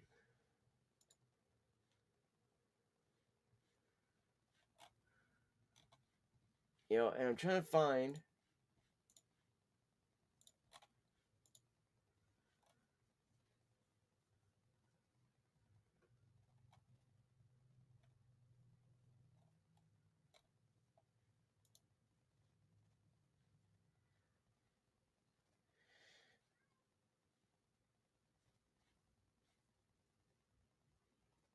Most of my views, yeah, like most people, come from non-subscribed people, so which is fine.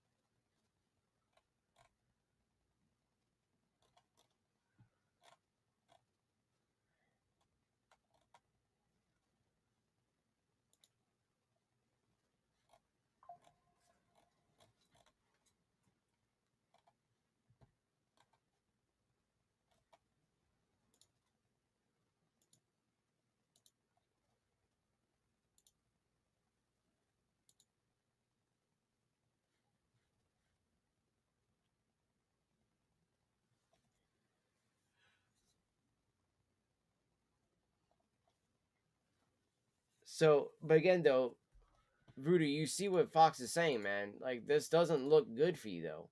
That's what we're getting at. Even if it's not you doing it actively, right?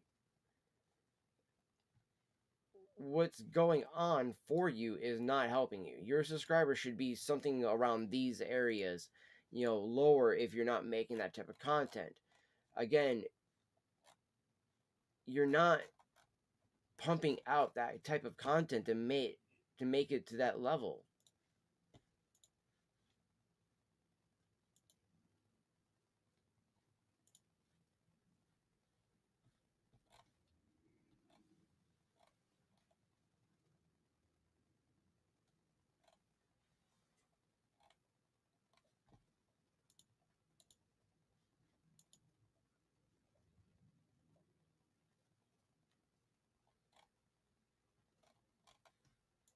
Yeah, I'm trying to figure out where the hell I can find my subs at. There used to be a thing for that, to see all your subscribers. I wonder if they actually got rid of it finally.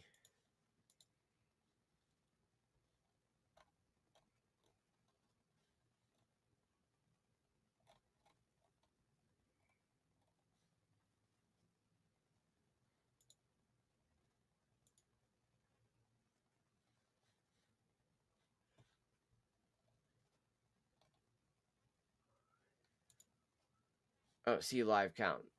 That might be it right there.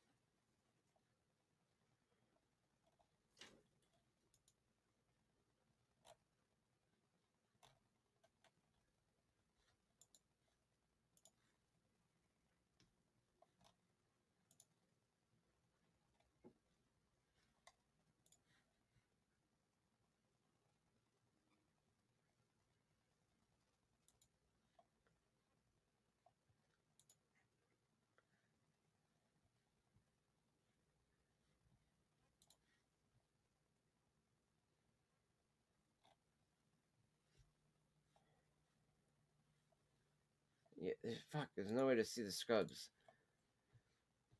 Fox, where do you click again? Do you go see your subs chat? Granted, my shit's not wanting to really fucking work properly here.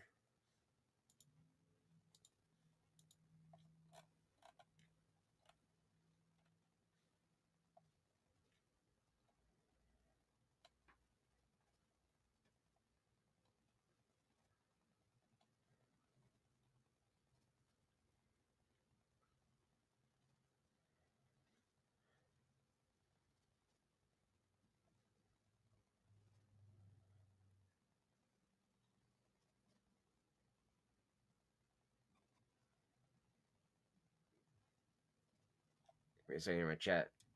My fucking contacts are. There we go. I almost lost my right contact there. I started to close my eyes. They're like, yeah, okay. I was about to fucking fall out of my head. But I'm not finding my ability to look at all of the 238 subs that we have, so we could go through it and show him where you would be able to report people, everything like that through it. There should be a spot for you to do that.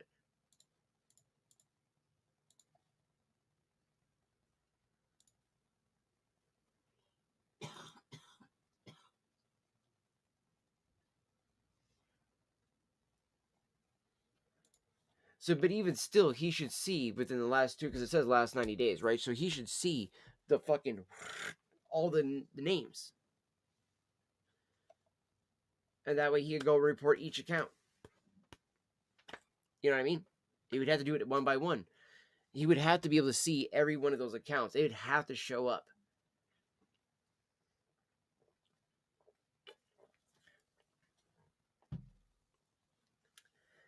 Because in the last 3 months, that's my last subscriber that I've gotten. It was Callum.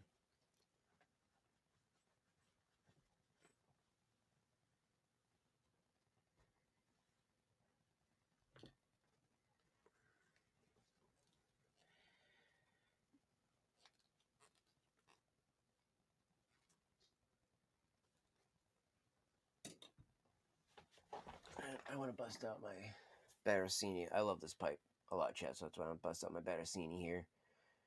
Barasini author. This is the one that sister picked out for me. Love this pipe.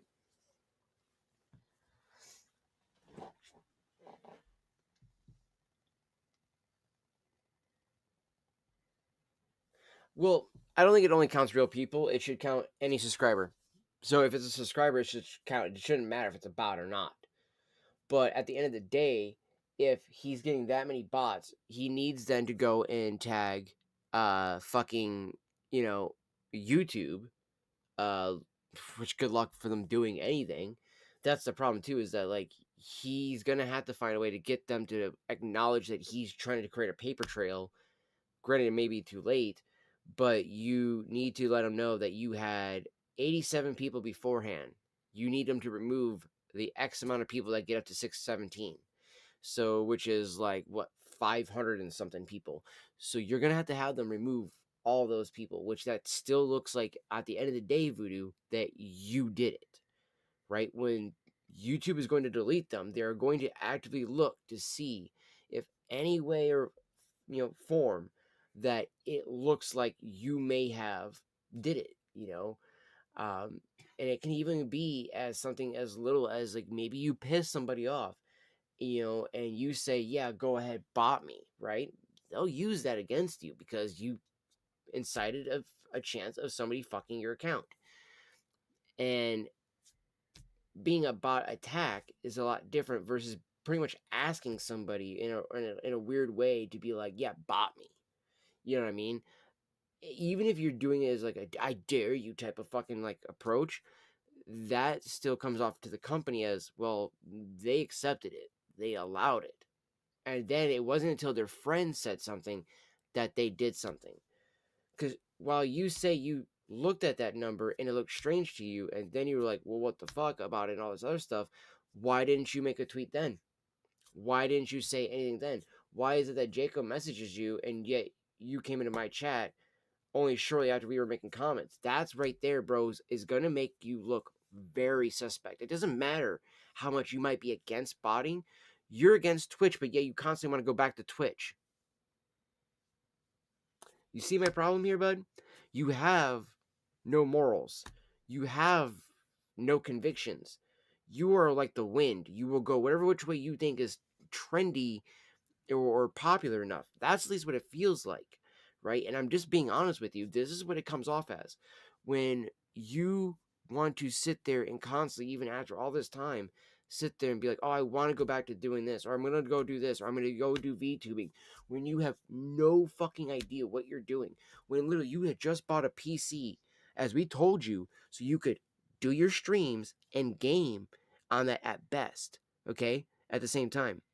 You're then adding fucking a whole nother thing now to it. VTubing. Okay? That is just you being stupid. We fucking told you that you're not a VTuber. You shouldn't do this. You need to fucking either, if you're going to be a VTuber, you have to commit to it fully. Meaning you got to spend the money. You got to do a dual PC setup. You don't listen to anything we tell you to do. You then act like you don't have the equipment to do a dual PC setup when, motherfucker, you're capturing games off of your console, dipshit. How the fuck do you do that? A capture card.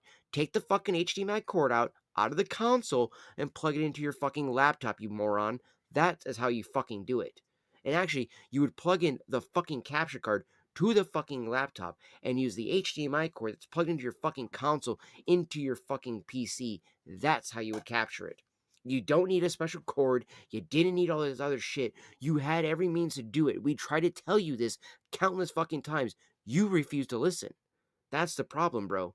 So your paper trail will mean dick to YouTube when they go and look at it. They'll see videos like this too from the people that are around you, and they're gonna see that we're sitting here being like, Voodoo, why did you bot? And it's gonna look to them like, well, shit, his own friends are feeling like he botted, so there must be something wrong. Yes, because as a person, as you know, the moment I get botted, I'm raising hell. I'm tweeting, I'm making comments, I'm doing all kinds of stuff to get the attention of the company to get rid of said bots. Or if I have the ability to remove them myself, I do so. You did not do that. That does not look good.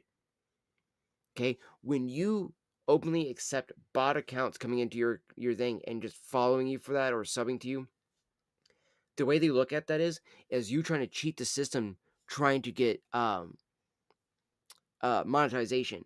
And again, I know you're claiming that you didn't do it. I don't give a fuck. It doesn't look good though on your part when you don't do it ahead of time. You may have tweeted now, but again, YouTube is going to look again. Whether it be the robot that does it or that they have people who will go and assess things. They're going to see certain things, and that they're themselves are going to be like, Voodoo, this doesn't make sense, dude. Why did you only just now do this? Why are you just now saying? Why is this at? Why? And again, all of the whys you don't have good answers to. That's the biggest issue. You know, why did this happen? I don't know. It's your channel. You should know. Well, I don't know. You see what I mean, man? This doesn't look good for you. You know, and again, it's just that honesty thing, dude. Again, like I said, we all get to that point, you know. I've made that thought in my head, you know, being at my, you know, my deepest bad moments of fucking streaming and be like, man, like everybody else is botting, like why don't I fucking just bot, you know, fuck it, you know, da da da. But then I instantly think about like, yeah, but it's not worth it. It wouldn't make me feel good. My soul would fucking hate me at it, you know. I'd be upset with myself, and I would feel disingenuous as a content creator, and I would know that the content that I made would never ever really truly get acknowledged if I ever view botted like that. Monkey, you fell asleep. I know. That's why I told you guys to sit up. Garbage guys should be coming soon. It's 9:40 already.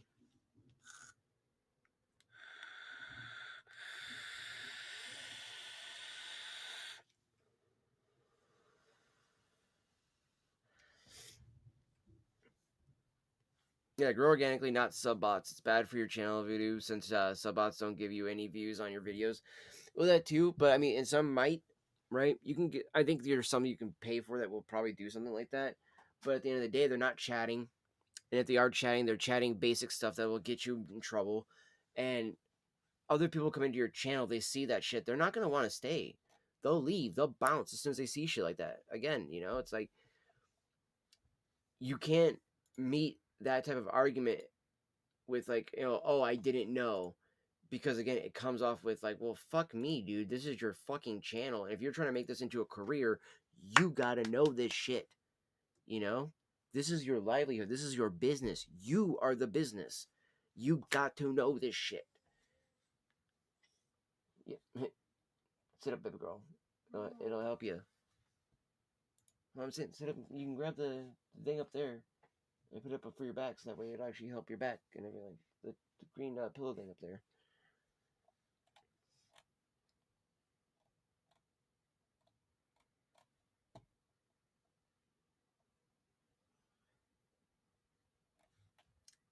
Okay, we got a Billy Blood, okay.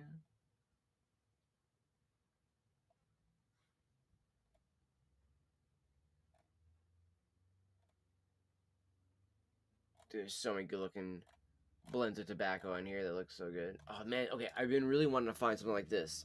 This is a rope one. Look at this, kiddo. Looks like a turd, but it's like a giant rope. And so it's like this thick, and you break it in pieces and cut it. You get the little thing on your neck around the yeah, the little points card thing. Key holder. Yeah.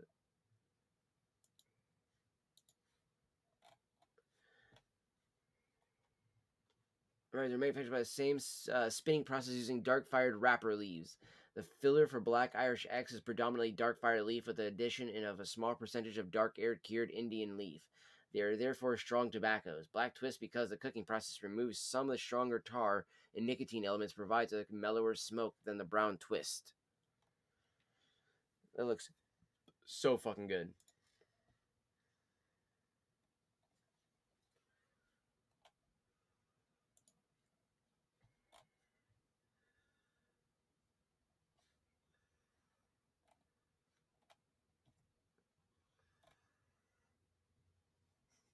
Is that like you were sleeping there? So I keep looking back sometimes.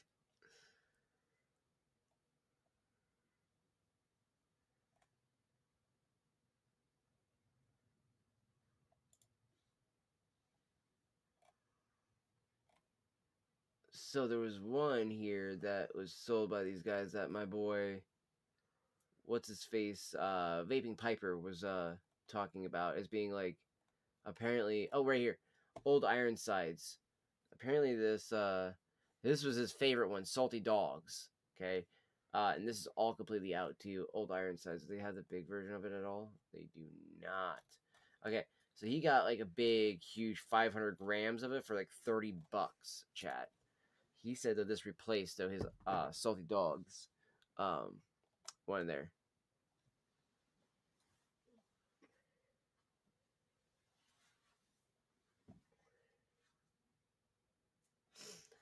Well, okay, exactly. One part of that, right, is a big thing right there. So, and that's lifetime views, correct?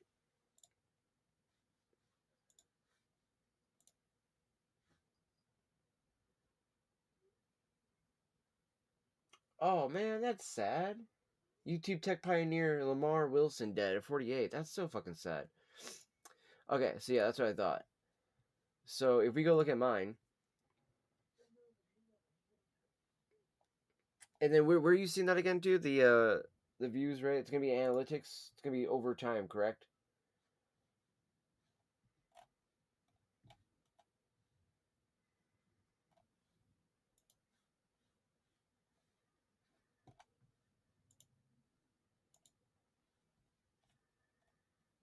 Yeah.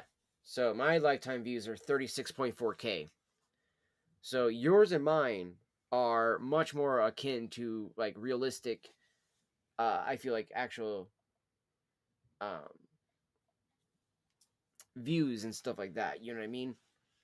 And from people exploring the channels over time, coming through our channels, all that jazz.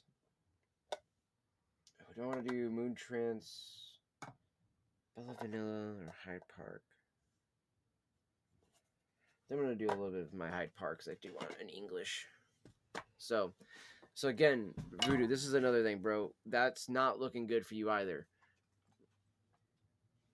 Having that many like subs, that low of a view count overall, and everything like that. Finally, the garbage guys come. It's 10 o'clock, motherfuckers. Is this the garbage or is this recycling, though?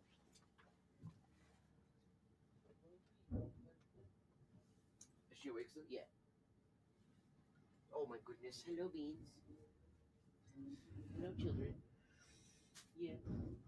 Bubba's is in front of her. Beans on top of her. Your kid on her feet. That looked like the recycling guys, I think. Or maybe not, because it doesn't look like anybody else put out their fucking recycling bin. Or at least those guys up top. They never fucking do. So, yeah, like, Voodoo, again, I'm hoping that you can get some answers here, buddy. But, again, the answers you've provided do not look good. I'm just saying. You know, and this is also coming from, like, Fox as well, bro. We're looking at this as a sense of, like, okay, but this is the info you're providing, but it's still not looking good. You know, and like look at the info we're finding out for you, and it's still not looking good for you. This maple rum English tobacco is, by the way, so fucking good. This is the Hyde Park. I definitely will be buying more of this. Jaco, good to have you, sir. Good to have you, sir. As you noticed, by the way, we do have Doo in here now with us. Doo has entered the building.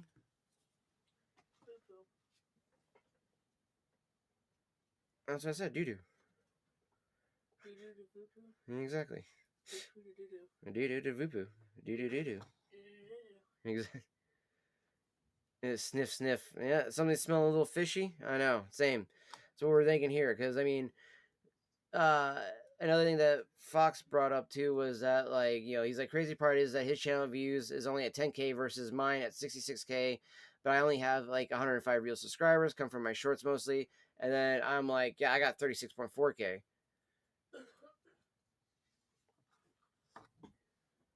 I'm gonna go buzz a mom. Yeah. Yep. I did tell him that you messaged him. I did tell him that. And then instead of saying about that, he just was like, I don't know. His explanation to this is, I didn't know. Then I showed him this, and he was like, oh, well like, that's crazy. Like, what's that? Pretty much kind of deal. Like, your YouTube studio, bro? You know, your dashboard?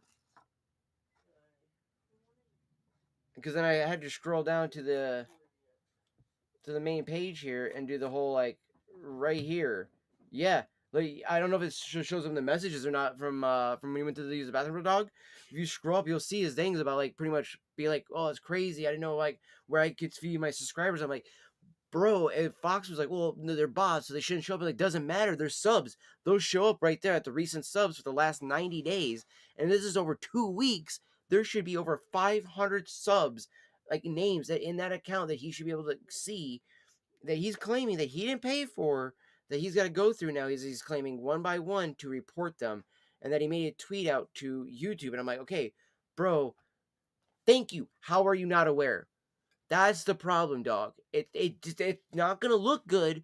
Like, I try to explain to him, yeah, sure, you might have made a paper trail now to them. It does not look good though when you just now do it after your friends are now kind of accusing you of possibly doing something because it doesn't look right.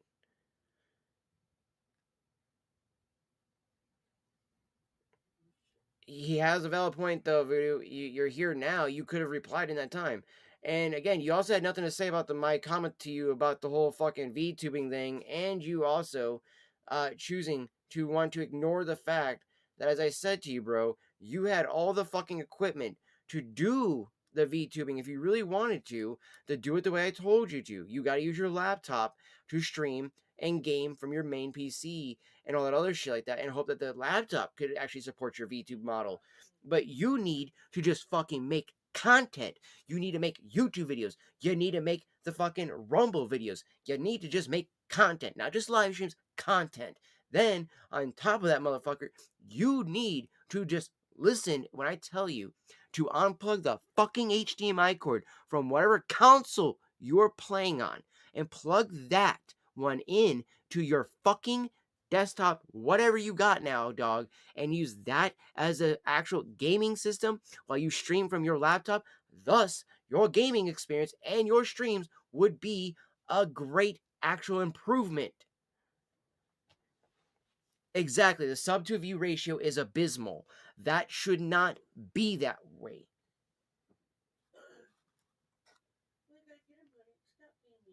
Like, and we wouldn't be this harsh about it, bro, if we weren't like this adamant about the way we do our business. Again, this is like something we all consider, while yes, a hobby, we also still consider it a bit of a livelihood at the same time. So it's like you don't fuck with people's livelihoods, because then you're gonna make them be like, the fuck you doing, dog?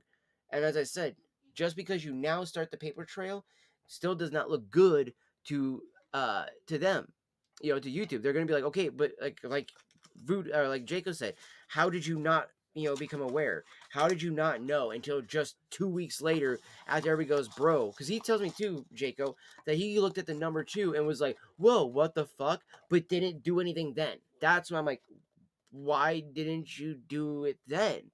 But instead, you waited until all of us come out and be like, "Yo, dog, the fuck you doing?"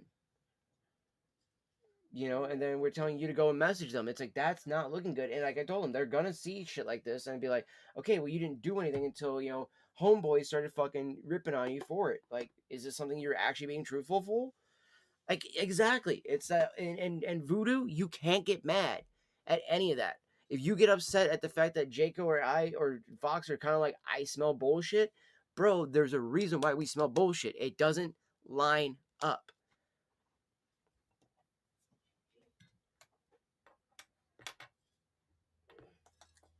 There's a set level of the facts that just aren't lining up. To not be aware that your account is then botted by 500 plus subs, like, do you not have a notification thing? Like, my Stream Elements tells me whenever I get a new sub to my YouTube channel. Like, I'm really baffled, bro.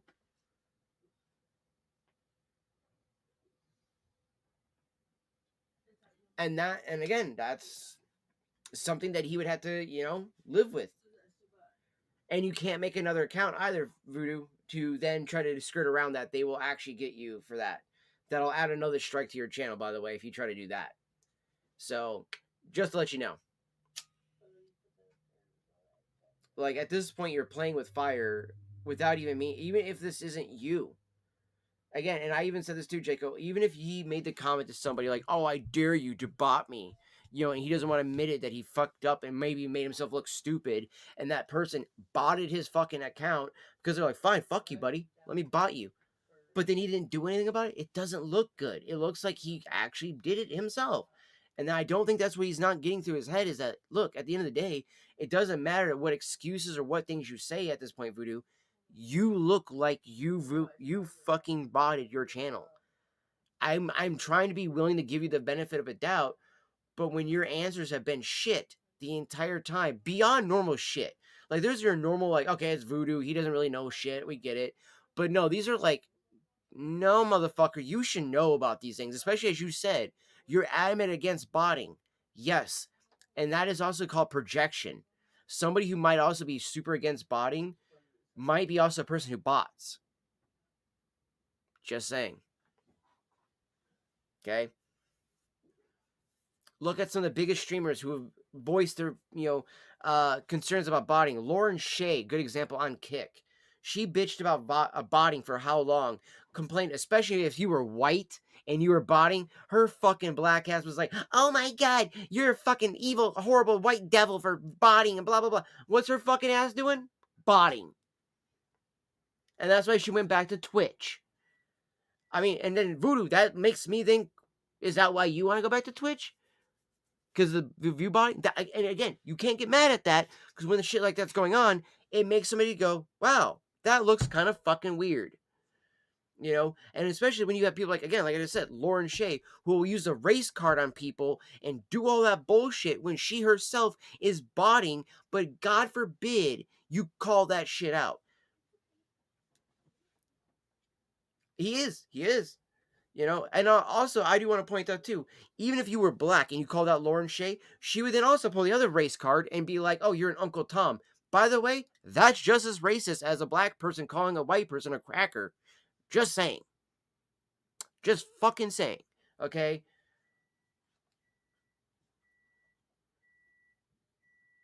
So yes, oftentimes people who are the most like vocal about like botting are often those who do it themselves.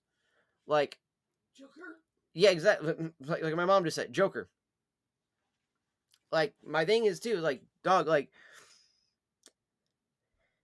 I have never been like that like, yes, I'm adamant about, people shouldn't bot things like that, but my biggest thing is about not being a pro-terrorist supporter on your stream. Don't be a pedophile that goes to brothels in Germany, that, sex traffic 15-year-old children. Don't go to Diddy parties. So far, only one person's like Xing off all this shit. That's Hassan. And don't be a person who also just throws allegations willy-nilly. If you're gonna call somebody a fucking pedophile, I want proof. You're gonna call somebody a rapist, I want proof. You can't just call people out for shit like that when you have no fucking proof, no nothing, and you're just calling people out for that shit because you think it's fucking funny. Because at the end of the day, you're really hoping that they get hurt. That's fucking bullshit. That's the shit I vocalize about. Because yes, it can be a mean and hurtful fucking vocal person, but I will be honest to you. I will be straight to your fucking face about it. I'm not going to sit there and try to candy coat it, nor am I going to sit there and support people who are actively fucking terrorists and be like, yeah, I stand down with the Houthis 10 toes down. No, because I'm not a fucking retard like his moronic fucking ass is. But at the same time, being the fact that you literally only responded now to all of that voodoo, but not the other allegations, again, is not looking good for you, bro.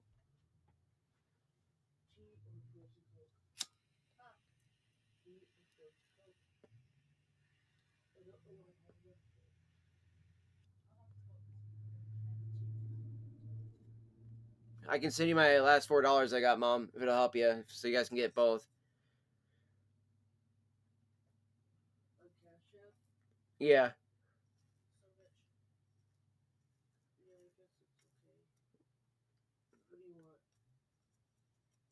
I'll just do Dr. Pepper if that's okay. And then 1 second here, let me send you my $4.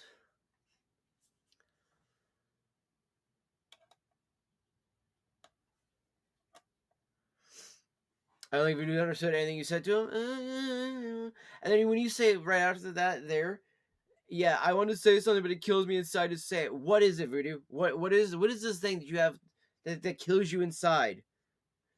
Is it that you did do it? I mean, that's the only thing that would kill me inside if I had to do it. Was if I had to admit to my friends that I actually was a botter. That would kill me inside.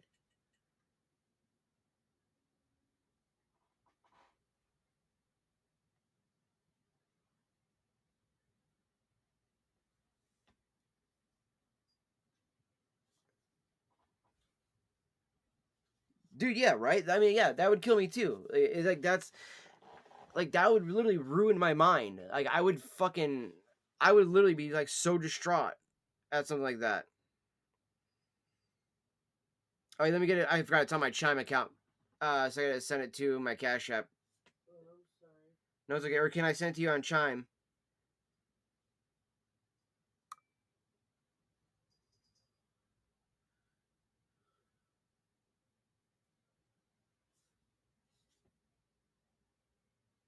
If not, I can put it in my account. I should be able to do it that way and just.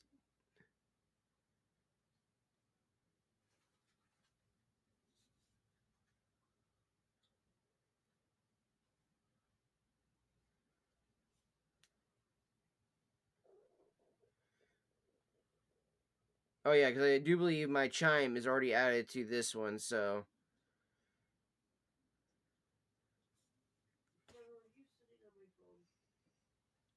Yep. Okay. Now I can do it to you. All right, sending it to you now. You're welcome. I just can't remember ever what I have linked to what on my shit, dude. I have too much shit linked to everything. For drinks.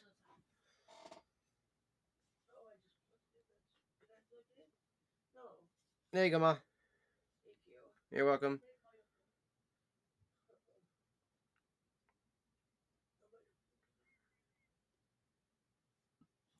I mean, yeah. Look at this right now, chat. I mean, guys, why Voodoo? Why isn't you can't say it? I mean, if you're typing it still, dog, like that's kind of sad. It's taking you this long to type it.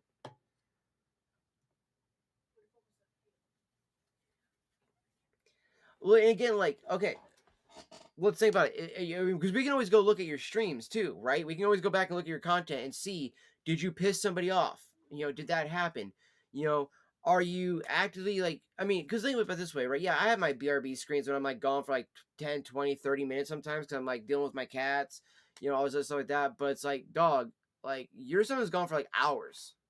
Are you botting at that point, buying the bots? That's what people are going to wonder then.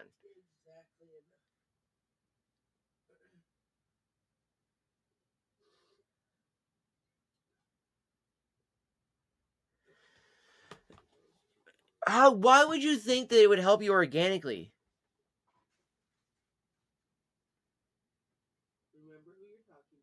No, I know that, and even my own mother, like, remember who you're talking to. But dog, I mean, I honestly did expect better of you. Like, why the fuck would you think that?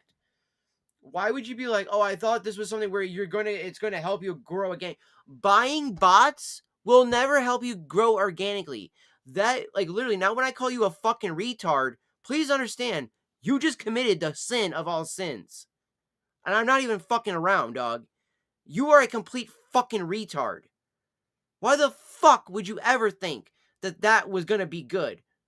See, that's why we all called you out as soon as you said, well, I don't want to say. We're like, well, you just kind of did. Just get it off your fucking chest now.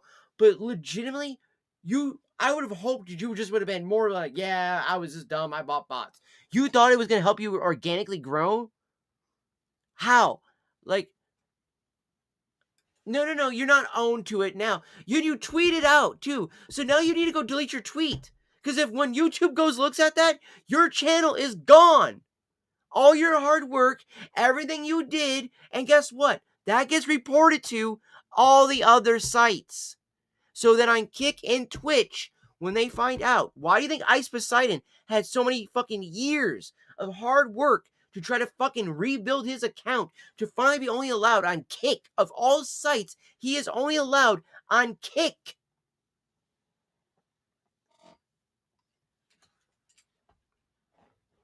Amen, dog. Amen. Like, you might as well fucking hope. And when you start over, don't let anybody know it's you. Because here's what it's going to happen. If they ban your account or they do anything to this account, they will consider that a ban evade. And they will ban that account and they will IP ban you.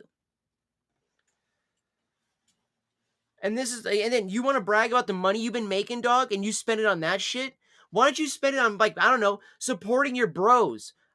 Things like that. You could have fucking dropped subs on fucking Jayco, and that would have been better fucking money worth spent. Guess what would have happened? People would have saw you spend the money and been like, oh shit, let me go to his channel. Even if there's shitty people wanting money from you, they would have brought you fucking views. They would have came to your fucking channel thinking you would have subbed to their channel, and at the end of the day, you didn't have to. You could have just subbed to your buddy, and you would have given him some money. He could have gone and, help pay for his kid, all that other stuff like that. And instead, you chose to give it to some fucking idiot overseas who's making bots because you're like, I thought I would grow organically.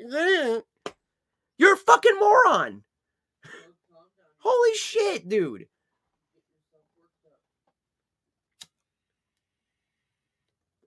The fucking money he wasted on a VTuber, the money he just wasted on a computer. Like, everything, dog. Hey, let me know when you're selling your computer there, Voodoo. I'll see how much money I can give you. Maybe $20 for it. How about that? Because at this point, dog, like, I'm sorry. I wouldn't give you a dime worth of how much that actual PC is worth, but I would at least give you $20. The postage for it. That's about it. Like, I'm sorry, dog, but you fucked the pooch. You royally fucked the pooch. And what did I tell you? Those who actively fucking bitch like you do about bots are the ones who do it.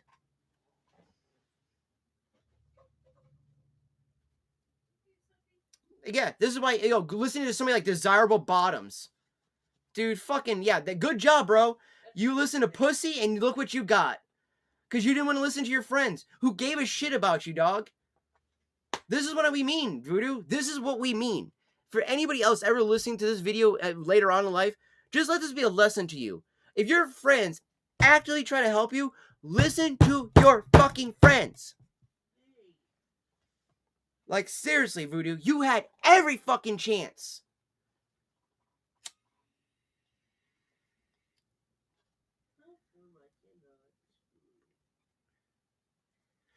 There is no repair.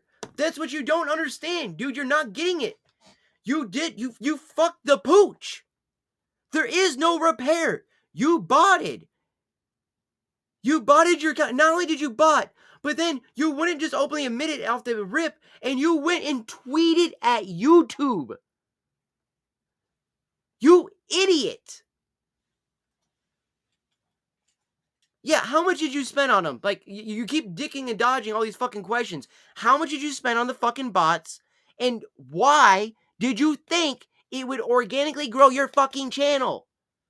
When literally you've heard us all tell you the things you should need to do. I've had a person who's had millions of views, Andy, come in here and tell you how to fucking do it, and you wouldn't listen. $40? I hope that $40 was well worth it then, buddy. You got fucking nothing out of it, but just fucking some subs. Dude, I can't actually believe how fucking stupid you are. When I tell you to be educated, to go read books, do you think I'm being an asshole? This is what we mean. You're not smart. You are literally like a Somalian motherfucker over here with a 67 IQ. Go read a goddamn book. Educate yourself, you fucking retard.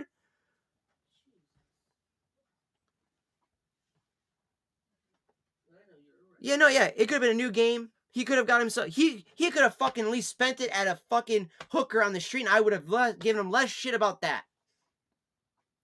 Knowing how much he's hard up for pussy, I would have given him less shit for fucking paying for a hooker.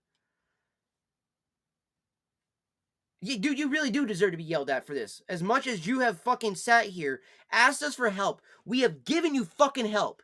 For you to do what you just did, you are a fucking idiot. Please, go open a fucking book and read.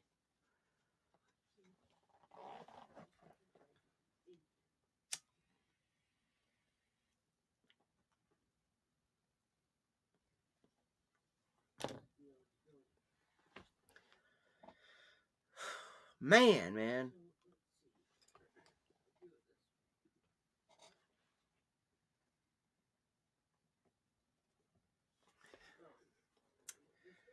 Like, I have to sit here and smoke for a second here, guys. Like, I don't even know if the pipe is going to do it. Like, I actually need, like, that harder nicotine hit, so I might have to bust open my cigar here today and actually smoke my Zerahemla.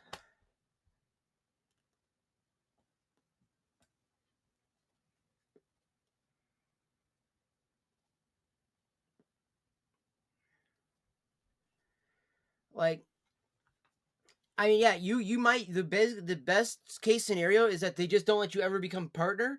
They let you keep your channel, but it'll have a strike on it. And whenever somebody goes and looks up your account, it shows it. On Social Blade, all that stuff, dude, it shows those things.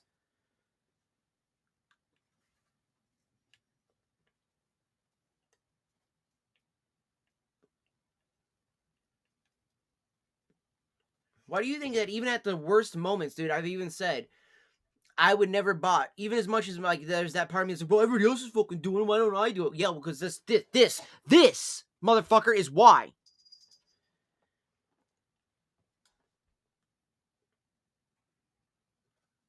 You think I want to have my homie fucking Jaco or my homie fucking Fox or my homie Dark sit there and do what I'm doing right now to rip me apart because I was a fucking retard piece of shit to fucking bot? Knowing how much all of us have been working our fucking asses off trying to just build even something this big, even this big, and you bot?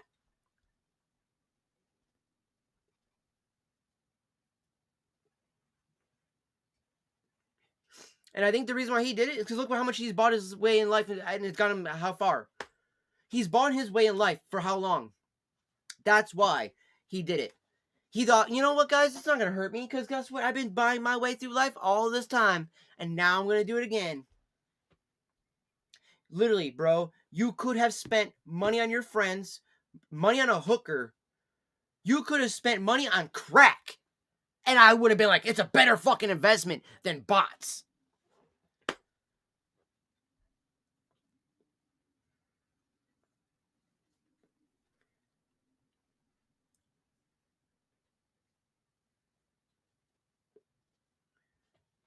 I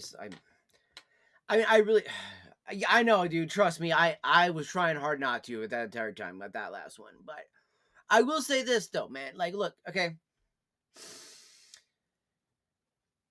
At the end of the day, I really do hope, Voodoo, that you not only learn from this. Yeah, exactly. Yeah, I am definitely highly disappointed in you, bro. But I do hope you learn from this, and I hope that maybe, just fucking maybe, now you will stop listening to all those dumb whores that you think are so good, so smart, okay? You know, pieces of shit lowlifes like Joker and all them, who you claim you don't listen to, but you go and look at every tweet, you're at his streams, you're doing all that dumb shit, because look what you did, you moron. So shut the fuck up. Don't ever tell me you don't listen to him, okay? Because you're doing exactly what Joker, Lauren Shay, all of them are doing. Congratulations. You played yourself. You've won nothing except a disappointment in all of us. Like, we are all disappointed in you. And if you think that we won't let people not know about this, we are going to make sure people know that, dude, hey, yeah, by the way, if you don't know where Voodoo's been, he bought it his way up. That's why he's now missing, da-da-da-da. And they're going to be like, well, that's fucking shitty. Guess I'm not going to go watch his content anymore.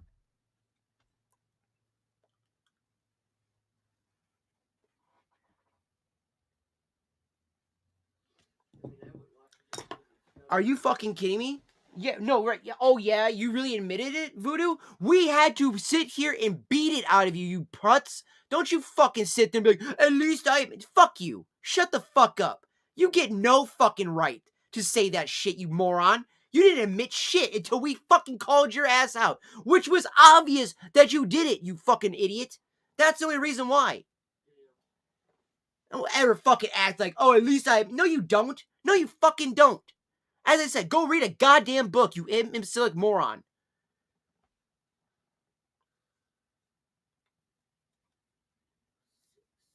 So fucking disappointed in you, dude.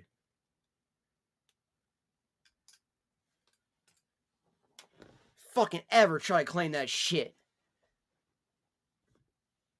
You're talking to somebody who actually does admit when he's fucked up, motherfucker. So don't fucking ever come at me with that bullshit.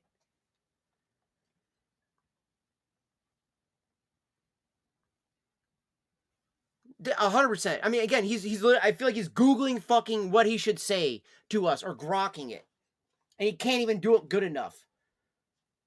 Fuck, he couldn't even put the space between at and least. I actually had to realize he was trying to say at least, because you know my brain isn't retarded like his. Wow, that was good. All right, Mom said he was asking the Botsy bot. Damn, that was good. That was good. I gotta chalk that one up to her. Well fucking played on that one. That might be old, but I got skills. Mom, that might be old, but I got skills. Jacob tries not to laugh again. I know. Trust me, that didn't work on that one. Fucking Mom got me on that one. Like, you know, I am highly disappointed. Again, you know, Voodoo, it's like the dad thing, dude. It's like, I'm not mad. I'm just disappointed. I wish I was mad. I wish I could be mad at you, right? I'm just more disappointed and actually sad that you did this. Yeah, no, I do want you to be honest about all that, Voodoo. You need to be honest right now because you claim you are, right? You're admitting it. Why did you think you were going to grow organically? What was the site? But really, why did you think you were going to grow from that? I am hungry too, man. I feel you on that one, dog.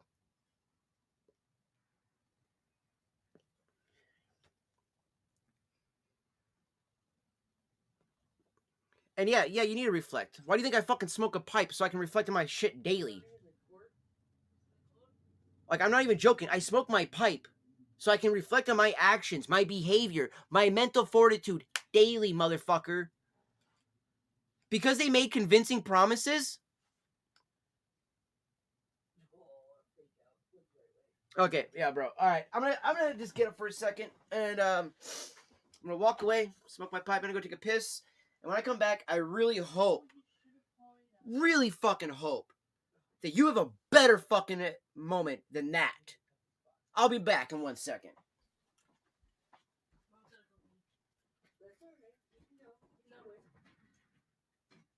It's still snow outside. Because it's cold enough it won't. It couldn't snow. Tomorrow it's supposed to start going up into the 40s again. It couldn't snow on Christmas Day. Well, even Christmas Eve. I know. Bye. The snow will be full and after Christmas. No, that's a good girl. Not the queen. She's fine.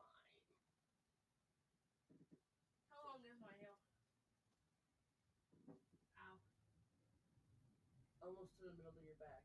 I mean, like, seriously, within that much. Like when my bra strap ends? The top of your bra strap. Well, the top of my bra strap is right here. Oh, okay, so, yeah. Yep, the bottom. Or where it ends, whatever. Fluffy!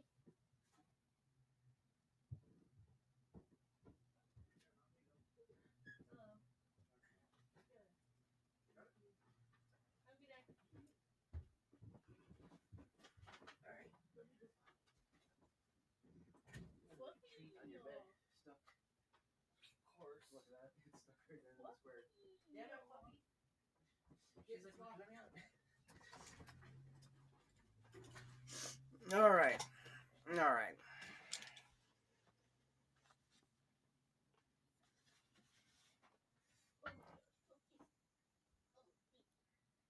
So I wanted to say something about that too, right there.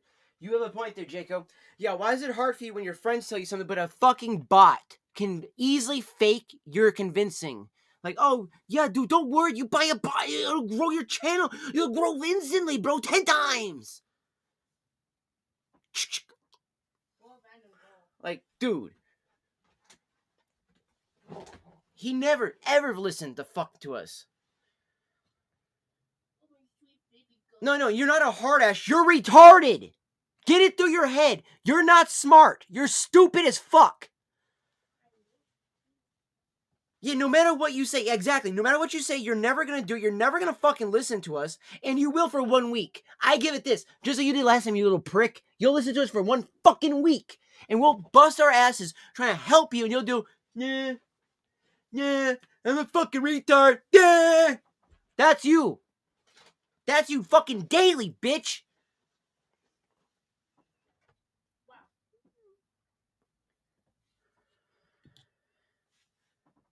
Like, this is what I mean. You don't make good content. This is why you had a bot. Because you can't make content, bitch. Because you suck at this. You will never be us. That is why you bought it. I'm just going to say it finally. I'm going to say what we all wanted to say. You will never be us. You suck at making content, fucking Voodoo. I don't want to call you Joker because you act like Joker. He sucks at making content. You suck at making content. You will fucking never be us, motherfucker.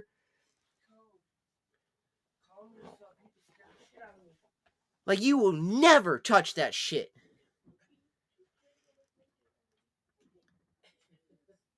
Like, you wanted so badly to be like us because we were good at what we did.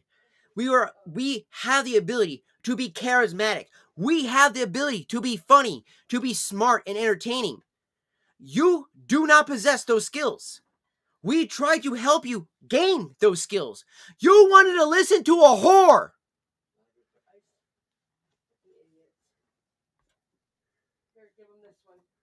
It's okay if it has ice. It's all right.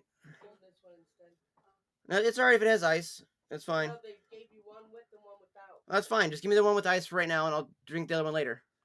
That's what we were doing. Oh, okay. Well, that's fine. Oh, that's fine. No, that's fine then. Yeah, I'll take the one with ice then first. I appreciate it.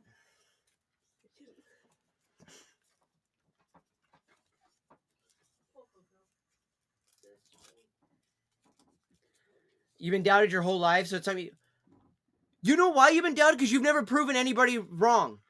You're proving us right now. Okay?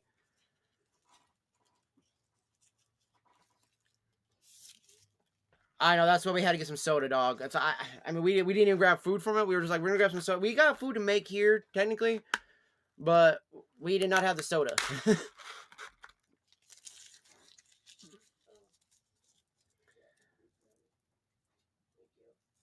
And literally, you know what? And again, Voodoo, you had a chance to take a different approach. You had a chance, you retard. You had to. You had that chance. You fucked it.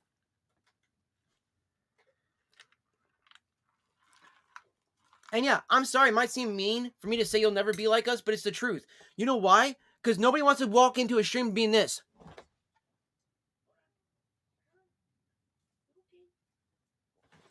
That's you. Like 90% of your stream. Even if you're actually awake and playing a game, your mouth is you're fucking agape, fucking staring at shit. You have other people's streams going off in the background, like we've told you thousands of times to stop fucking doing. You don't listen to anything that we've ever fucking said. Now you want to? The one thing you did with the computer, and then you wanted to act like somehow that was your crowning moment? No, Voodoo, that was supposed to help you start to become a better content creator, to learn to be funny. As I told you that day too, start reading books. I'm not joking. Reading is important. You need to read because you're a very illiterate motherfucker. If you would have been a more illiterate person, a fucking bot would not have scammed you $40 fucking dollars to think that you would grow organically by buying bots to grow. Do you realize how stupid that sounds? I'm gonna buy bots so I grow organically. Huh? No, that's like saying that you're gonna get the box of Viagra, but you're not gonna get the pills to make your dick get hard. No, you gotta get the pills to make your dick hard. The box doesn't do shit.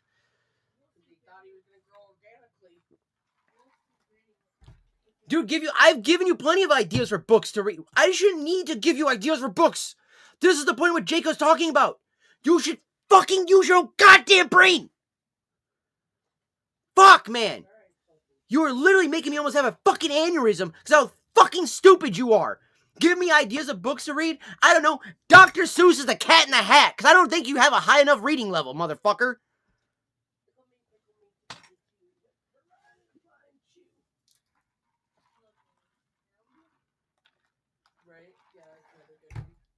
Like, if I thought you had an intelligent brain, I would recommend something like Dune. Or maybe fucking, I don't know, Hitchhiker's Guide to the Galaxy. But you do not have the intelligence to literally fucking ingest a book like that. Or the capacity to retain any of the information given to you.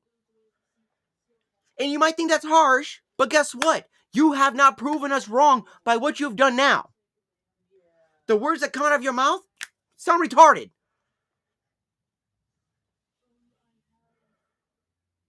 No, don't DM. No, Fox, don't okay that shit. Don't DM it. What was the site, Voodoo? What was the site that magically convinced you that you were going to fucking buy bots and grow organically? Don't be this little bitch, okay? I know you want to be this little twat, okay? But nah. Right now, tell us. You want to claim that you want to fucking own to your shit? You ain't doing shit, motherfucker.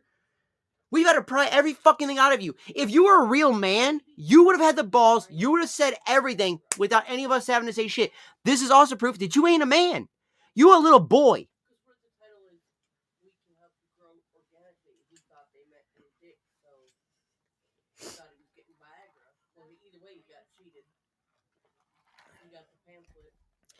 YouTube promotions, that's what it's... Yeah, really, dude? No, hold on. If he was doing YouTube promotions, let me put it this way. That would mean you were trying to promote your video. And I remember I was telling you about this before. So this is how retarded you are. YouTube promotions, just like Google Promote and all that stuff like that, is the same thing. You pay Google AdSense to promote your video, and it just, boom, it goes out there. You get more views, not necessarily more subscribers. What you did was go to a bot site.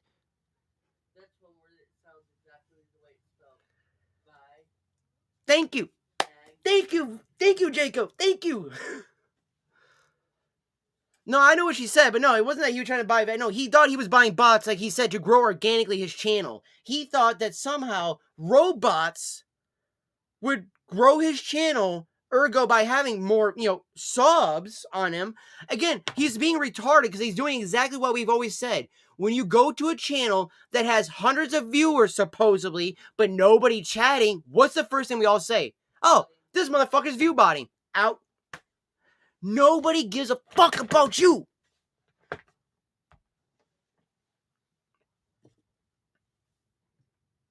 Like, you don't even deserve to make the fucking money you make, you piece of shit. Like, fucking here I am fucking literally struggling to make sure I can pay my fucking rent. And your fucking piece of shit ass is out here buying bots? Yeah, you can go fuck yourself, Voodoo. What a real good friend you are, you piece of shit. And you want us to fucking sit here, give you fucking advice on stuff. You have not been a good friend. That is the shitty thing. We have been nothing but good friends to you, constantly trying to fucking help your ass. And what do? Nothing. You're gonna really make us think that it's really YouTube promotions? That's what it was called? Okay, so if you thought that's what it was and you just didn't do your research, again, you are an idiot.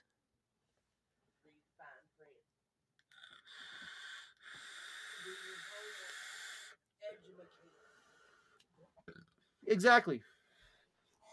So, like, yeah, again, Voodoo, you don't understand, too, like, what he's getting there, too, right? You don't seem to get that. Your channel views. And you're 100% right, apparently, Jaco. Look at that. Yep, a Twitter account. YouTube never messages you. This is literally like somebody telling you Microsoft will never fucking call you, and the IRS is never gonna fucking call you and be like, "Hello, yes, you owe the IRS $4,000. We need you to go to the store and buy us some green dot cards and send us $4,000." No, you moron. You fucking idiot.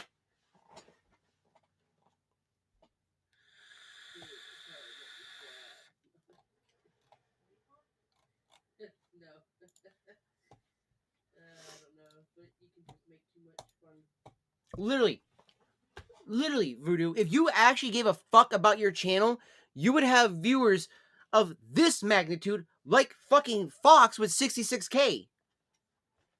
Damn, Fox what? But, and again, he didn't even get scammed. He's just an idiot. You can't even say, I mean, sure, yes, he did get scammed in a sense, but only a retard goes, "Oh, YouTube messaged me in my Discord or in my Twitter. Oh, they have a Twitter thing like this? Let me message them." How many times have we all said that YouTube never messages any of us? Well, that's like that scam shit we were watching yesterday. Yeah, no, it is 100%. And on top of this, think about it this way: unless you are the level of fucking Asmongold, he does not talk directly to YouTube. He has a manager who then goes and talks to YouTube. Duh. And guess who gave him that manager? YouTube. They don't go, "Hey, by the way, we're going to send you this thing, or you can buy organic growth." Yeah, exactly. His channel is organic growth. Jaco's channel is organic growth. My fucking channel is organic growth. Damn it, mine is too. Girl, you ain't been live. Oh, you went live with me. Thank you, bro. Thank you. I forgot that you did go live with me. Yep, you guys did. Well, yeah, exactly. Yeah, like being in the Discord group and everything like that, and then we all share our stats like this. Like, there's a reason why we share our stats, bro. It's not because we're trying to like, "Oh, look at my da da da." It's like we're like, "Look what I've been able to accomplish." Hey, what do you guys have for ideas that I can do better? What can I grow at? What content would you guys like to see more of? I ask you guys this stuff all the time in my videos. I hardly ever get responses other than Jaco a lot of the times. Sometimes Fox does, but sometimes Fox is lurking or doing his own stream. So I understand. But 90% of the streams, I ask you motherfuckers, what do you want? What would you like to see me do? How can I grow better? How can I do this? Voodoo, you don't do that.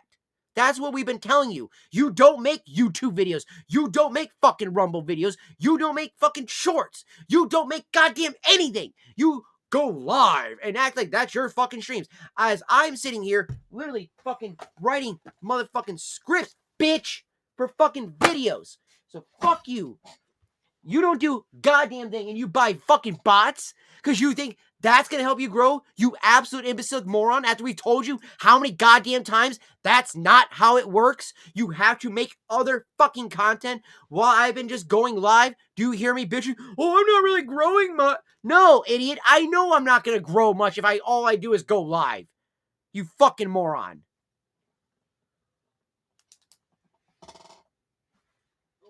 It's called put something fucking together. Do some work.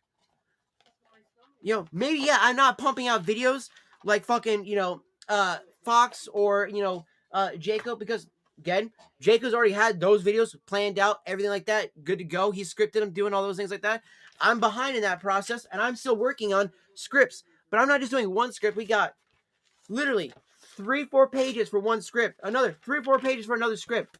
Continuing. What are you doing? Other than just going live and bitching that you don't have anything. Hey, how many radios are there? 8? I have scripts on my notepad. See what I mean? Exactly what I figured. I'm like, I know Jacob's already got his video scripted. I know he's already done all that stuff like that. Yeah, on your OneNote, whatever. You know what I mean? It's like you got your shit already going out, just like I know Fox does. You guys have like usually your content, just like Zarmux, right? He plans out content like 2-3 months ahead of time. I fucking love the dude for that shit. That is dedication to a motherfucker, right? I absolutely fucking love Zara for that, dude. There is nothing I will ever say against that man's name because that man is a fucking legend for what he has done, okay? But I will straight up say to this too. He's also a fucking beast. He's willing to pump out like fucking, 2 months worth of content, dude. Hell yeah, dude. 100%, man. I dream of the day when I get to wake up and I see Czar sitting at 1 million subs, dude. Because that motherfucker deserves it. No. It's Watchers of Rome. And you know what? I just started the whole exposing his content and reacting to his content. I would if he actually had content worth exposing or watching. You know what I mean? Like, Voodoo just doesn't have that. Like, we try to help him with making funny content out of his own shit, dude. And again, like, you constantly call it gospel. Let me explain this to you. If you actually thought it was actually that enlightening, you would have listened to us, you dipshit. But you didn't. Instead, you chose the biggest fuck up you could have done. Hey, let me go bot. And then you didn't even bot well. Okay, here's the other issue. And I think all of us could admit to this too. If you're going to bot, do it fucking good, motherfucker. You got to make it cover your tracks.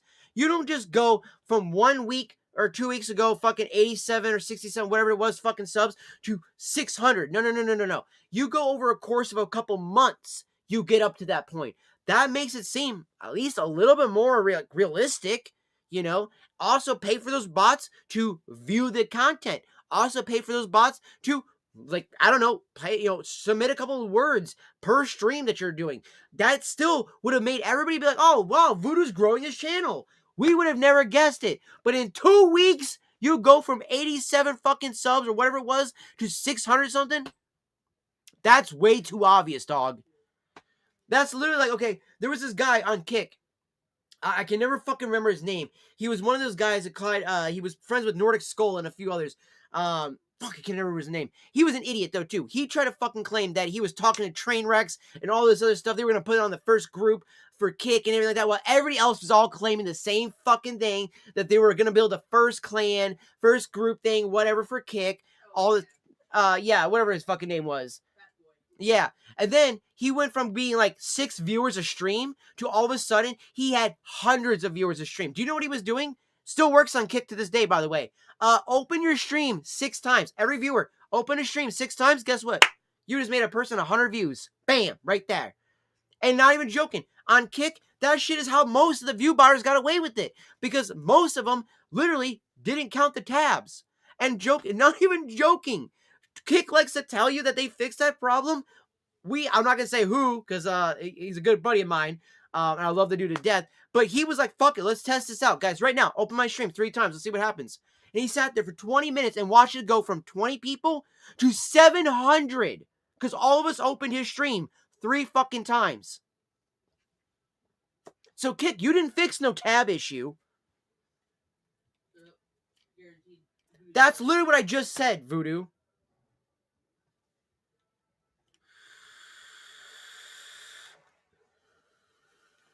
And Fox, he said who it was. He said it was on Twitter. He said that the count was that YouTube fucking promote on Twitter.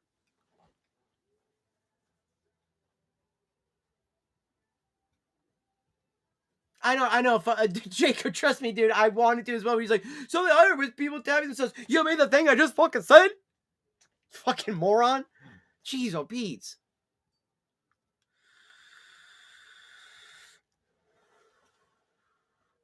I bet you he won't admit it who it was. I guarantee you fucking that whore Desirable Bottoms told him to it.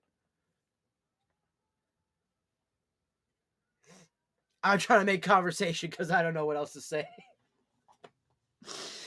I mean, fair point, dude. I'm not a loss for words. Like. No, you're not. Oh no, I really am, because I can only keep repeating myself as how mad I am about this. It's just I'm mad. I mean, yeah, I am more mad now at some of the stuff that he said. I was more so disappointed at the beginning of it. Now I am getting more mad.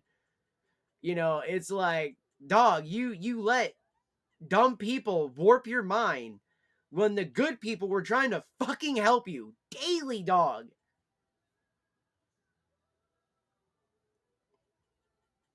Like, man.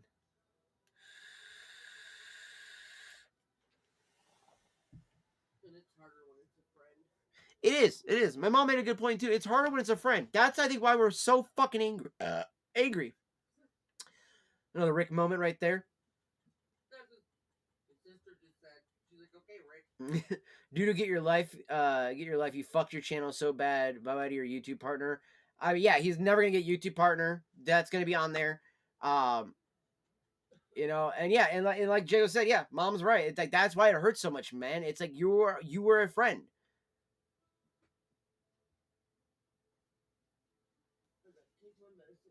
That's not how you're gonna shut people up though, bro. See, that's the thing is, yeah, thank you, Jaco. Thank you. Yeah, you can't do damage control. What damage control are you gonna do once you've botted and now you can't get partner, bro? It's a permanent record. Look at this, okay? Hey, you know what that is? It's called no strikes. Hey, you know what this is called? No strikes.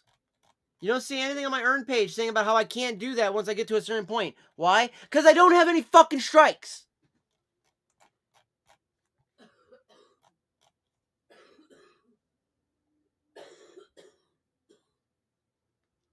100%. That's exactly what he was. That's exactly what he's saying. I want to shut you three guys up because then if I just post content on YouTube and Rumble, then you guys have nothing to say. Yes, we do. And as I said, I'm gonna keep telling people, Voodoo, that you bought it.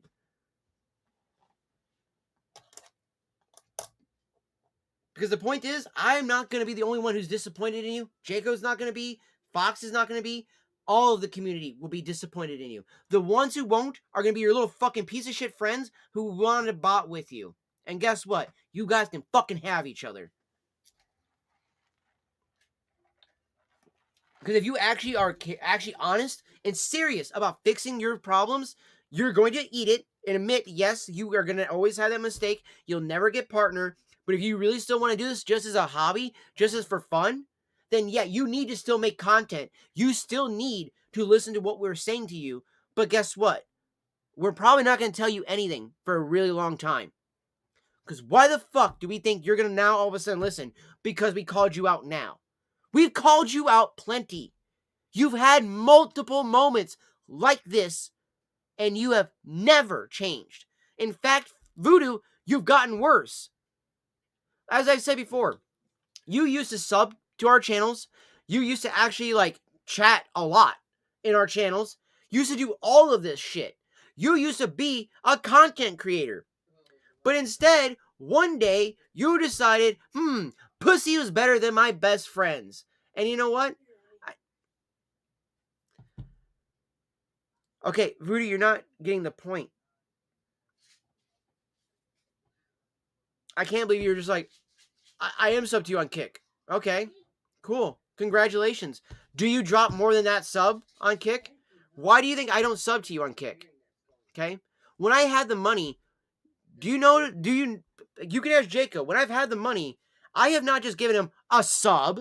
I will give him multiple subs. Why? Because I fucking love the dude and I want to support him. And I know even though he probably doesn't need the extra couple bucks sometimes I might throw his way, again, what does it do? It helps. It reminds you too that you're actually cared about and loved and appreciated because the people that you are making as friends are like, yeah, that dude, he's fucking awesome. So when I can, I do that. When Fox has had his moments and stuff like that, and I've been able to throw some money towards it, I have.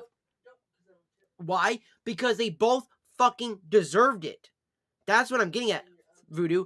You might sub to Kick, but it's because literally when you do it, you make it seem like it's an obligation we've made to you. That's what you come in. You're like, oh, I had to renew that sub, or you make it a point to remind us, even though there was already a thing that said, hey, Voodoo just resubbed. And it's like, yeah, we know you resubbed, bro. Thank you for that. But don't sit there and make it seem like, well, I subbed to you. You know what, motherfucker? Yeah, you should. You should sub to me. You should sub to Jaco and Fox. Because then, at the honesty of this thing, you do owe us at least that. But my point was that you should have fucking realized why none of us sub to you on Kick. Why none of us do those things like that anymore. Because we're like, he doesn't do it. He doesn't get it. And yeah, if I have the means to sub to my friends, I just literally gave my mom my last $4 fucking so I could get a soda, you ass lick. So, fuck you. You want to be like, oh, I subbed you on Kick. Thank you. Yeah, that $4 got me a soda.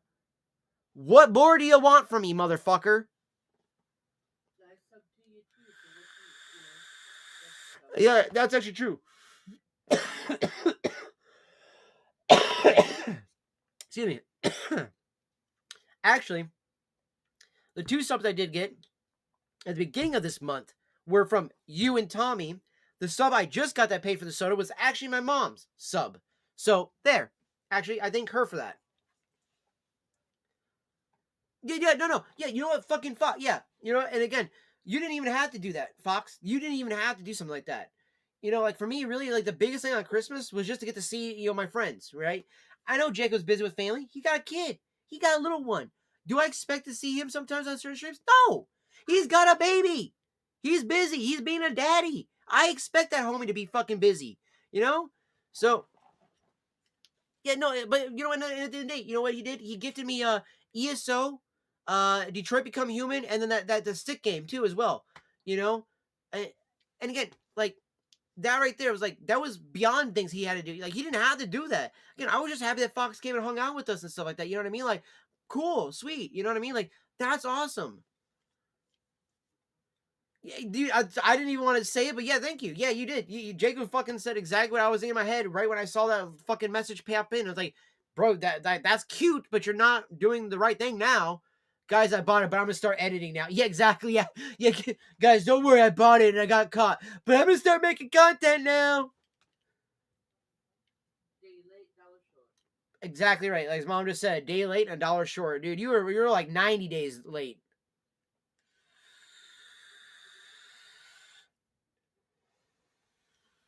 Like Voodoo, you need to just be entertaining.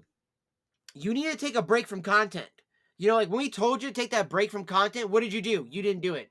Instead, you went and fucking doubled down that whole week and you got less views. And then the one day you got views, you try to rub it in everybody's face, and guess what it was? Bots. So, fuck off, okay? Your whole, I'm going to work on editing now. No. Yeah, you need to work on editing, but not right now. You need to work on you. You need to educate yourself. If you really want a suggestion of a book to maybe start helping your brain, I don't know, maybe develop, I'm not just trying to be facetious here. I'm actually being kind of like legitimate about this. Then read one book that I could actually admit that anybody should read. I think it should be a requirement in everybody's schooling of all time. It is a book by Napoleon Hill called Think and Grow Rich. It is written about the 500 greatest minds of our time that invented and built fucking America, motherfuckers. Okay? We're talking about the actual men who built this fucking country, like with actual industry, with innovation. Now, and as Napoleon says in his book, now when I write this book, I only write it to show you how they ascertained their money, how they got to that point. I do not write about what they did with it. For some of them, I do not hold in high regard, such as J.P. Morgan, who this person, Napoleon Hill, is the protege of Sir Andrew Carnegie. And again, this is the type of education I have, Voodoo, that I can tell you these types of things. Okay? That literally Sir Andrew Carnegie, the biggest steel industry owner of all time, okay, one day saw that his workers were not happy, wanted to make them happy. So what did he do? He invented pensions. He made sure that every worker went there happy. And he literally sat there and asked them, come and tell me what the fuck am I doing wrong to make you happy as my worker? And he did it. Okay? But then he made the fuck up of fuck ups. And even he said himself, he was asked by J.P. Morgan how much money would it need to buy a part of the steel industry from him. He said $1 billion. Now, Carnegie says this because he doesn't think he's going to get this. Morgan calls him up not that long later and says, meet me at the docks. I got your money. Meet me here. Boom. Napoleon and him show up. They see JP walk out with two men in long trench coats, the fedoras, and briefcases, like straight up mobster status. He hands him the briefcase, says, here's your money. He hands him the titles. And he says, I just got to ask, JP, what would have happened if I asked for $2 billion? JP just goes, well, you surely would have gotten it. And Andrew Carnegie says, at that day, I knew I made a deal with the devil. That is the type of education I have. May have dropped out since 6th grade, 10th grade, and 11th grade. I may not have a high school diploma, a GED, but do you think my education stopped when I got out of school? No! I pick a subject to learn every week that I desire to. Lately, it's been a lot about fucking anti-Muslim propaganda. That is what I've been most about, because after the death of Charlie Kirk, I want these fucking smelly-ass bastards out of our country. The fucking moronic fucks of Somalia with a 67 IQ who literally just tried, a guy who was part of the Al-Shabaab, which is literally a Somalian terrorist group, tried to commit a fucking 9/11 in Atlanta, Georgia, but thank the fucking God that literally the FBI for once does their job and stopped him.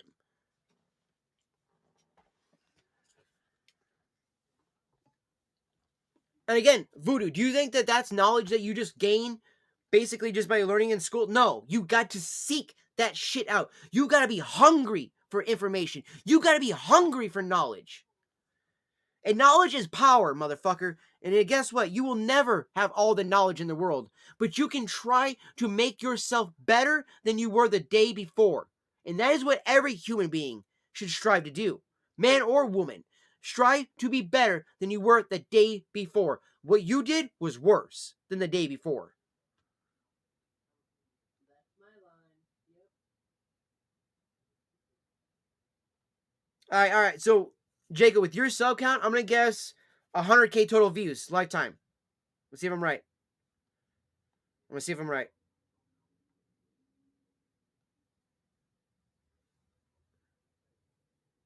Okay, so that's your last 28 days. Jacob, hit me up with your lifetime on that one, bro. I want to see what your lifetime is. I want to see if I'm right with the 100K views over a lifetime. Because I feel like you've definitely probably capped at 100K, or you went over 100K at that point now. Because what was it? Fox, you have what? How many subs? And you're at 66K, bro. And I have, was it 238? And I'm only at 66, or no, 36K. So I'm like half of what Fox is at. And that's impressive, Fox. You have less subs, more views. That's impressive. Again, Voodoo, those are things to be proud of, things like that. Dude, Sun Tzu isn't going to help you with stuff unless you're going to war. I'm just going to be honest. Unless you're going to war, Sun Tzu is really not going to help you. Not in this day and age. Like, if you want another book to read, I would recommend read the Bible. I'm not joking. Read the Bible. Okay? I'm not even joking. Read the Bible. Okay? Another book recommendation might sound stupid. Book of Mormon. It's actually good. It teaches you about a lot of value of family skills and about actual integrity too. Because the person who wrote that had no integrity. Just kidding. I'm just making a joke on that one. But honestly, the book, I always call it a love letter to Jesus Christ. It is the greatest love letter to Jesus Christ that has ever been written. And it has parts in the Book of Mormon that tells you to go read back to the Bible. Okay? And that should right there keep you always thinking that you should always be going back to the Bible. Even to this day and age, Bible has answers for you that you wouldn't even believe. Okay? And not even on a theological point. Just that these were such smart men that wrote such wise words that even in this time and age, that they can still bring you actual peace and serenity even in this time. Okay? Another really good book to read, honestly, not even joking, The Outsiders. Yeah. By S.E. Hinton. Okay? Rumble. Great movie as well. Yeah, if you're gonna read them, yeah, read them all. Rumblefish, Big Tex, all those things. That was it. This is man. At one point, I did reach more than 1K, but a year passed and I didn't get to reach the top. So the count is lower, but a bit, but still high. Let's see here.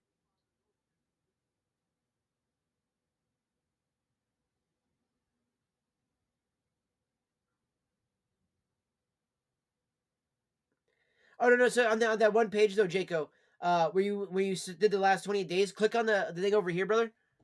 So over here on the analytics, right?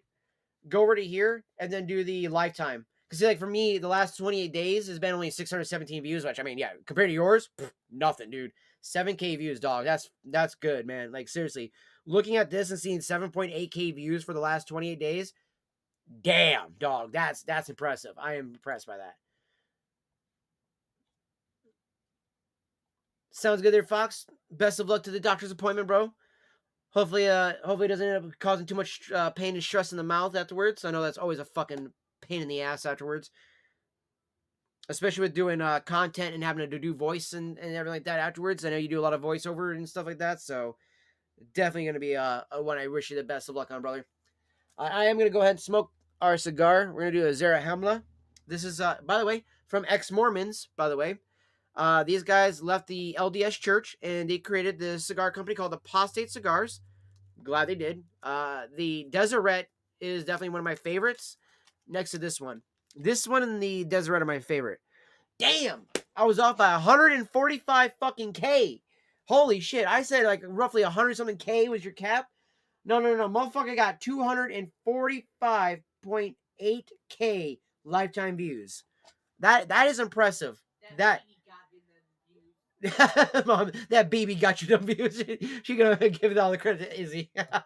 Wow, Mom, come on. Jaco's a good content creator. He's gonna claim that Izzy's all the work. I mean, okay, let's be real. Izzy's adorable as shit. We all know that. Mom just flipping shit over there, being like, "Nah, it's all Izzy."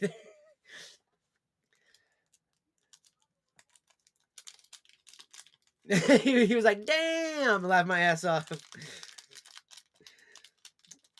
I know. I mean, legitimately, I'm very proud of you, bro. Like, again, you've come a long way making the content again. Like, dude, imagine what Zara's got for lifetime views. I don't even want to fucking see that shit. I had to knock my dick in the dirt harder than anything else in my life.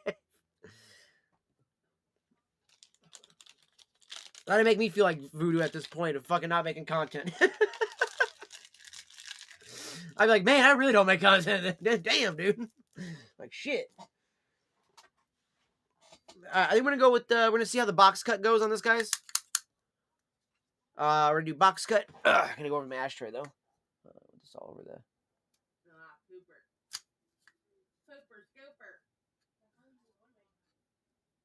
All right, no, yeah, it's gonna go this way. So.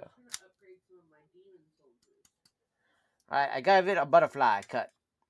So this is a cut that I've actually kind of not as good as I would have done normally, but I gave it a little bit of a crooked butterfly.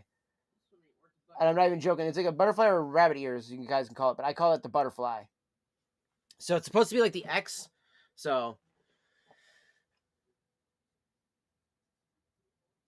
Oh, that's right. Yep, that is right. I remember that one.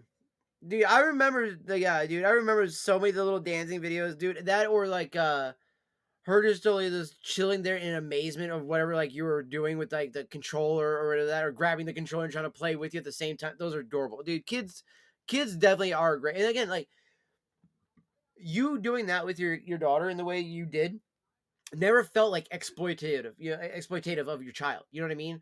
Whereas you see like those like YouTube moms that are like, I gotta fucking videotape every fucking thing they're doing. Oh, their first poop. Oh, their first pee. Their first. Why the fuck are you telling everybody in the world about that shit? Nobody needs to see them in their private time. What the fuck is wrong with these people? You know what I mean? Like the only time we see Izzy's when she's usually awake and wants to hang out with daddy, hanging out on his lap, watching him play video games, and that's fucking adorable as shit. Again, it brings me to that joy of one, I don't have a fucking dad, you know what I mean? And so it's like, I look at it as like, that's the stuff that I wish, I would have got to have. My little sister got to have that a little bit with her dad, but again, he would literally be like, all right, I'm done now. You sit on the couch, I'm going to play PlayStation. And what'd she do? Give me your phone, I'm going to jailbreak that bitch. My little sister's a little too smart for her own fucking good at times, man. And yeah, no, I'm being honest with you, dude. That's just the type of people you got on the YouTube, man. You got girls that'll do this shit. They're like, oh yeah, look at my daughter taking her first piss. And you're like, I don't need to see that. Like, I mean, look at the fucking movie Cuties, man. Come on. There's a reason for that shit.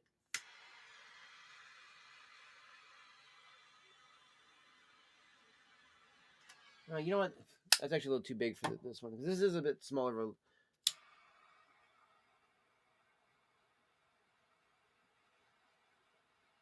This is a bit smaller of a cigar. So I was like, you know what? We're going to go with the smaller AJ Fernandez torch here.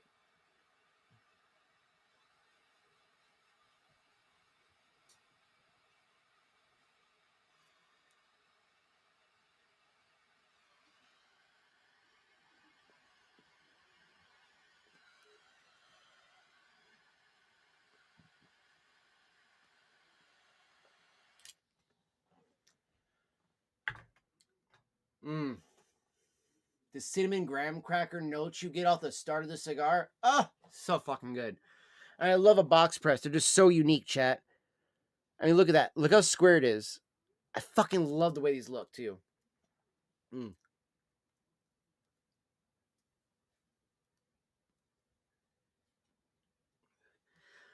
7 years old is not an early age, Voodoo. I'm just kidding. I'm sorry. That was a mean joke. I had to make a joke, okay? I had to make a joke.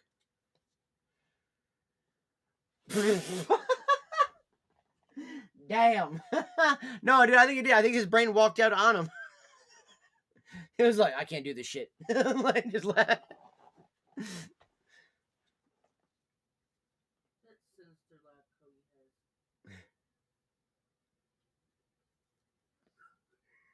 What do I smell? I don't know. That's the Zara Hemla that I was talking about. Do you like it or no? It's different. That's not a good sign usually. There's nothing on the outside but inside. Yeah, little sores. Yeah, it's keep chapstick on. So, Apostate Cigars. You guys can tell I go to this website a lot because it came up instantly. So this was the first cigar that I had by them, the Deseret, and I love it. It means honeybee. And so named after the scriptural term meaning honeybee, the Deseret cigar is packed with flavor and complexity, staying true to its namesake. Reutilized tobacco is renowned for their sweetnesses. Expect retrohale notes of cocoa, fruit, and toasted marshmallow. That literally tastes like a s'mores. All the way through this entire cigar, it tastes like a fucking s'mores on a graham cracker to me. I was like, oh, so good. I do want to try the feathered serpent as well because it's a coho. Candela, which means it's a sun-cured or sun-grown wrapper. Right here, the Zara Hemla, we're using. So this is a Connecticut broadleaf, which is really dark. It's more like a Maduro almost for like a Connecticut broadleaf. Most of these are going to be a little bit darker, but then again, if you can compare the darkness of this guy.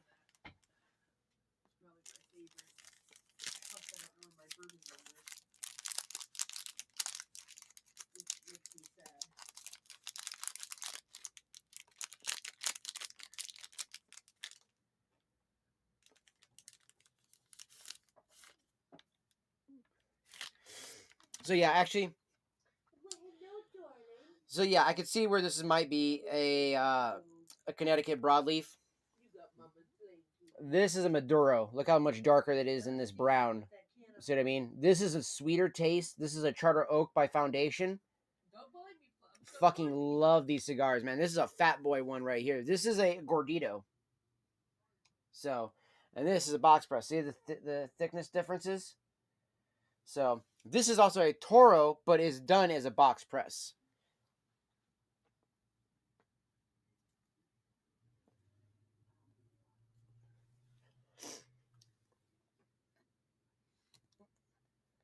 And I don't know, maybe it's because as I've gotten older, I enjoy tobacco more. And as I said, like I was talking about this the other day too, with vaping, dude. Vaping is now more expensive than smoking a pipe. It's about as expensive maybe as smoking a bunch of cigars at once. If I was to buy like a shitload of these, but I like to buy them. You know, like I'll buy a few up in stock up on them. I bought a total of like actually I still have 3 more too. Actually, other than these guys, I got 3 Nika Rusticas that I haven't smoked yet. That I got out of my my tumbler thing from this guy, from the tumbler thing I got. So they were part of the Freestyle Live things that they do. So the Freestyle Live is when they drop a brand new cigar at some point throughout the year. That was the August drop of 2025. Amazing cigar, by the way. Actually, let me grab them out and show them to you guys. They're my little pocket humidor that I carry with me when I go traveling. This way, I always have cigars. If I'm out and about, and maybe I'm hanging out with some friends and they smoke as well, I always got a thing of cigars with me at all times. So, those are the 3 Nika Rusticas that I have. They are a Connecticut Shade, is what they're using on these guys, a Connecticut Shade wrap.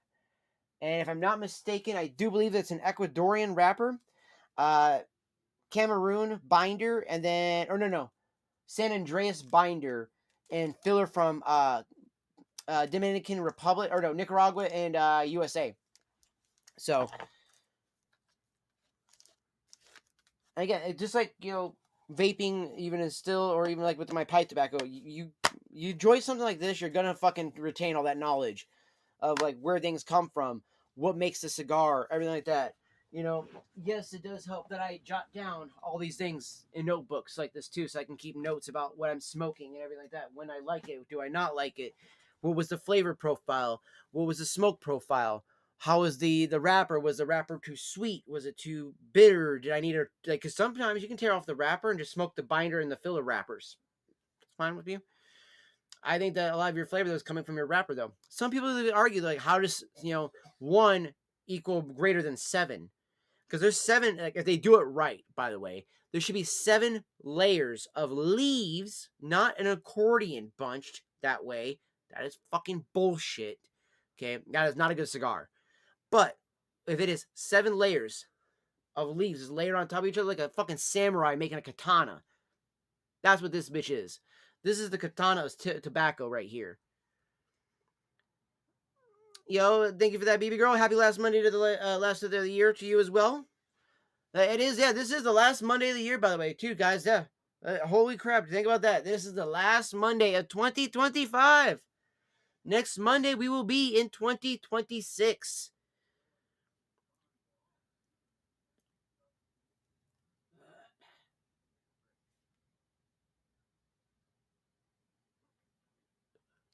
I'm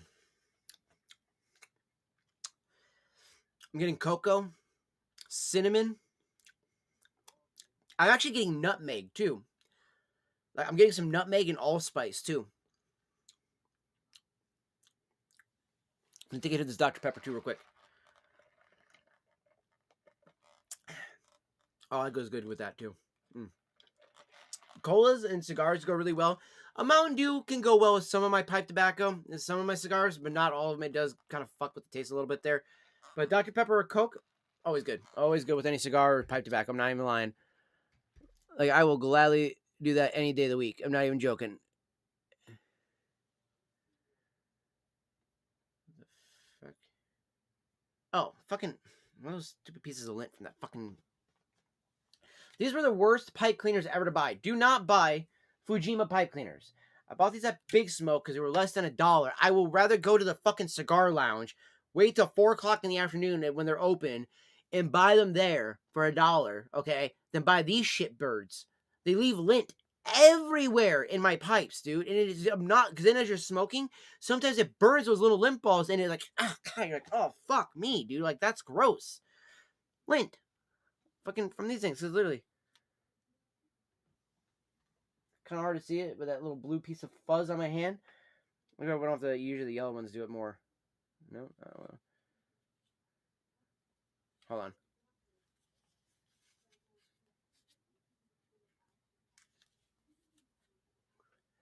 Not doing it because it's not wet.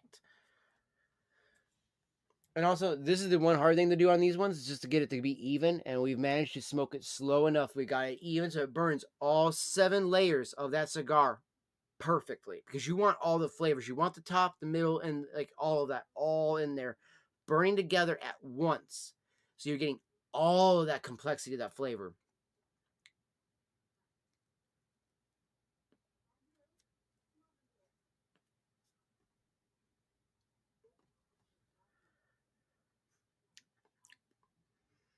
Mm. Okay, now that's on the regular puff. Now we're gonna do a retrohale. For those who don't know, a retrohale is out of the nose, but you're not inhaling it.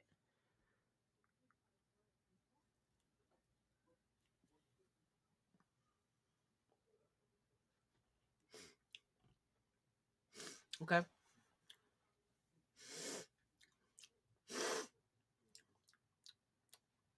I'm getting a fruit, like a cranberry or like a blackberry almost.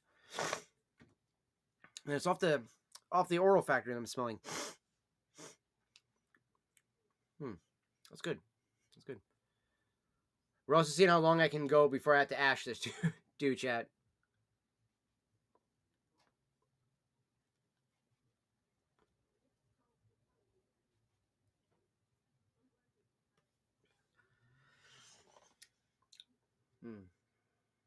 That graham cracker that comes through in this is just so amazing. Like, how do you have a cigar that tastes like a graham cracker, dude? Like, it's why I love apostate cigars. The other one I really love a lot is Black Label's porcelain. Their porcelain is fucking phenomenal. It's got a buttery cinnamon graham cracker taste to it. So good with a cup of coffee. Like, that is one of my favorite morning cigars right there. If you're gonna smoke a cigar in the morning, if you're not gonna smoke a pipe bowl, it's got to be a porcelain. So this is a really good one for like after dinner or after lunch. I will not lie, because it's got that vibe that you want to have a good hearty meal to enjoy this on. But it's also really good when you're just been really pissed off at the and an irritated fact today there, Voodoo, and you just need to have a good smoke. Man, I'm having a lot of Rick moments today with my burps as I'm talking today.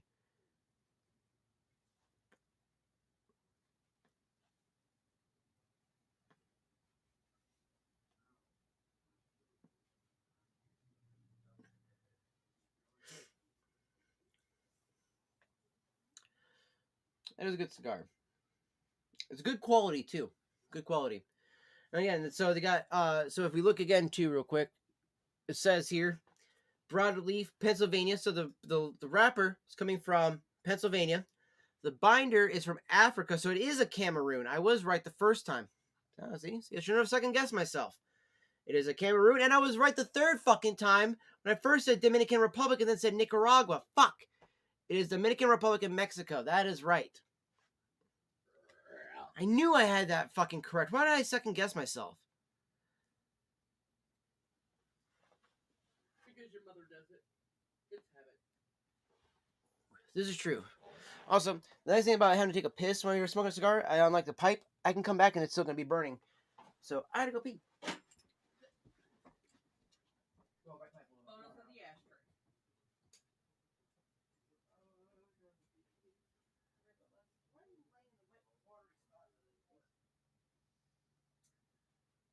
Because it's cool.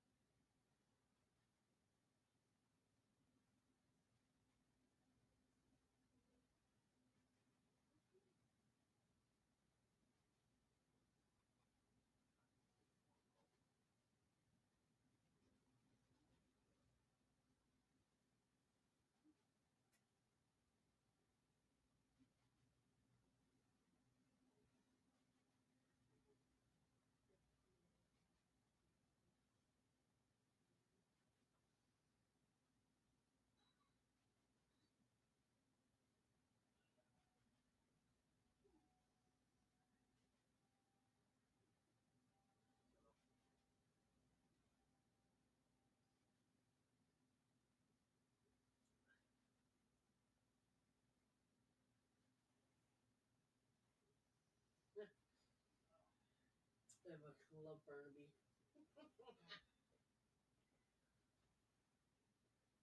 I'll open up the window too, by the way, so that way it won't be so smoky in here for you. What What do you think of the smell, though? Is it bad, or do you just not like it? I thought it'd be more of an incense smell. It reminds me of What? the cigar that you smell in the air. Oh. It doesn't smell that bad. Who's in the back window? Cool air. Well, I thought it was the wetness of the ground. Oh, Bubba. I use that when I'm working at problems, like I said.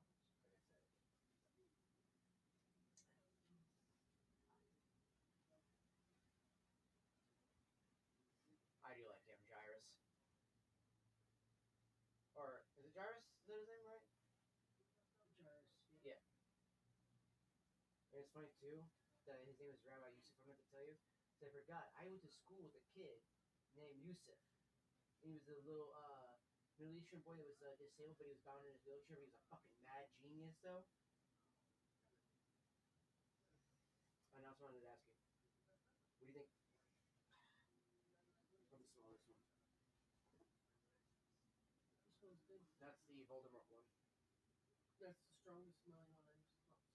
Really? Do you think the Jack Skellington one was? I thought the Jack Skellington one was more stronger. Gotta wash up with the you know who brick, the Voldemort brick. It smells amazing, chat. So good. And then look this, watch this. We're gonna take a hit off our cigar and it'll still be going. See, there's still a cherry there.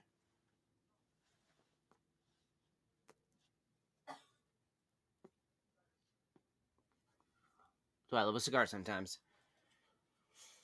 And I say sometimes, chat, because literally, I do prefer a pipe. You know, when it comes to it, at the end of the day, I do prefer a pipe over a cigar. But a cigar has its place, just like the pipe does. You know, you're dealing with stupid people, you gotta deal with the cigar sometimes.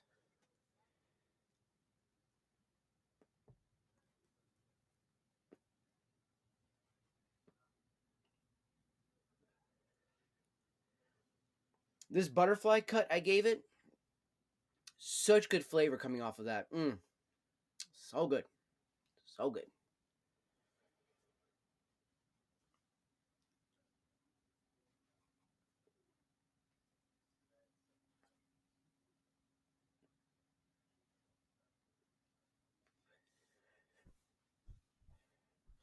Forgot to open up my back window. I'm smoking a cigar and I forgot to open up the window.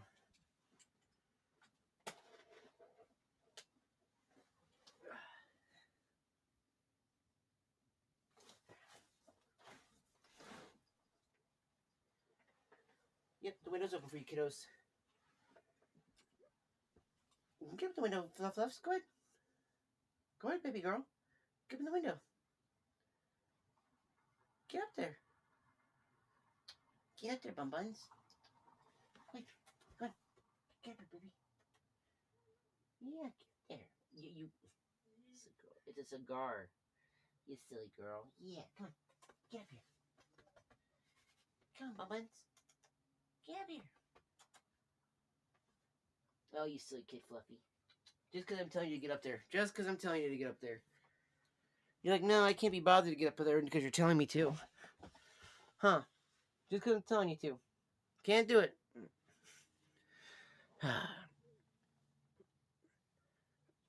So other than the whole, voodoo thing, how are we all doing this morning, chat? Or afternoon?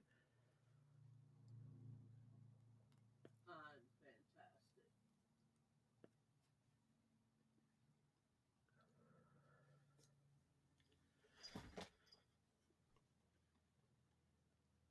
It went right back at me, too, so I couldn't breathe up to my nose without it going up my nose. I kind of burnt my nose.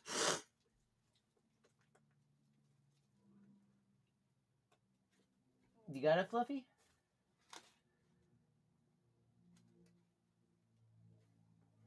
She's being so dainty, chat.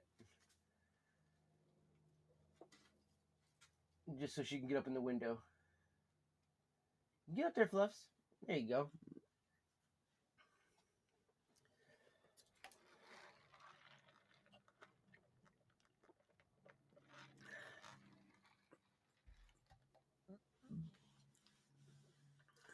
That is true. That is true.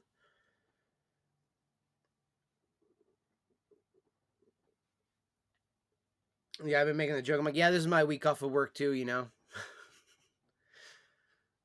that the vape shop is closed, I've been trying to find a job working as a tobacconist, either at the cigar lounge or at Big Smoke is gonna be the next place I'm actually gonna apply. So I applied at that other vape shop, and they literally fired the other white dude and hired a Pakistani, which was their brother.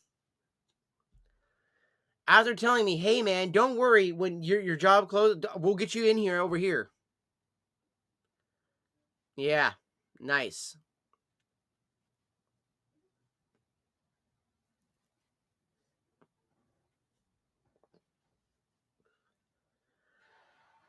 Like I even asked them, like, did you guys fire the other dude? And they're like, "Oh, we had to let him go because of some issues." I'm like, ah, okay, okay. So I happened to find the dude at one point, and I running into him, really just not even trying to really find him, but like I just ran into him one day, and I asked him, like, what happened? Why aren't you at the vape shop anymore? He goes, "Oh, they fired me when they brought in their brother." Really, I was told you were let go. He goes, "Oh, that's cute." So I mean, I think he should sue for discrimination, but of course he's got no balls, so he won't do it. Because I literally told him that he should, and he was like, "Nah, I don't really want to step on people's toes like that." It's like you got fired for being white, so that they could hire their fucking brother.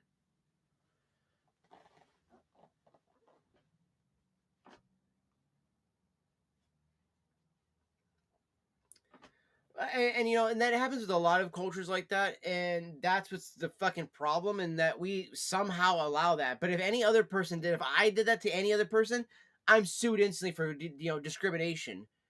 And I'm like, yeah, sometimes discrimination just might save you from the wrong seat on a bus. Sometimes implementing a little racism might save your life. Just saying.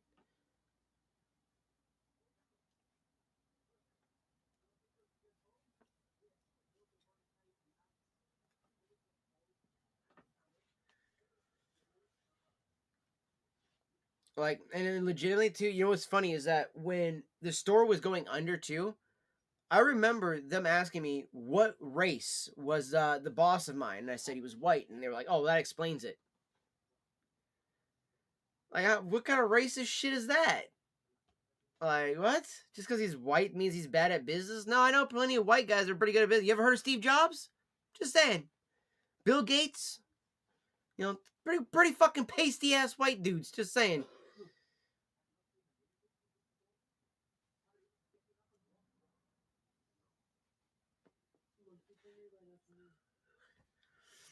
Well, and see, this isn't even like like a deli thing. This is literally me working as a tobacconist, right? These guys literally only smoke a cigarette and maybe vape. I literally, I vape. I smoke cigars. I use pipes. I use, the cannabis. I use their psychedelic chocolates that they have there. I use pretty much all their products. So I would be the best person to hire in there, and they don't do that. Instead, they hire their brother who had no clue what he was selling to anybody. Good job, guys. Good job. Whereas, like, the cigar lounge literally just opened this March. So they're so new, they haven't had time enough to really build enough money to be like, here, let's pay for a third person to be working here. So, because it's just the two owners right now that run it. Now, if they give me the chance to work there, I will be like, give me, let me fucking do like longer hours and all that other stuff like that. Like, we'll open up earlier, all those kinds of things like that. I'll be in there working all day if I can, just fucking smoking pipes and cigars and selling them at the same time.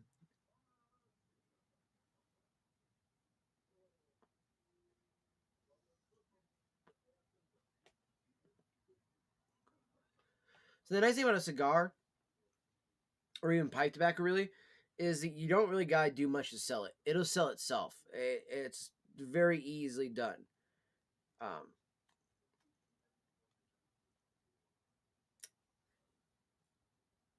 the best example I could give you of that is when I was at the cigar lounge a few weeks back, actually about a month ago now, month or more, and I'm in there hanging out, smoking some pipe tobacco and everything like that.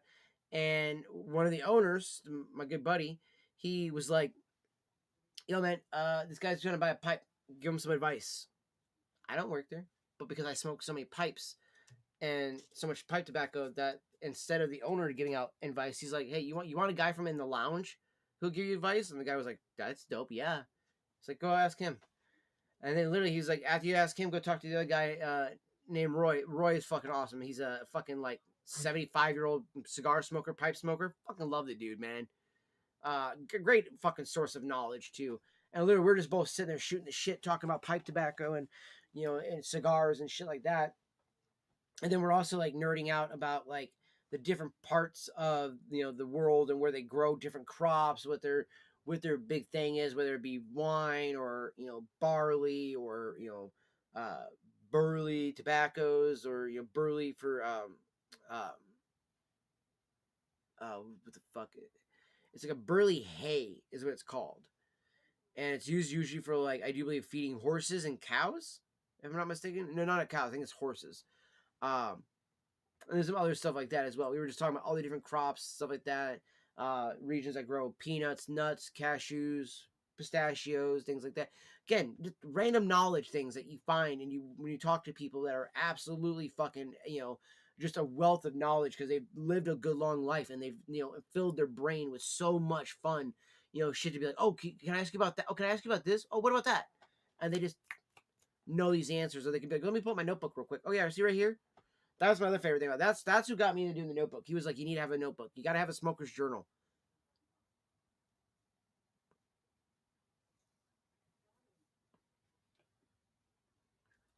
He was like, if you're going to be, even if you're just a cigar smoker, he's like, you got to have a smoker's journal. Because if you're going to be a tobacconist, because people forget that a tobacconist isn't just the people who buy or sell tobacco products and stuff like that in the store. A tobacconist hobbyist is a person who, like, pretty much like myself, is into cigars. I'll smoke roll your own cigarettes a lot of the times too. Like if my mom rolls one, and I'm like, you know what, I'll take one. But I don't inhale it. I puff it. That's my big thing. I don't inhale. The only thing I inhale is my vape because it's like hookah, so it's low in nicotine. I'm not doing it for the nicotine like I do from my pipes. I do it for the flavor. Like legitimately, if somebody was to ask me what is the biggest reason I smoke my pipe, for flavor. It tastes amazing. Pipe tobacco just is on a whole other level of like, holy shit, is that good? Cigars can taste good. Like, don't get me wrong, this is an amazing cigar. This tastes absolutely phenomenal, but it's still not the same as pipe tobacco though. It's close, but not the same. Now, if you do like a Tuscany, where you're smoking the cigar out of the pipe, that right there, my friends, that is heaven.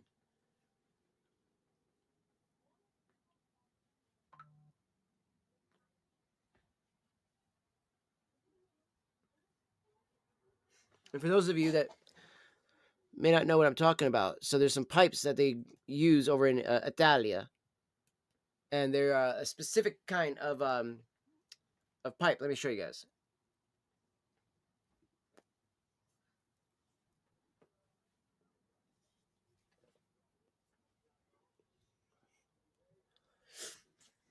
Put my cigar down for a second.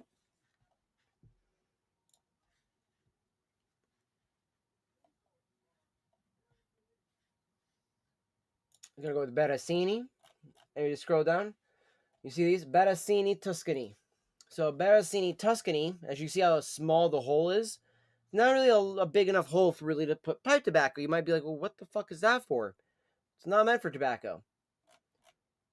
These are meant for, usually show them up here.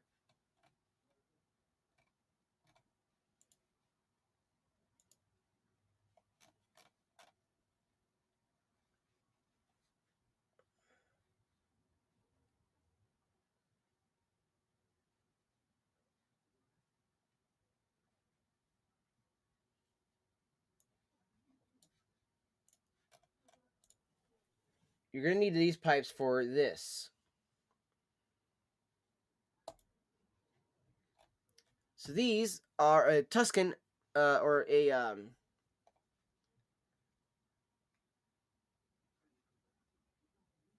I've heard I read that as metal. I was like, those are not metal. Those are briarwood, bro. But no, I see what you mean. Yeah, those are all these pipes are real material, bro. This right here, my Roma Raposo, which is a cheaper version of a Barasini. This is a church warden, so this is like a Gandalf pipe. This is what I smoke my cherry tobaccos out of. So all my tobaccos that are like Colt Blood Red Moon, that gets smoked out of the church warden because it does the best with the chocolates, the vanilla, and the cherry in it.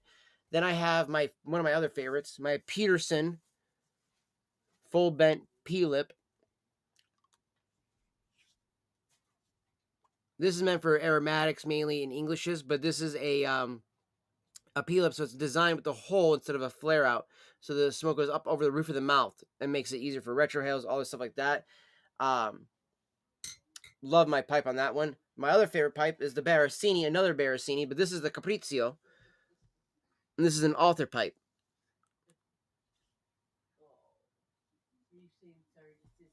So that's another great pipe. And then I got all these up here as well. We got my tiny meerschaum pipe, which is made out of a stone that changes colors like that as you smoke it. That's not dirt. That is literally it changing colors as you smoke the pipe. See?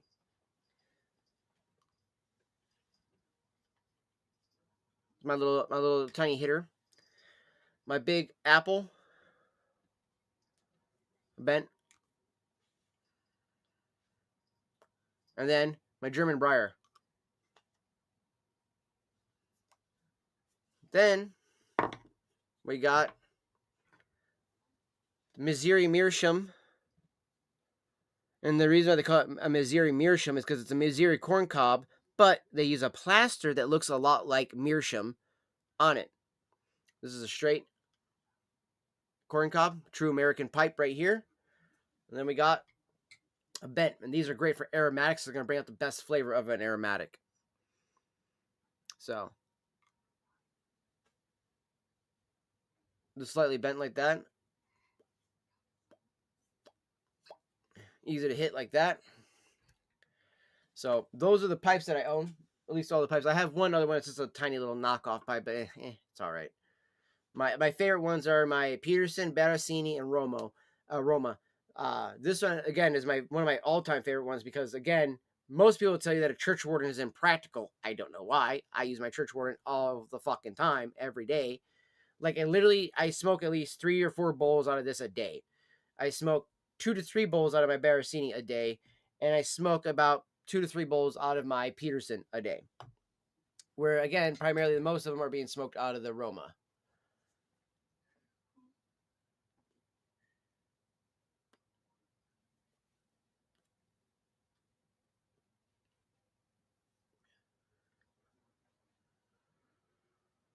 But you put those cigars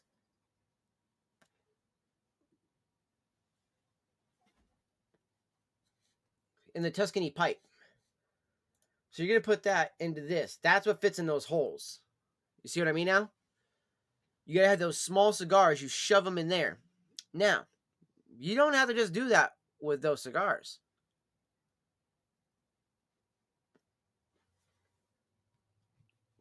Or for that matter, just with those pipes. You see here, we'll take out a Nico Rustica. It's a small enough cigar. This should work because the Gordito is too big for the pipes. I tried this the other day. It didn't work because it was much too big.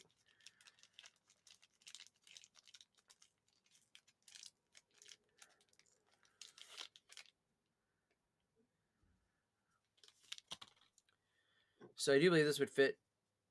Yep, it fits perfectly in this one right here. And there you go. That is where the term, now put that in your pipe and smoke it, comes from. Not even joking. That is where it comes from, chat. So it can fit in the apple. It can fit in my Berosini.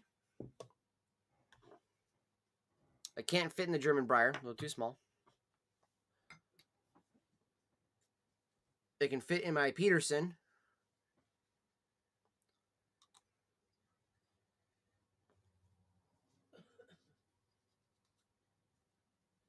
And it can fit in the Roma. Now, so chat, that's what you're doing with the Tuscany. You're putting the cigar in the tip of that pipe and you're smoking it down like that. This gives you a perfect hit on your cigar every time, baby. It is sweet smoking all the way till you're done.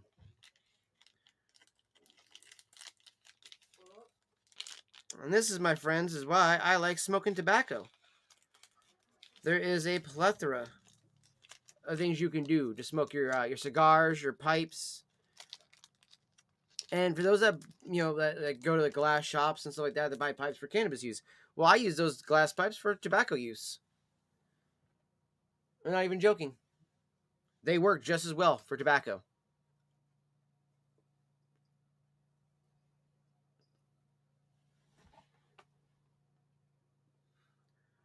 I mean, when you go into most of those, don't they say use these pipes for tobacco use only anyways?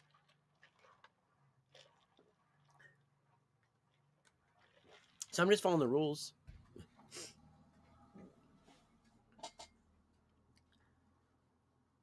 But I will say, out of these Barracinis right here, I really got my eye on this one as the next Barracini I want to pick up. It's this one right here, the straight billiard Barracini Fidio Rosso. Looks so beautiful of a pipe. Looks like actual bark wood still on it, you know what I mean? From the way they stained it.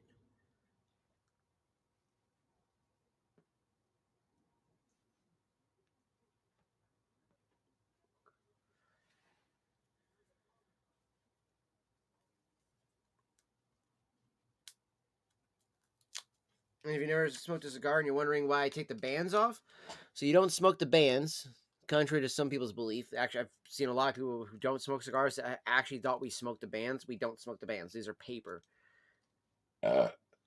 Very bad for you to smoke. There's another one. I collect these, though, in a Ziploc baggie. But so, yeah, this is the Bettacini I got my eye on right now. And then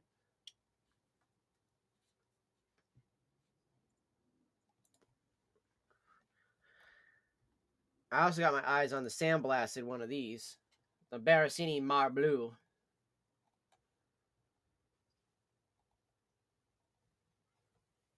And I'm not gonna lie, it's between this. This says a Zulu, which is more so a Dublin. I really like that Zulu pipe, and I also really like this bent billiard as well.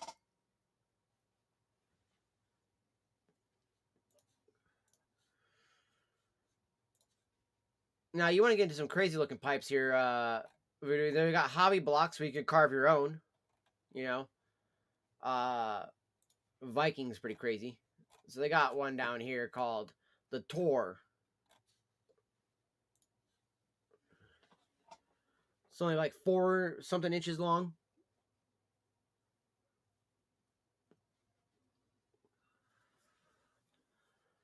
You know, so below average, giggity. Even in the pipes, it's below average. I had to make that joke. I had to make it. Right here, these guys. Okay, Nording by Eric Nording, dude. This dude's a fucking beast of a fucking craftsman. The Fantasy Freehand, right here, dude. These pipes are fucking so rad. Like, you gonna tell me you wouldn't want to own one of those badass pieces right there? Come on.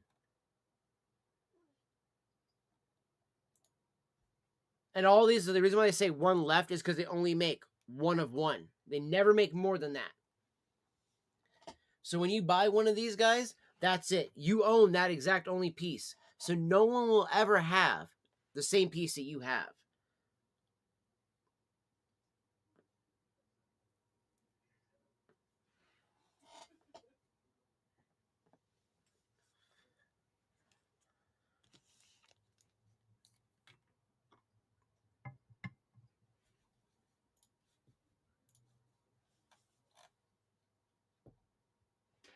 Yeah, Nording Eric the Red. these are assorted. And I ain't gonna lie, if you were to get any one of those pipes, especially these ones with the ooze-like effect, which you chat, you know how much I've been looking for something like this, man. Or even this one right here, fuck me, would that be cool? Now these are compass pipes. Now these are using a what is the name of the thing? It's just a D. It's a Durlin or something like that, a Durlip tip or something like that. But the shank is all and stem is all one piece. It screws into the bowl. It's meant to be able to be broken down and popped into the pocket really quickly if you're on the go smoking a pipe.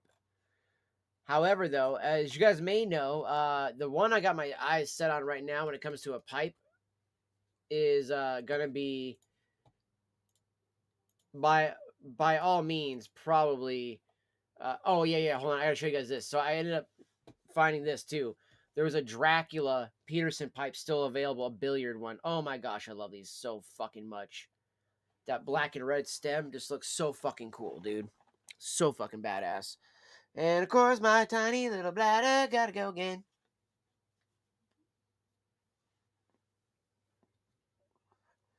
Gotta fucking piss my fucking brains out. Be right back.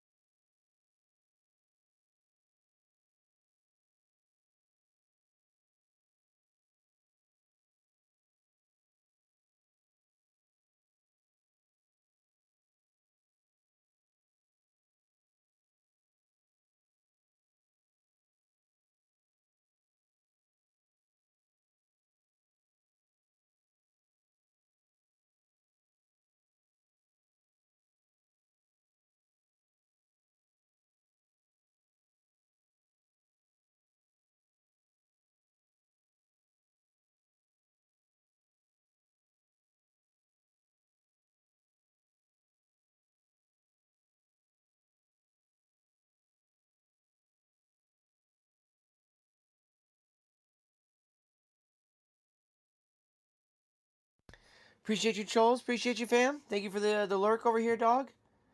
Appreciate that very much. Throw on some music real quick on the background for you guys really fast. I need to actually put all these pipes I was showing on stream now back on my stand. Otherwise, they're going to be in the fucking way of this entire video all day. So give me 1 second here, guys.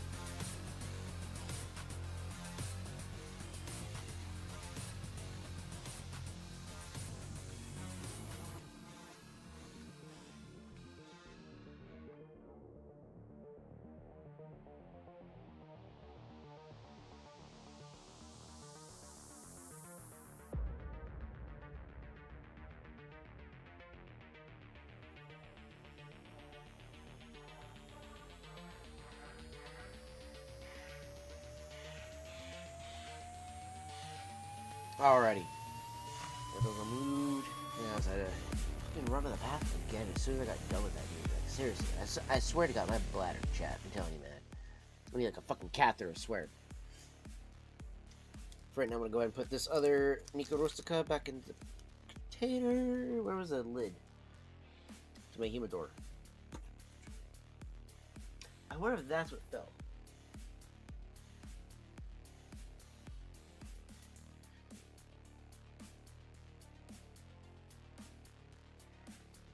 Because I heard something fall off the desk.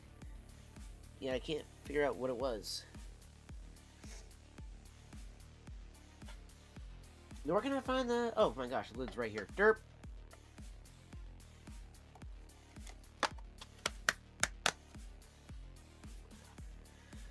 Yeah, that just happened. Right over my fucking face, I couldn't find it, chat. Any fucking closer would have bit me.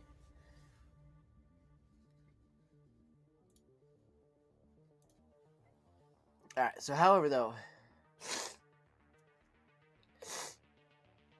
the thing I was going to show you guys, it's already in there too.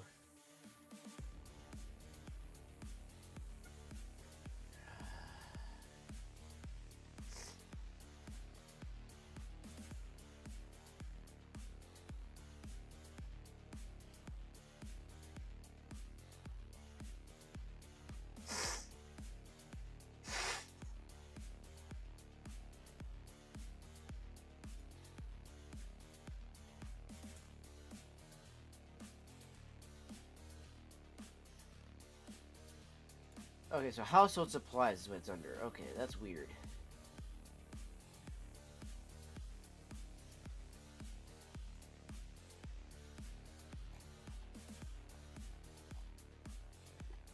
So this is where we're finding all the pipes at. Okay, so I haven't really been able to figure out where they were listing all the pipes at, chat. It was kind of weird on Amazon now.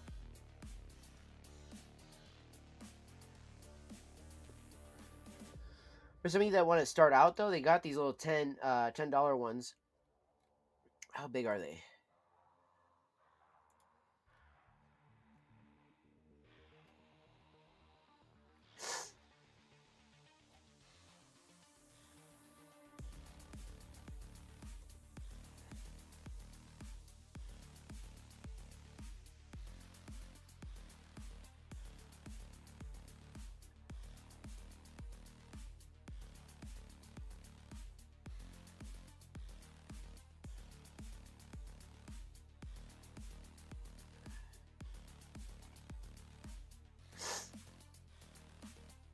Oh my gosh.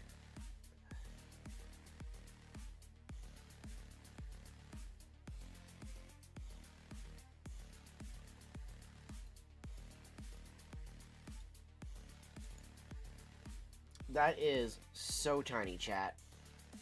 That is literally like a very tiny bowl of tobacco. But for a lot of you that might be just starting out, that maybe want to check out pipe smoking, it's not a bad way to start off. Like, you could go with a Missouri Meerschaum for around the same price or a little bit more, and you're going to get, like, a full-size pipe. And trust me, I actually would much rather a Missouri Meerschaum than something like that. Not to knock Mr. Bog, just because I rather the size.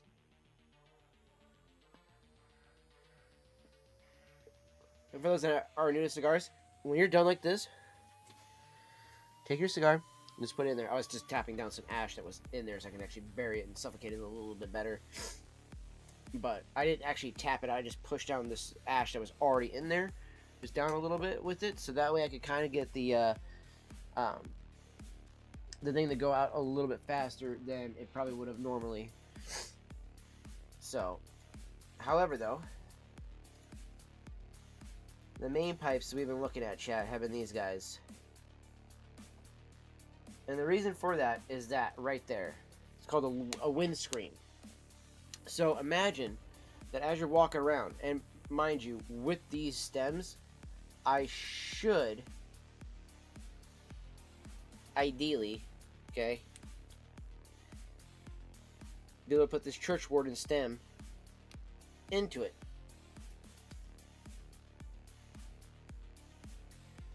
And with that being the case, chat, with you being able to put a church warden stem in it, you are now able to then effectively change your pipe from being a kind of like this here, from just being a standard pipe right here to being the church warden version of it right there. And they charge about $7 more, or about $10 more for that one. It's 35, so you get a church warden stem and you get the regular stem, which honestly I would love that. This is what I'm probably gonna grab on payday. Like, I'm not even joking. Around the first or so, I'm probably gonna grab one of these guys. Now, all these footage, these videos we see, like we got this guy here who had a great one.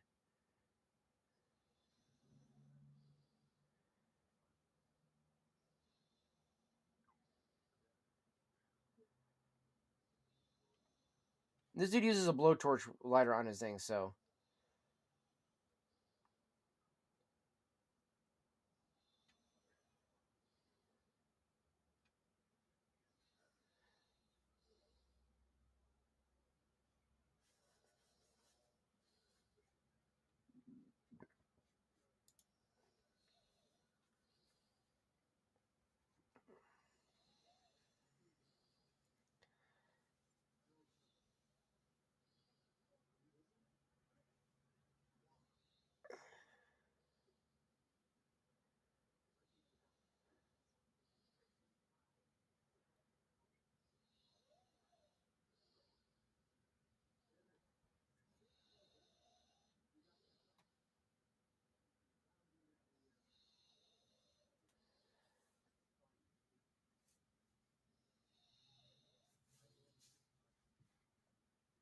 Okay, so yeah, see, it's a good pipe.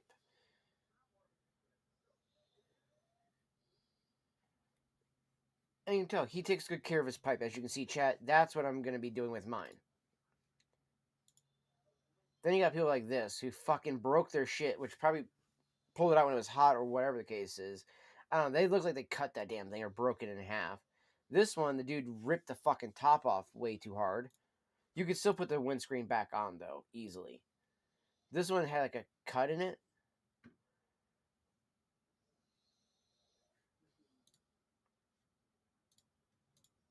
And if your pipe came like that, I would have already sent it back, you idiot.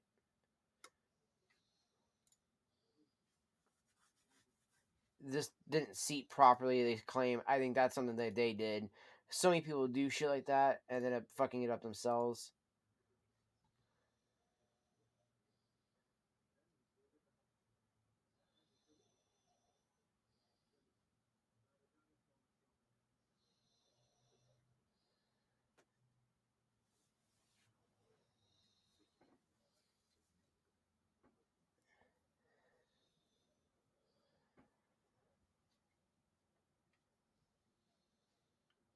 And if he's complaining about the caking that's already inside the wall, sometimes those cakes can come off if you do rub them. Or if you have too much oil on your hands, they will come off easily. And if he's just saying because it's only about like that deep into the bowl, that's still a fairly deep bowl. It's going almost all the way to that knuckle.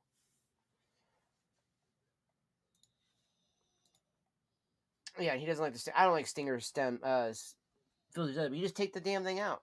That's all. Smoke it fucking without it.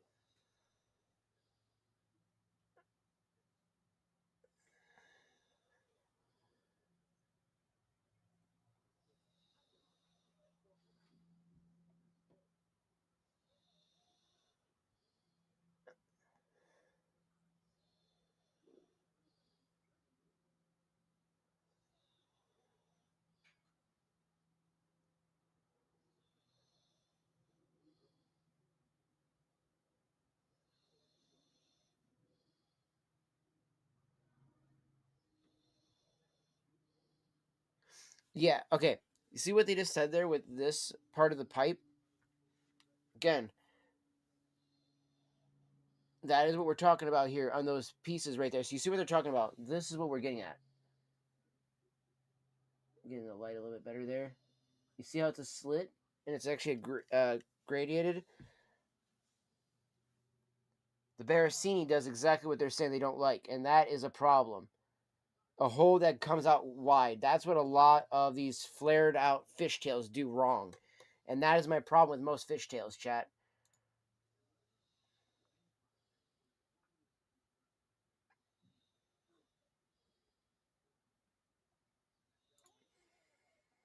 This person literally used a torch, you could tell.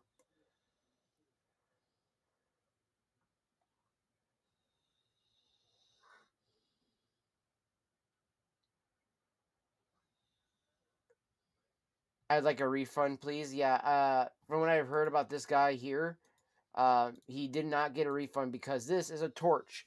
This was actually one that they used in a not Mr. Brock, sorry, but the Pipes and Cigars video about torches. This was one of them, and they even said that the guy tried to hide it by the fact that it was in the back and say, "Oh, well, it burnt a hole." Da da da da. This is an obvious. You hit it with a torch on the inside, and it actually cut a hole through it. So, yeah, they won't fix things like that for you.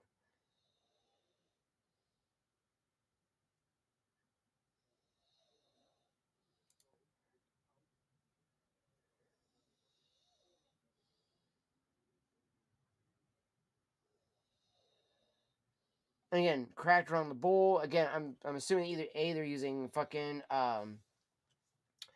a torch, or because it is pear wood, they're letting the wood get too hot. But the rest of these guys are like enjoying their pipes. Like this dude's looking like it's happy. It looks good and stuff like that in their hands. Then they got the rusticated one.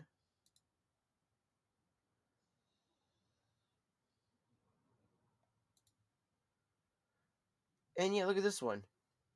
Has all the colors of it.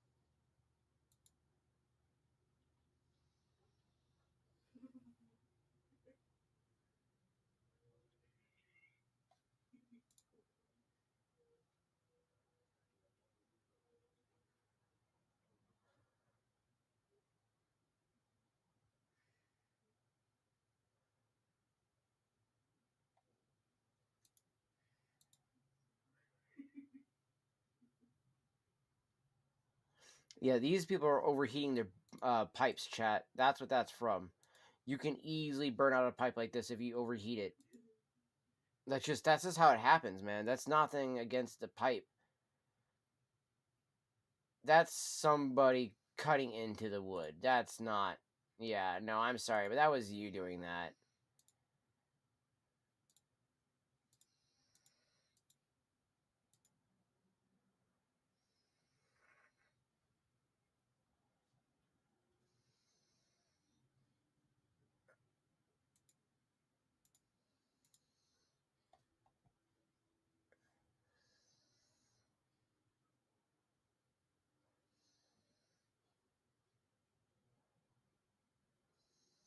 And this dude's a fucking idiot.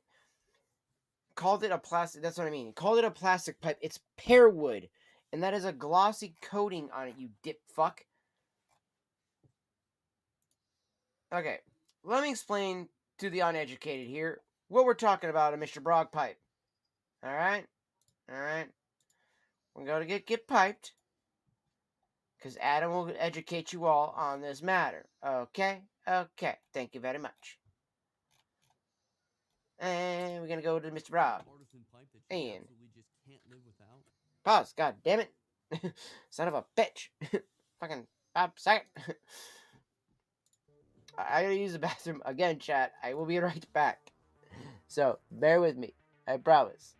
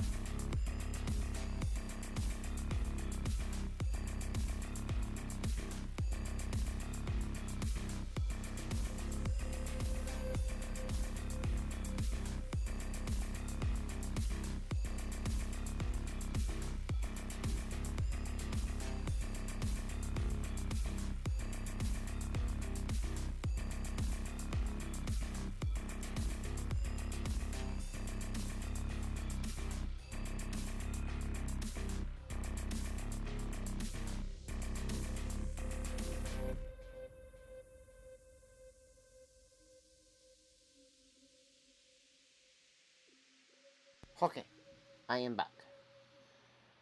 No, I'm telling you, man, my fucking bladder. My bladder. My bladder. Okay, excuse me.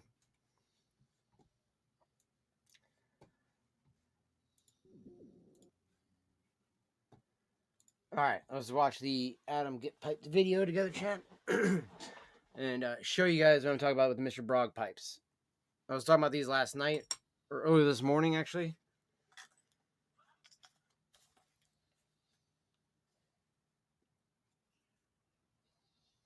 I still stand by all this. You know, those handcrafted pipes where someone shapes the bowl, drills the hole, sands the pipe, stains the grain, cuts and shapes the stem, and affixes all the accents? So beautiful that you just have to have. Oh, it's $970? Yes. That Exactly. pipe that you absolutely just can't live without. You know, those handcrafted pipes where someone shapes the bowl, drills the hole, sands the pipe, stains the grain, cuts and shapes the stems, and affixes any and all accents. So beautiful that you just have to have it. Oh, and it's less than $100? Fuck yeah. I love that.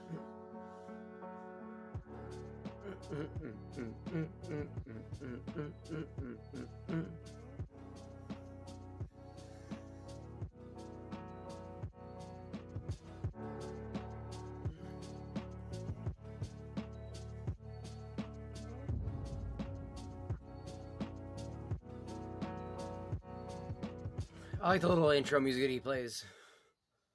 Well met, friends, my name is Adam, and this is Get Pipes, where we love to pipe. And today's Exactly. piping is all about the factory pipe. If you've seen any of my older videos, specifically the Artisan Spotlight series, follow my Instagram, maybe even listen to my pipe smoking podcast, the Get Pipe Podcast, or have read any of my articles on the NASPC, the Pipe Collector magazine, you'll probably know that I'm somewhat of a big proponent for the artisan pipes out there. However, life's too short and there are far too many pipes out there to dedicate yourself exclusively to one side or the other. Instead, well, of course, I recommend pipe smokers to be smoker of all pipes. Exactly. And that includes the factory-made pipes. Now, some factories out there can produce some pretty expensive pieces, while others have a more inexpensive approach to their line of smoking pipes. Understanding that inexpensive is a relative term, relative to the man or woman's pocket and outlook on pipe smoking. Exactly. When we compare the traditional factory pipes to, say, the average artisan pipe maker's cost, well,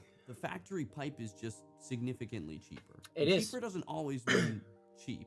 Means While it absolutely can, I think for the most part, it could factory just pipes mean can more and often economical do for yourself. yield premium quality smoking characteristics. They're just made with several additional hands in the process, as opposed to the artisan who executes every step of the pipe making process With one person. on their own. Let's not Exactly. argue about the ins and outs of artisan pipe making and why it might be better than factory pipes, but instead focus on the wonderful pieces that factories produce. Many years ago, as a new pipe smoker, around 5-6 years ago for context, I was looking on the app Let Go, or maybe it was Mercari or some equivalent for tobacco pipes. When I first got into the hobby, I learned a little bit about the sphere and began purchasing old estate pipes like crazy. I got giddy whenever I would come across one in an antique store. More so the sight of the pipes rather than the hopefulness to purchase, as 9 of the 10 trips, I'd find a ridiculous asking price for the most beat up, no-name basket pipes you'd had ever seen. But despite the highly unlikely odds, I turned to some of these niche yard sale-esque apps, looking for any old pipe stuff or collectibles. I recall finding some little nuggets of pipe smoking gold, but nothing crazy. However, one thing that I do remember and quite vividly was a posting of 2 leather pipe smoking tobacco purses. They were small, one green, one brown, and they appeared to be that faux leather, but when I zoomed into the photo, I saw a stamp. Pressed into the top flaps of the purses was inscribed Mr. Brog, alongside a little pipe within the logo, and I turned to Google and learned more about the historic company that is Mr. Brog Pipes. I loved the history and I felt that I had something neat here. I made the purchase immediately, but the private seller never sent it to me. Quite unfortunate. But fate had me making YouTube videos, hosting a podcast, and eventually the deities of pipedom, both old and new, led me once more to Mr. Brog Pipes. when they reached out to me on my Instagram and asked if I would be willing to show a couple pipes on the channel. Knowing a little of their history from my research years back, I was undoubtedly excited. They sent me a package and gave me a free reign to say whatever I like. And this is an important piece for me in order to keep that authentic dialogue between you and I. It also speaks a great deal to Mr. Brog's confidence in their work, which I also do appreciate. But let us first dive into the history of Mr. Brog Company.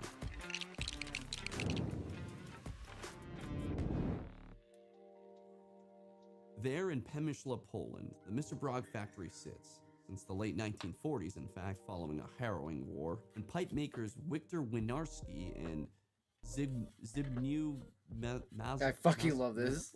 Zbigniew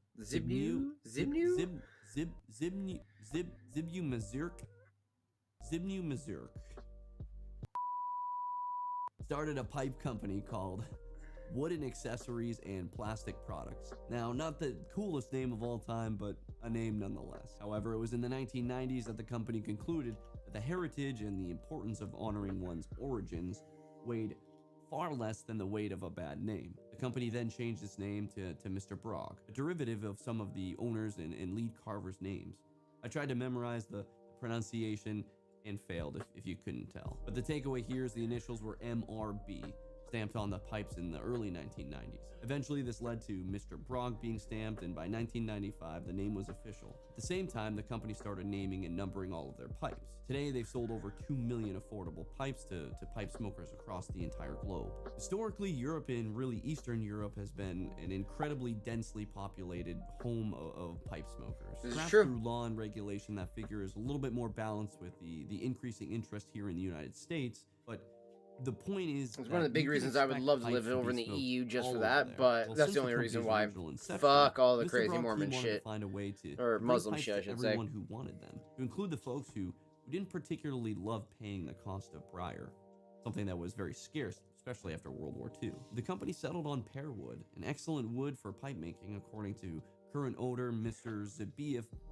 Bernardczyk? Yeah, I think that's right. Mr. Bernardczyk explains that pear wood is quite dense and really has no air holes. It's also extremely prevalent in Poland with thousands of acres of pear orchards, allowing for a lower cost. It's also poetic as the pear wood is used in most wood furniture and wood products within the country. Now, there is a drawback to pear wood for smoking pipes, and it's the fact that pear is not the greatest against heat. The greatest is most certainly briar, so they say, but that doesn't necessarily mean pear wood is bad. Think clay, horrible for heat, great for smoking. Briar, great for heat, great for smoking. Well, pear wood, good for heat, great for smoking. Mr. Brog produces around 50,000 pipes a year, with only 25% of that coming to the US. The factory has a select few of master carvers that each produce about 30 pipes a day. Now, they're not androids working 24/7, but they do have some machinery to assist the process. Often do the masters of Brog sit down and design new pipes. A machine will then produce the drilled out bowl and shank, and then the rest of the process It's still is not completed available by yet. hand. Damn it, Despite dude. being a The factory site's still fucking unavailable. You have to only get the pipes through Amazon right now. They are fervent in their endeavor to keep pipes available and affordable. Today, you can purchase all of their pipes through some of the bigger pipe websites, some of the smaller pipe websites, sometimes in stores, but really Amazon.com. Now, typically that last one tends to raise some flags, and I do understand that. Here in the pipe community, especially those among the YTPC, tend to turn folks away almost a 6-inch from, pipe. quote, Amazon pipes. Well, friends, Mr. Brog is the exception here. Just like if Peterson were to sell some of their pipes on Amazon, which you can absolutely find on there, I actually really support this business move, as it provides the pipe smoking hopeful to get access to great pipes that are beautiful, effective, and inexpensive. The package I received contained a wide variety of artistry. I wonder at the once blank canvases that were these briar and pear wood pipes. Yes, Mr. Brog does include the use of Italian and Mediterranean briar into their line of pipes, not just pear. But let's do a little montage of some of the pipes, huh?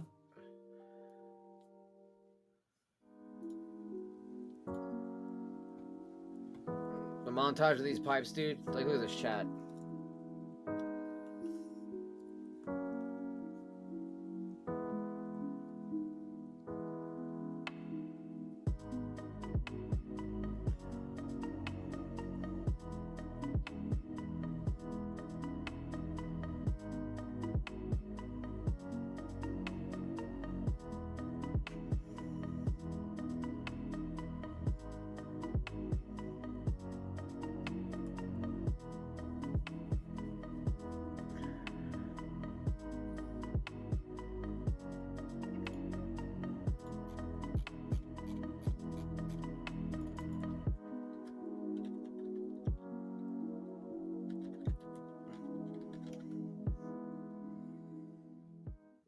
I mean, look at these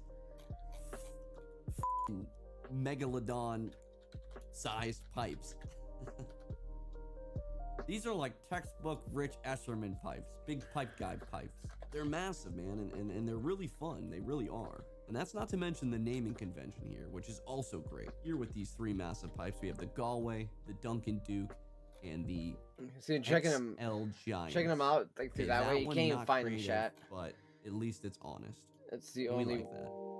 The Duncan Duke and the XL Giant. This is what you guys can Okay, see in that your one chat. not creative, but at least it's honest, and we like that.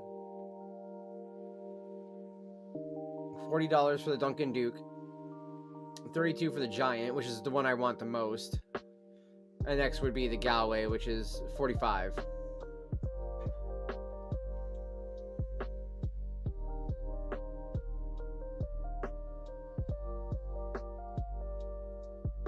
Now, as an aside, I googled Duncan Duke and couldn't find much of meaning here. I'm really hoping it was just some master Polish craftsman who looked at this finished work and said, Duncan Duke.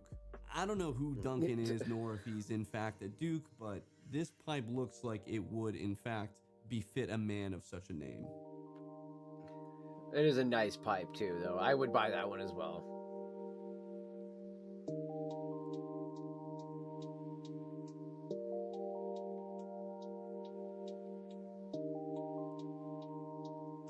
You'll also notice on the pieces different stampings.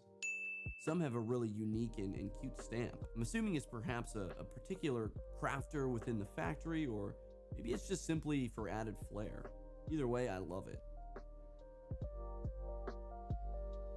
I have a pair of pears here that Get Wifed absolutely cherishes. Admittedly, I found them meh at first and was looking to hand them off, perhaps in a giveaway or something. But man, they've really grown on me. They've really grown on me quite well. These two old army pipes feature a beautiful gold army mount and a wonderful red and green stain that actually complements the lack of grain on the pear wood pipes. You also can't help but appreciate the dying art of wind caps. These wind caps are simple, effective, and contrast elegantly with the gold mounts. Great pieces for smoking on a lunt or maybe a busy public house.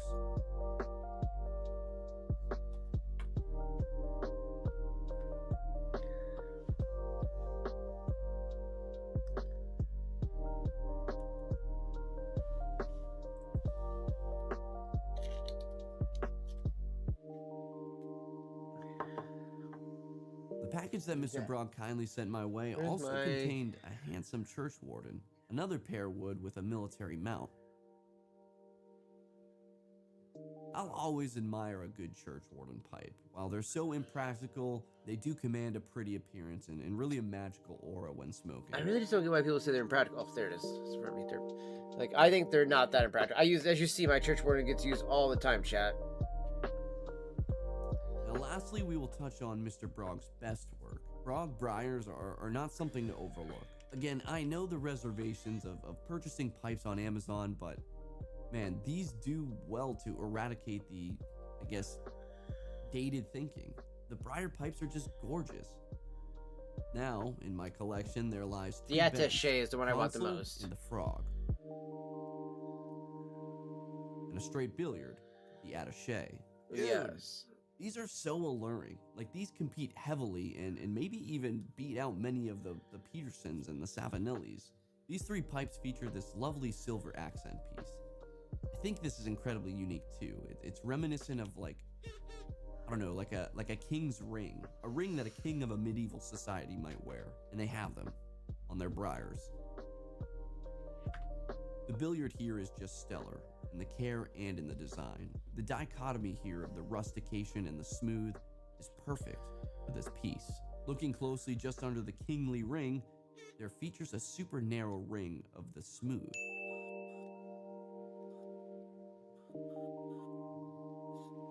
It's simply brilliant. This is by far a contender for my favorite Brogg piece. To me, however, this pipe's only opponent is an equally attractive freehand pipe. Yes, Mr. Brog's craftsmen include a line of freehands too, or at least a line that is dedicated to some of their higher top artisanal work. The line is named Vincent. Now, I'm not sure if Vincent is the man who makes these pipes, or perhaps it's named after a gentleman in the country or the factory's history, or if I'm even pronouncing it correctly, but there is special.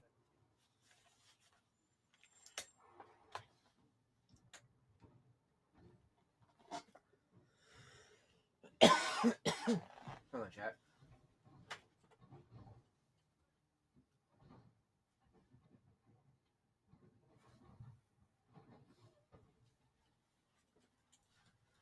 All right.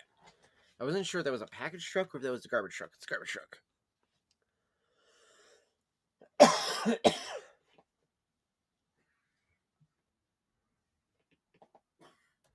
Especially remarkable. There we go. I freaking love it, man. This freehand here is made of an Italian briar. The plateau is earthen and graceful. The bend is just perfect for me, and the grain and the stain are stunning. Absolutely love the way it looks, chat. Look at that. The plateau looks so fucking good.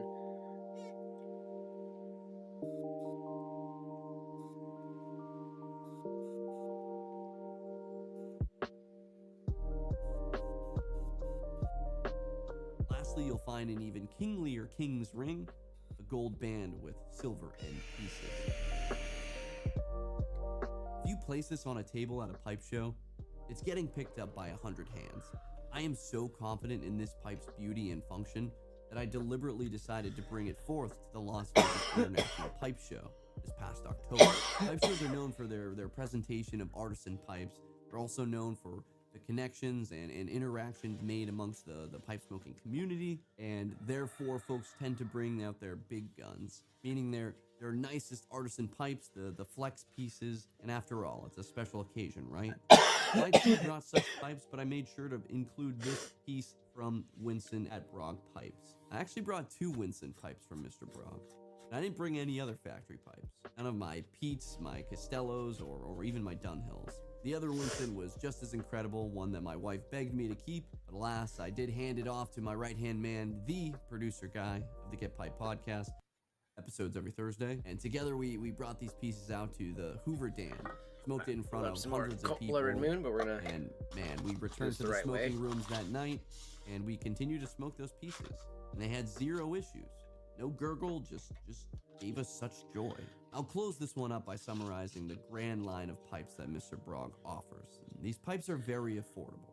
They make excellent gifts for folks who are curious about pipe smoking. Imagine a new guy holding this old army in his hand. He doesn't know or care if it's or repair. What he wants is a functional, beautiful wooden pipe. And the fact that this is just $24 on Amazon is almost unthinkable. That console from before, just under $55. That rivals the Morgan Bones, an unfinished pipe, by just some $5 to $10. And you all know I love my bones. While my Vincent pipe is pushing the range of 125. Yeah, you said Vincent, that's what I call it too. The Vincent, not From Winston. that 55 mark to the 80s, 90s. But again, what's not to like about a $30 pear pipe? And in truth, I think this take will overall be quite hot in the community. But I want to remind the folks of the YTPC, the GPPC, the pipe smokers of the world, that we're all here to smoke pipes. In my quest to learn more, produce more, and dive deeper into the sphere of pipe smoking, from expanding my collections, my palette, my awareness, I hope to never be too good for any pipe. Even the fake cheapo pipes that you'll find on Amazon outside of Mr. Brog. And a pipe is a pipe. And if the inexpensive price point brings but one more pipe smoker to the world, that's a good pipe. Amen, brother. Amen. God, I love the smell of the cold Red Moon from chat. Brog owner Mr. Zabiev Bernardchik. There isn't a greater feeling for an artist than to be able to express the imagination and have the world enjoy it. My vision leaves my hand and does its job for 100 to 200 years in someone else's hand. This is what drives the Mr. Brog brand. That is why we constantly have new designs, new colors, and finishes. I love that about that. That's what you want from a pipe company, Please chat. consider Mr. Brog for yourself, a friend, a stranger. I have no discount code to offer, nor any affiliate link to provide you. I will make $0 for any pipes purchased from watching this video. I made this video because I appreciate what Mr. Brog provides, and I freaking love pipe smoking, man. Thank you so much, Mr. Brog. I think I might be keeping most of these pieces. I was hoping to give them away, but I really do enjoy them. And lastly, thank you all for watching until the very, very end. You can share your thoughts in the comments below. I read every comment, even the mean ones. After all, I'm the one who made the video, you know, recorded it, held the camera when I'm making the B-roll, edited it, uploaded it. Yeah, that's me. If you want more content, be sure to follow and rate my weekly pipe smoking podcast, the Get Pipe Podcast, a show dedicated to the folks who like fun. We feature a number of short stories about pipe smoking hypotheticals, and host a number of incredible guests like Neil Osborne of the IGPC, Quinn Crawford, a blender at the Country Squire, Mikko Frost, the unhinged and maniacal artisan pipe maker from Finland, and several others, with many more on the way. You can also connect with me further by simply subscribing to my YouTube channel right here, or heading over to Instagram at And get_pipe. the fucking Drop a follow. Discord, And if which that's we're not going to enough, be you can join releasing our our own galactic community Get as Pipe well, Pipe too. Club For the pipe smokers club in that the transcends even the national and even the international. we're gonna be releasing our own whatchamacallit, pipe community in our Discord channel as well, chat. It's something I really want to do, just to really elevate that communal actual vibe of it. And what I want to do is do a thing where, like, every week we do a get together in the Discord. We sit down, load up our pipes, smoke, talk, hang out, talk about our tobacco we got loaded up, talk about the pipes we're smoking it out of, talk about the pipes we want to buy, the tobaccos we want to try, the places we want to smoke those tobaccos and pipes at. You know, like, you know, one of my goals after watching him do that on that Hoover Dam was, like, you know, I want to go to, like, the one of the dams here locally, like maybe like Dorshack Dam, or just go to one of the beautiful bridges and be able to just walk across it during, like, the spring or summertime when it's just a gorgeous weather, and smoke the pipe as you're just walking across and enjoying that beautiful weather and that old school vibe of just being able to walk around and enjoy your pipe like that, you know, because there is something very not only just therapeutic about that, but something that is beautifully in the nostalgia of that, of the old times when people used to do things like that, you know. Hi, Bubba's. What's up, Bubba's? What's up, my little kebabs? Oh, the Bubba's. Oh, the Bubba's. I love you, Zeffy. You're such a silly boy. Yeah, you're such a silly boy. Hi, handsome. But it's a big thing right there, chat, is honestly, like, the idea of trying to find new places to smoke that would be interesting to show, and to talk about the experiences in those areas too. You know what I mean? Like, going to the Arboretum, I think, you know, here soon, with my little sister and everything like that. We just kind of hang out as I smoke a pipe and she does the shooting of the video for me and everything like that. And I just sit and talk about, you know, like, oh, this is the experience I'm having hanging out with the little sister as we're, you know, going around, and I'm smoking a pipe around town, and, you know, the Arboretum and stuff like that, which is a nature walk for those that don't know. It's one of our local nature walks we have here that is absolutely superb to go to. And again, it's one of those things where I'm just like, I would love to be able to go over there and smoke a pipe. You guys are okay. Your guys are okay. The window being open, they're scared of the garbage truck that's out there right now. I don't know why. It does actually sound like it's a little too close to the house for some reason. It's sad that that's just now the garbage guy. The recycling guy already fucking came. It just kills me that it takes the fucking garbage guys so fucking long to do their job. It's like, you're driving a fucking truck. How long does it need to take you to drive the fucking truck to go pick up the garbage, you fucking lazy fucks? Like, this shit used to be done early in the morning, and all of a sudden now these retards now do it in the middle of the afternoon. It's like, how the fuck do you become that lazy while driving a fucking car?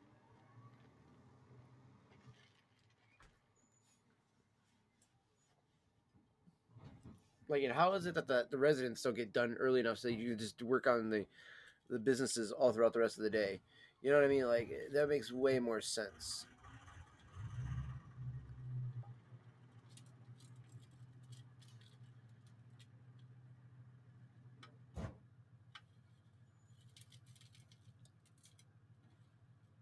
And I also feel like a lot of it too comes from the fact that you got a lot of like these new guys that are driving, not like the old guys. And the old guys, like, you know, they're so much better at the job. You know what I mean? Like, they get that shit done so quickly.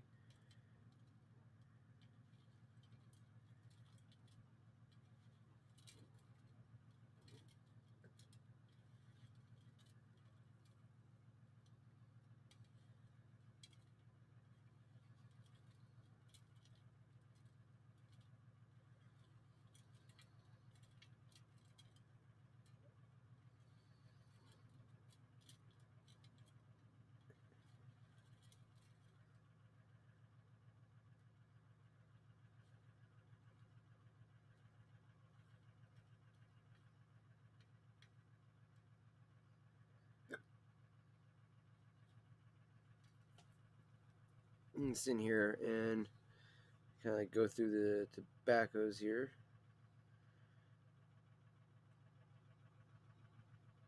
We make a pile for the really, really small.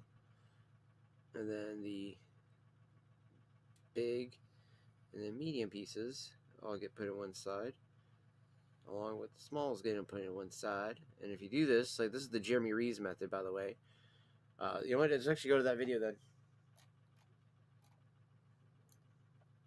Ever learned to pack a pipe directly from a modern day pipe smoking legend? I have.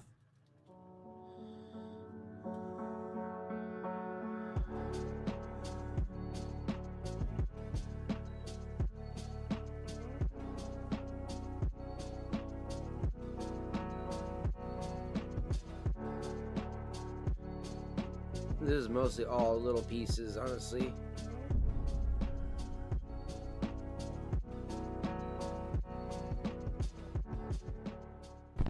But first, real quick, I want to take a minute to highlight something very special to me. As you will see intermittently throughout the video and in the many videos to come, I was recently sent this extraordinary pipe packing board from a Mr. Leo Romanelli. Leo reached out through Instagram explaining that he was first a huge fan of the channel, thank you dearly Leo, and that he noticed that I've only been working with this little leather dish that you often see. He then explained the amount of joy and pride it would give him if I had let him make me a pipe smoking board. I absolutely agreed, and we worked together to design this piece before you. This thing is incredible. Shipped all the way from Italy, it finally got here and it's now a part of my daily ritual. Before my morning commute to work around 0430, I pack all my pipes using this board. It's a phenomenal surface for ripping, tearing, and cutting. I usually just drop the tobacco on the board and then begin the pack, but it can also be a great tool, arguably now my best tool, for drying some of the super wet aromatics before a smoke.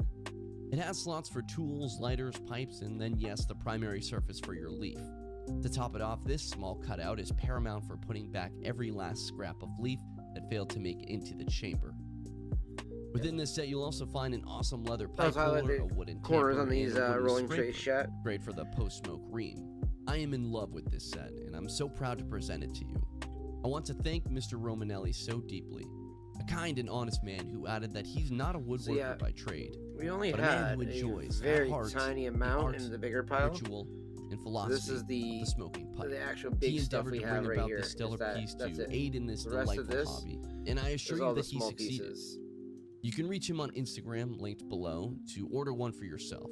He sells this complete set for €40, or about $42. That's shipped right to you, and I'll tell you right now that barely covers the cost of materials and shipping. Mr. Leo Romanelli is here to increase and spread the joy of pipe smoking. A true and great-hearted gentleman. Damn right. Thank you, Leo. My warmest regards. Now, on to the show. What an amazing human being for doing that too. Well, for my him. friends, my name is Adam, and this is Get Piped, where we, well, love to pipe. And today's piping is all about the unbearably mixed it all back heavy in, honestly. information, unless you're me, contained, confined, held within this melon. I need do it Ed. more so, I think, on the And if moon you're coming from the moon Get trance Pipe and the what podcast, you call it, welcome, Bella welcome, Vanilla. welcome. I know you've been waiting for this information for quite some time. It's been a couple weeks, but thanks for bearing with me. If you're from YouTube and YouTube only, then I highly encourage you to start tuning into my weekly pipe smoking audio show. You do the Get little Pipe tap method Podcast. here. It's on all major hosting sites, and we have episodes airing every single Thursday, without fail. A few weeks ago on the show, I discussed my Chicago pipe show journey over a 2-part series, and in one of the episodes, I explained how Cornell and Deal's head blender, Jeremy Reeves, gave me a masterclass lesson on pipe packing and pipe smoking. The background behind this story is that I had asked him for his recommendations on Jimmy some Reeves burley is so blends, fucking cool. one of my favorite tobaccos.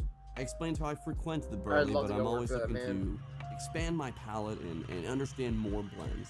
I say this because I struggled with 8-state burley. You can read my full thoughts on the blend now, which is exclusively from my article published with the Briar Report online pipe magazine.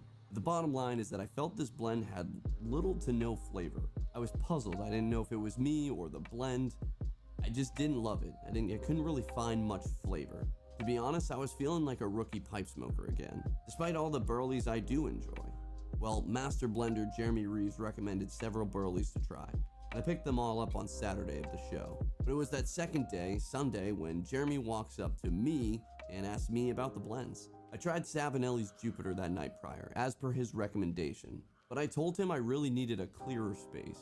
You know, not a smoking tent filled with 200 plus smoking men and women to try and pull and understand some of those flavors. It's just not really practical.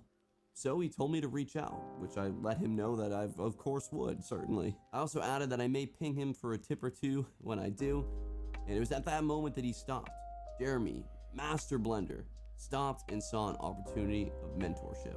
Jeremy Which is Reeves, badass who is of him. actively meandering the Chicago pipe show, Such a his badass time moment. off, his time That's why to this enjoy fucking the dude show, is so awesome, stopped dude. to ask me about my packing method. Explain to me in the best way How possible fucking cool, your dude. process or processes for packing and smoking your tobacco pipe. That's what he said to me.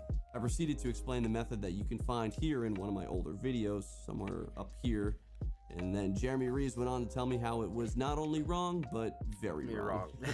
No, but he did offer a different, better way of doing things. We know there are many roads that lead to success, and pipe smoking and chamber packing is no exception. But mayhap the technique of a legendary tobacconist is a tad better than others. I'm inclined to agree, but I'll let you try and be the judge. Essentially, this was the masterclass he gave me, an uninterrupted 10-minute lesson. Do my very best to honor that class he gave. I don't know how long it's going to be, but we'll see how it goes. You do know how long it is. You can look down. I can't. I'm recording. Tobacco is a very delicate plant. Smoking it for flavor is a very deliberate action. If you Yes, truly desire yes, to it get the is. most out of the tobacco, the slow and steady approach is paramount. Jeremy began by explaining that you want to tend your tobacco, meaning we start by prepping it in a dish or a bowl or a piece of paper or the literal table if you're still a mad lad.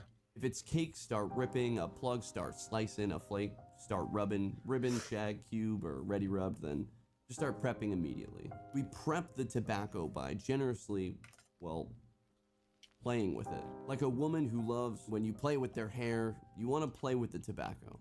Not like a child and his G.I. Joe action figure, not a doll, but like a cat making biscuits in his 5-star bakery. Or a So you cat literally making move your biscuits. I fingers love through the that. That was tobacco. adorable. This achieves 2 purposes. The first being that it oxygenizes. It's not oxidizes. It gives oxygen to the stuff. It's just oxygen. You know what I mean? It's good. It's good for you. Giving the Yeah. tobacco time Evenly to vape breathe the and entire room unlocking that some way. of those deep buried flavor notes, and also to begin the separation hell. process. Those are the 2. The life of a tobacco blend is bleak. It grows in a field, it's cut, dried the heck out of, probably hung somewhere, maybe over a fire, and thrown Again, in casks, pushed together. So real quick, Yeah, that then is it's important to keep in mind too. That is the big difference between pipe tobacco, cigar tobacco versus cigarette tobacco. Ours is fermented, theirs is not. So that is a big reason why you have, the laws against cigars and pipe tobacco that just do not make sense, because it's like our tobacco is more like fine wine, brandies, and scotches that are handmade by boutique people, whereas those other ones by like Philip Morris, R.J. Reynolds, Britain, Tobacco of America, all those companies like that, they are ideally like the Budweisers and all that other stuff like that of the tobacco world. They just don't give a fuck. They are just trying to make a quick buck. And like with their tobaccos, they do not need to ferment them. They primarily only use Virginias as it is, and then maybe, very lightly, maybe do they use Burleys in some of their tobaccos. Most of them do not. Most of them are going to be just using a pure Virginia in their cigarettes, which is another reason why I'm not a fan of those. I mean, yeah, I like pure Virginias, sure, don't get me wrong. Like, I got a bunch of it right there next to me, actually, in one of my jars right here. That guy is a pure red and bright Virginia batch there. That actually, unfortunately, a lot of the family do not like the smell of, mainly because it is definitely a non-aromatic. So this has no topping in it. It just has the casing, which I do believe is sugar water to keep it moist and everything like that, and sweetened a little bit more. Mm.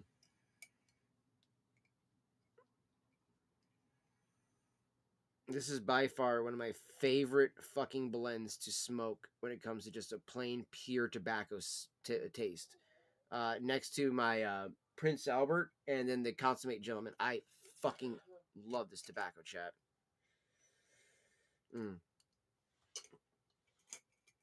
We will smoke a fat bowl out of the Barasini once it is done cooling off.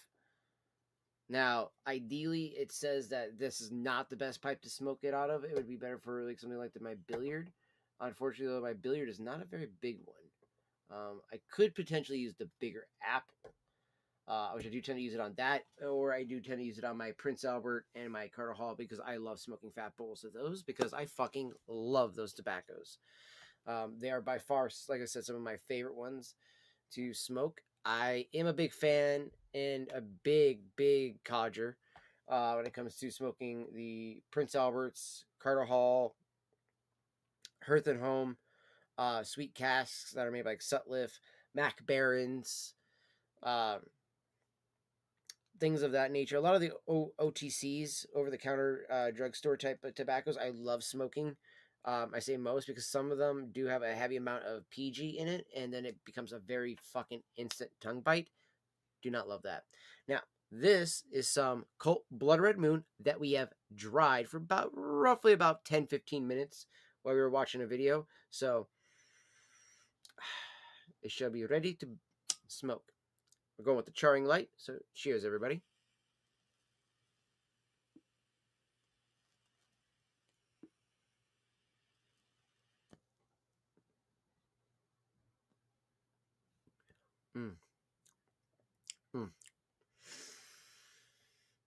Oh my gosh, that's so fucking good. It's like, how can tobacco taste so fucking delicious, man? The people over at Colt, they know what the fuck they're doing, man. I'm telling you, they know how to make a super delicious treat.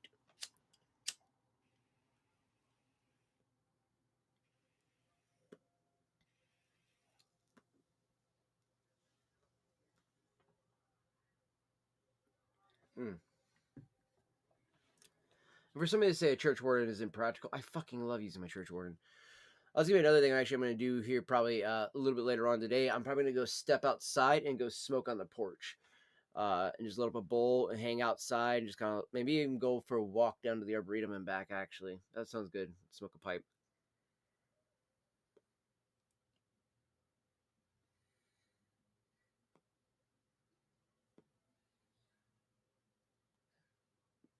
And then get back and finish up some of my videos, actually. Shredded and blended in a dark tin, sealed away until your discerning pipe smoker cracks that tin. It's all bunched up, crammed, and it doesn't know how to be put into a bowl properly. Well, thanks to Jeremy Reeves, I'm a learned man, and we want to put that tobacco in the chamber properly. It's a very specific way. To achieve this, we start by separating the components that make up this blend, well, in terms of size. Like a reverse fire, we want to start by using some kindling. We get the kindling, smaller but not the smallest fragments of tobacco, by sifting our hands through that tobacco, separating the big chunks, stems, blocky, chunky pieces, and we put that to the side. That's gonna be our wood. We don't need that right now, and we continue to sift and play with the tobacco. We start to get very, very small shreds and remnants of tobacco to fall, leaving us with the kindling in our hands. That was pretty much about the sizes of We then everything that was separate in the those pile that I pieces. had. We want to collect all of those average-sized pieces in a pile. This can go on over the course of 2, 3, 4, 5, 6 minutes. But at some point, we've separated the big pieces, our logs, we've separated the kindling, our typical ribbon-sized strands, and by default, we're left with the tinder. Oh, the smell in the air, man. Shreddiest, miniest pieces and remnants of tobacco. This whole process might start with just running our fingers through the tobacco as we read a book, or scroll on our phones, or watch Get Piped on YouTube. Then it moves toward the calculated separation of the tobacco we're doing right by now? way of size. We have our 3 piles, yes. But I do now, love that tray. I we gotta get build a one fire, from slightly Leo. weirdly. We begin with the medium-sized piece. It's like $40 for Kindling, one, we too. put that kindling at the bottom not of bad. the bowl. There should be a majority of the tobacco.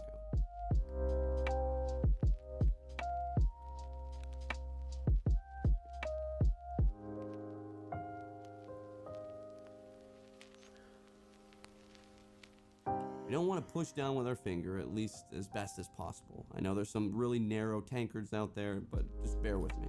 We achieve this by filling, then folding the outside shreds in, pushing from the sides. We continue this process, and once the bowl is filled, generally halfway to 3/4, we move to the chunky tobacco pieces, the logs, if you may. Same method. Drop them in, let gravity do most of the work, and push from the sides gently.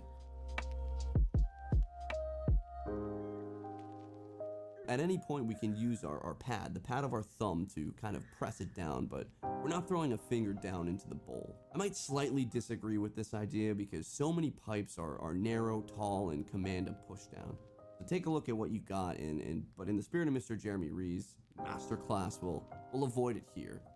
As for our logs, they should just fall into place, taking up the rest of the bowl's size. That's when we again use the pad of our thumb to press down on the bowl. The tobacco now is just barely under the rim.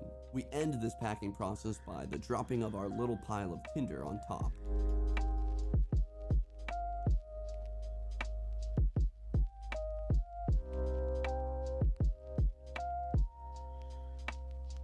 And that is the proper pack. Now when you draw, assuming you didn't press hard, you get just the right resistance needed to enjoy your pipe without any of the fragments being sucked down through the stem and into your throat and mouth. The worst.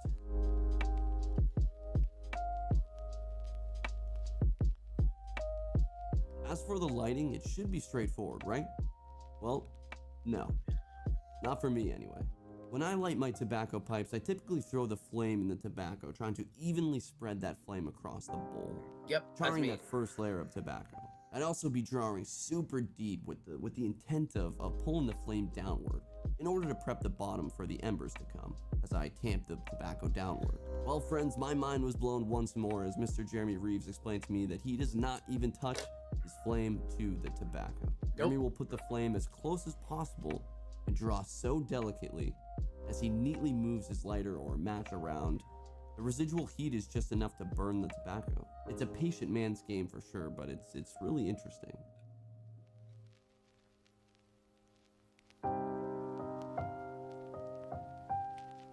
Yeah, I need to find my hemp wick is what I need to do so I can do that a little bit better.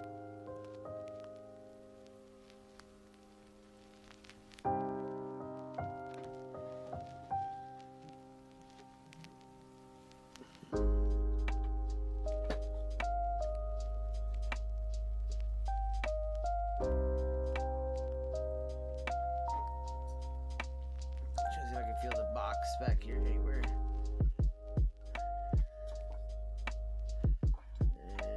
I do not feel a box of wick at all. By avoiding flame directly to the tobacco, Oh, we I see it. preserve some of the flavors, the minute details in the blend. Okay, yeah, chat, this is starting to irritate me. I gotta take a piss again. Not even joking. Like, what the flying fuck? Alright, I'll be right back and I'm gonna have the hemp wick back too.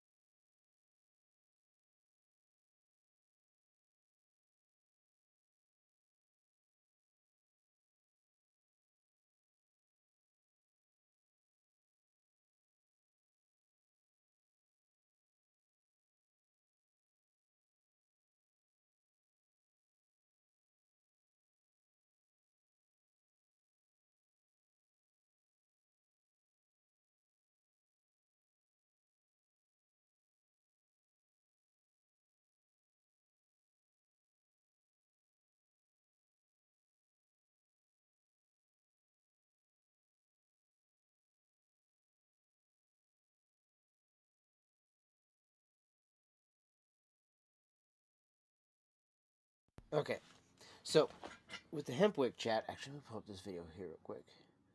So this guy here is actually really handy for having like a wick that burns longer than matches do. So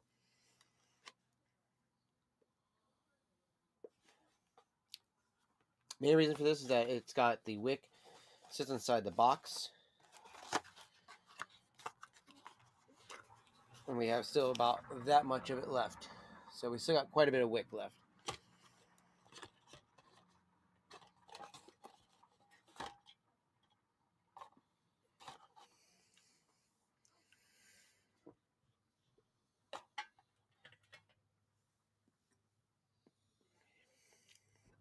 And these do a good job of preserving the flavor of your bowls, tobacco or cannabis wise. In this case, it's going to be doing a better job of preserving all the tobacco flavors of the bowls here. So that's going to be a big one for us on that there, chat. So again, guys, make sure if you're enjoying this video, everything like that, be sure to hit the like button, be sure to hit the follow button. Make sure to hit the subscribe button if you're over on YouTube, and be sure to share out the video anywhere you can. It will greatly help out the channel and help us to reach more amazing human beings all over the world. It just truly helps us out greatly, especially with doing pipe smoking videos like this, where we can talk more about tobacco, pipes, cigars, all that kind of good stuff across the community with all like-minded individuals as well. All right, we still got our bowl of Colt Blood Red Moon going.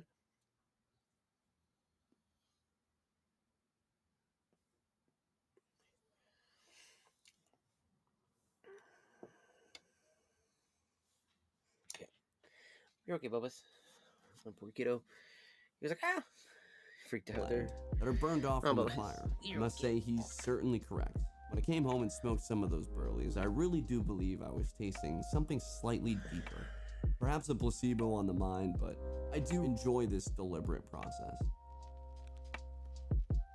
This is a rather time-consuming process, but it forces us to slow down and think. Concentration is all too often taken from us. But with this Nice Jeremy little Reeves puppy. method, it's critical. I do like that about that chat.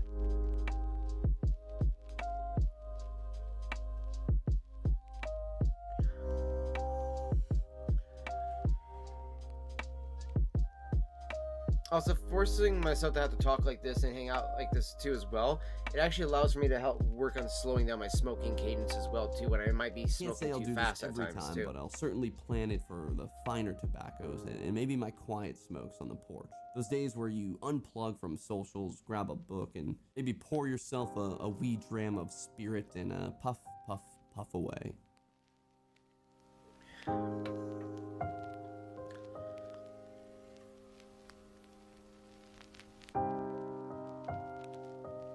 If you notice, I also hold it much like this, so that way if any of the moisture does build up, it slides down.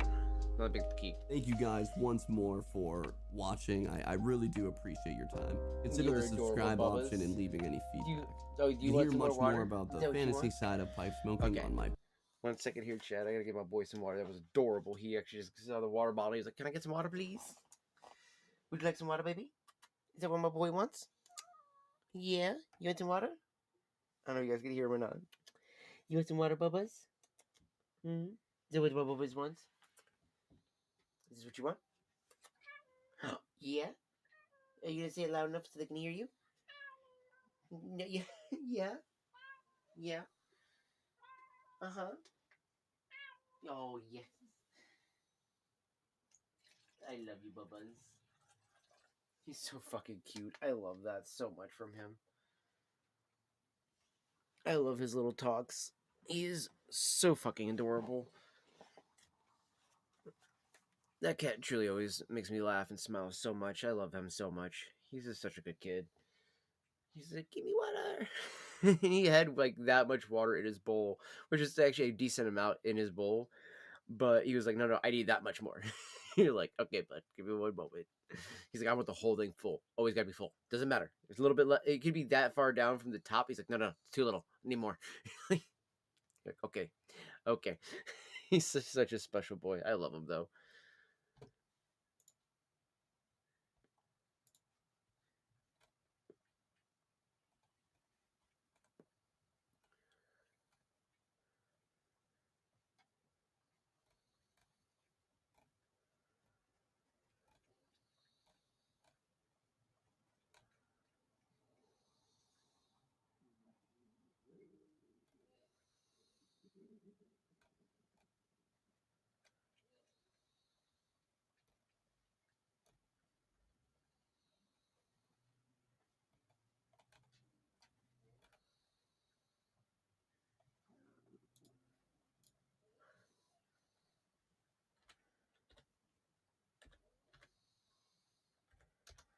show you guys some of the Cornell and Deal videos of the legendary Jeremy Reeves himself chat.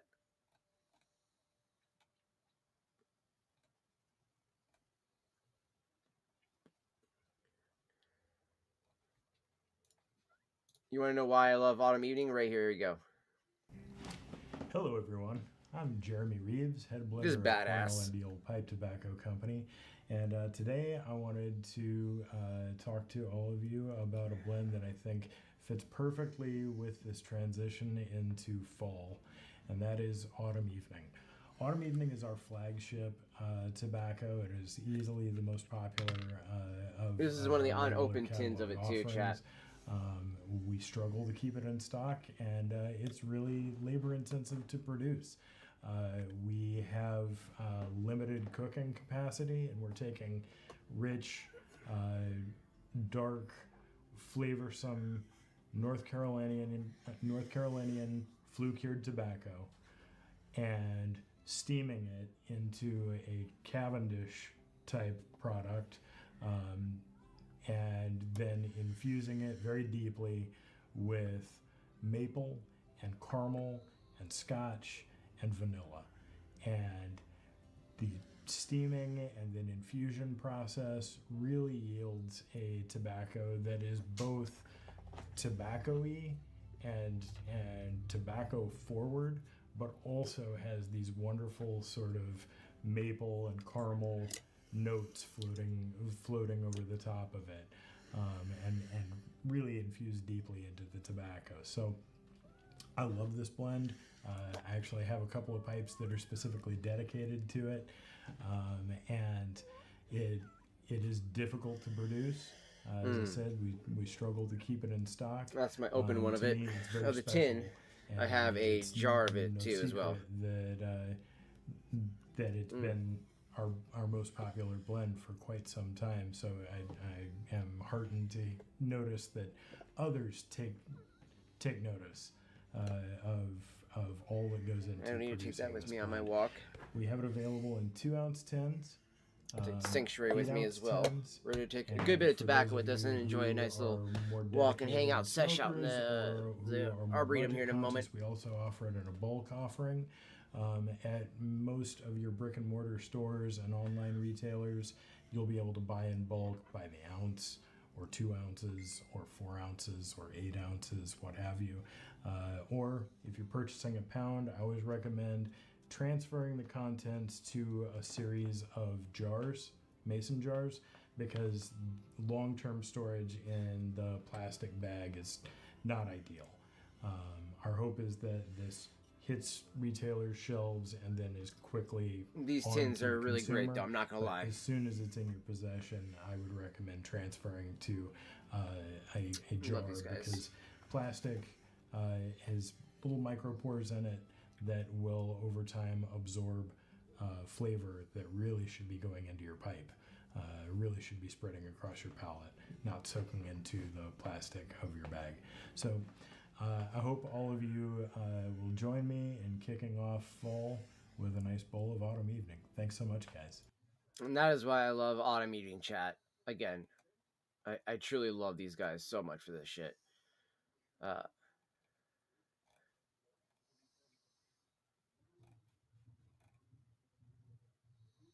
This is baby Jeremy Reeves when he was just still so young, man, 9 years ago. There we go. What's the topping difference in casing? Hi, everyone. I'm Jeremy Reeves, head blender of Cornell and Deal Pipe Tobacco Company, and today I wanted to talk to you all about something that is sort of an interesting topic, I think. That is the idea of flavoring in pipe tobacco, and really what the differences are between casing and topping. A lot of people in the pipe hobby have really sort of hard and fast ideas about the use of flavoring in pipe tobacco. And in the discussion, a lot of times you'll hear people use terms casing or topping, and many times they're really misusing the term. Yeah, they're like Almost almost interchangeable, and they're not. synonymous terms, but really, casing and topping are two very different approaches to Yep. addressing the flavor of a blend, and they're really used to very different purposes. So we're going to look a little bit more in depth on that. That's what I love about this. Okay, so first let's talk about casing. Casing is added at the beginning of a blend process. Yes. And it is basically a way of making adjustment to the flavor of a leaf or a blend.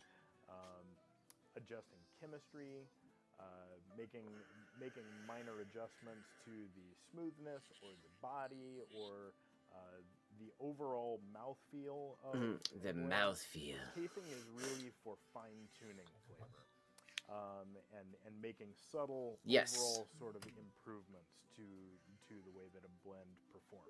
Yes, I figured having the master blender himself talking about the shit would be a lot better than me trying to explain this, and then everybody being like, "The fuck is Devi trying to talk about?" It's like, look, the flavors that I talk about on the tins when it says maple, vanilla, scotch, citrus, pineapple, mango, banana, whatever the case is. And yes, there are actual blends of tobacco that have banana, pineapple, mango, and all these other fruits all pulling together to create a very fruity, I would say summertime blend. That would be like the perfect blend you'd want during the summertime, while you're having a barbecue or possibly just sitting outside the pool or at the lake, and you're just like, you know what, I just want to enjoy a really nice good smoke right now, but I want it to be fruity but enjoyable at the same time. Well, there you go.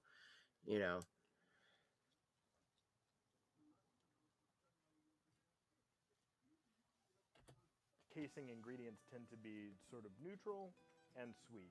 So sugar is very common, white sugar, brown sugar, invert sugar, honey, molasses. But you may also find real vanilla, anise, or licorice, things like that used in casing. And then alcohol will be used as a carrier because alcohol can penetrate more deeply into the tobacco and carry these flavors with it. But then because of its lower boiling point, the alcohol evaporates very quickly. And what you're left behind with is something that the smoker may not recognize as having a casing on it, though they would certainly taste the difference if you removed the casing and then give that same blend to them. So that in a nutshell is what casing is all about. So next we're going to talk about topping. Topping, on the other hand, is more overt. It is going to be a more pronounced, very much more noticeable flavor that is added at the end of a blends process. The term topping or top note refers to it being sort of the top or prominent flavor and aroma of a blend. So let's say we're talking about a blend called Cherry Cavendish or Vanilla Cavendish or Chocolate Cavendish. You notice how they're pouring it in like that with the ladle? They don't spray it, they pour it in. Flavorings that are used in these sort of traditionally regarded as aromatic tobaccos. So casing more subtle, topping really not subtle. To better illustrate the differences between casing and topping, I want to suggest some products that you might go out and try. And I'm going to start by suggesting something that has no casing, and then suggest a similar product that does have a casing. So Virginia Flake, for example, an uncased Virginia Flake. By comparison, you might check out Manhattan Afternoon, which has a honey casing to it. Or you might check out Opening Night, another uncased Virginia Flake type tobacco.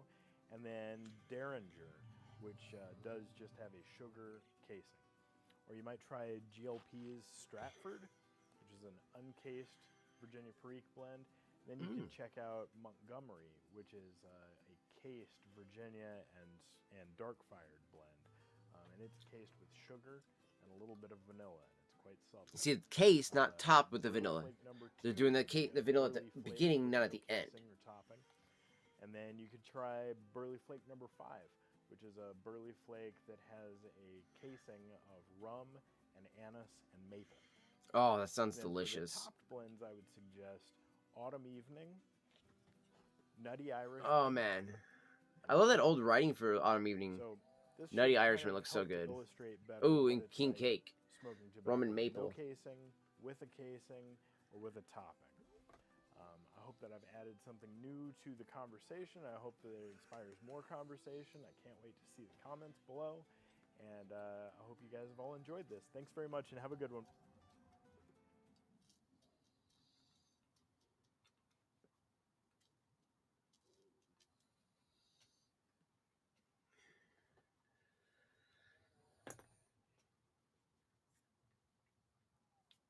Yeah, see, that's what I mean, chat. That's what I love. And I wish they had the small batch guide thing, like where he's got the guide to doing the small batch blending kit. I wish they still sold those. They only made a certain amount of them, and they don't have them anymore. And I really wish they do, because holy crap, would those be amazing to have one and be able to use it.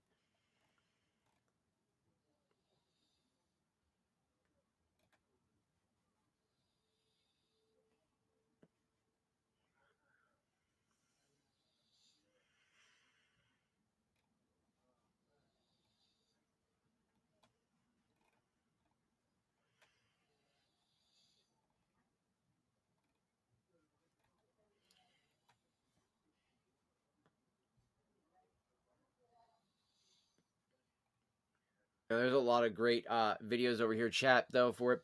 I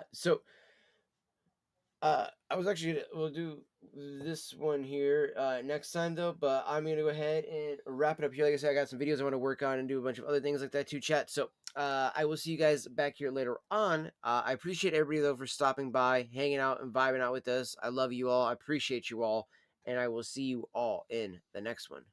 Deuces, my friends.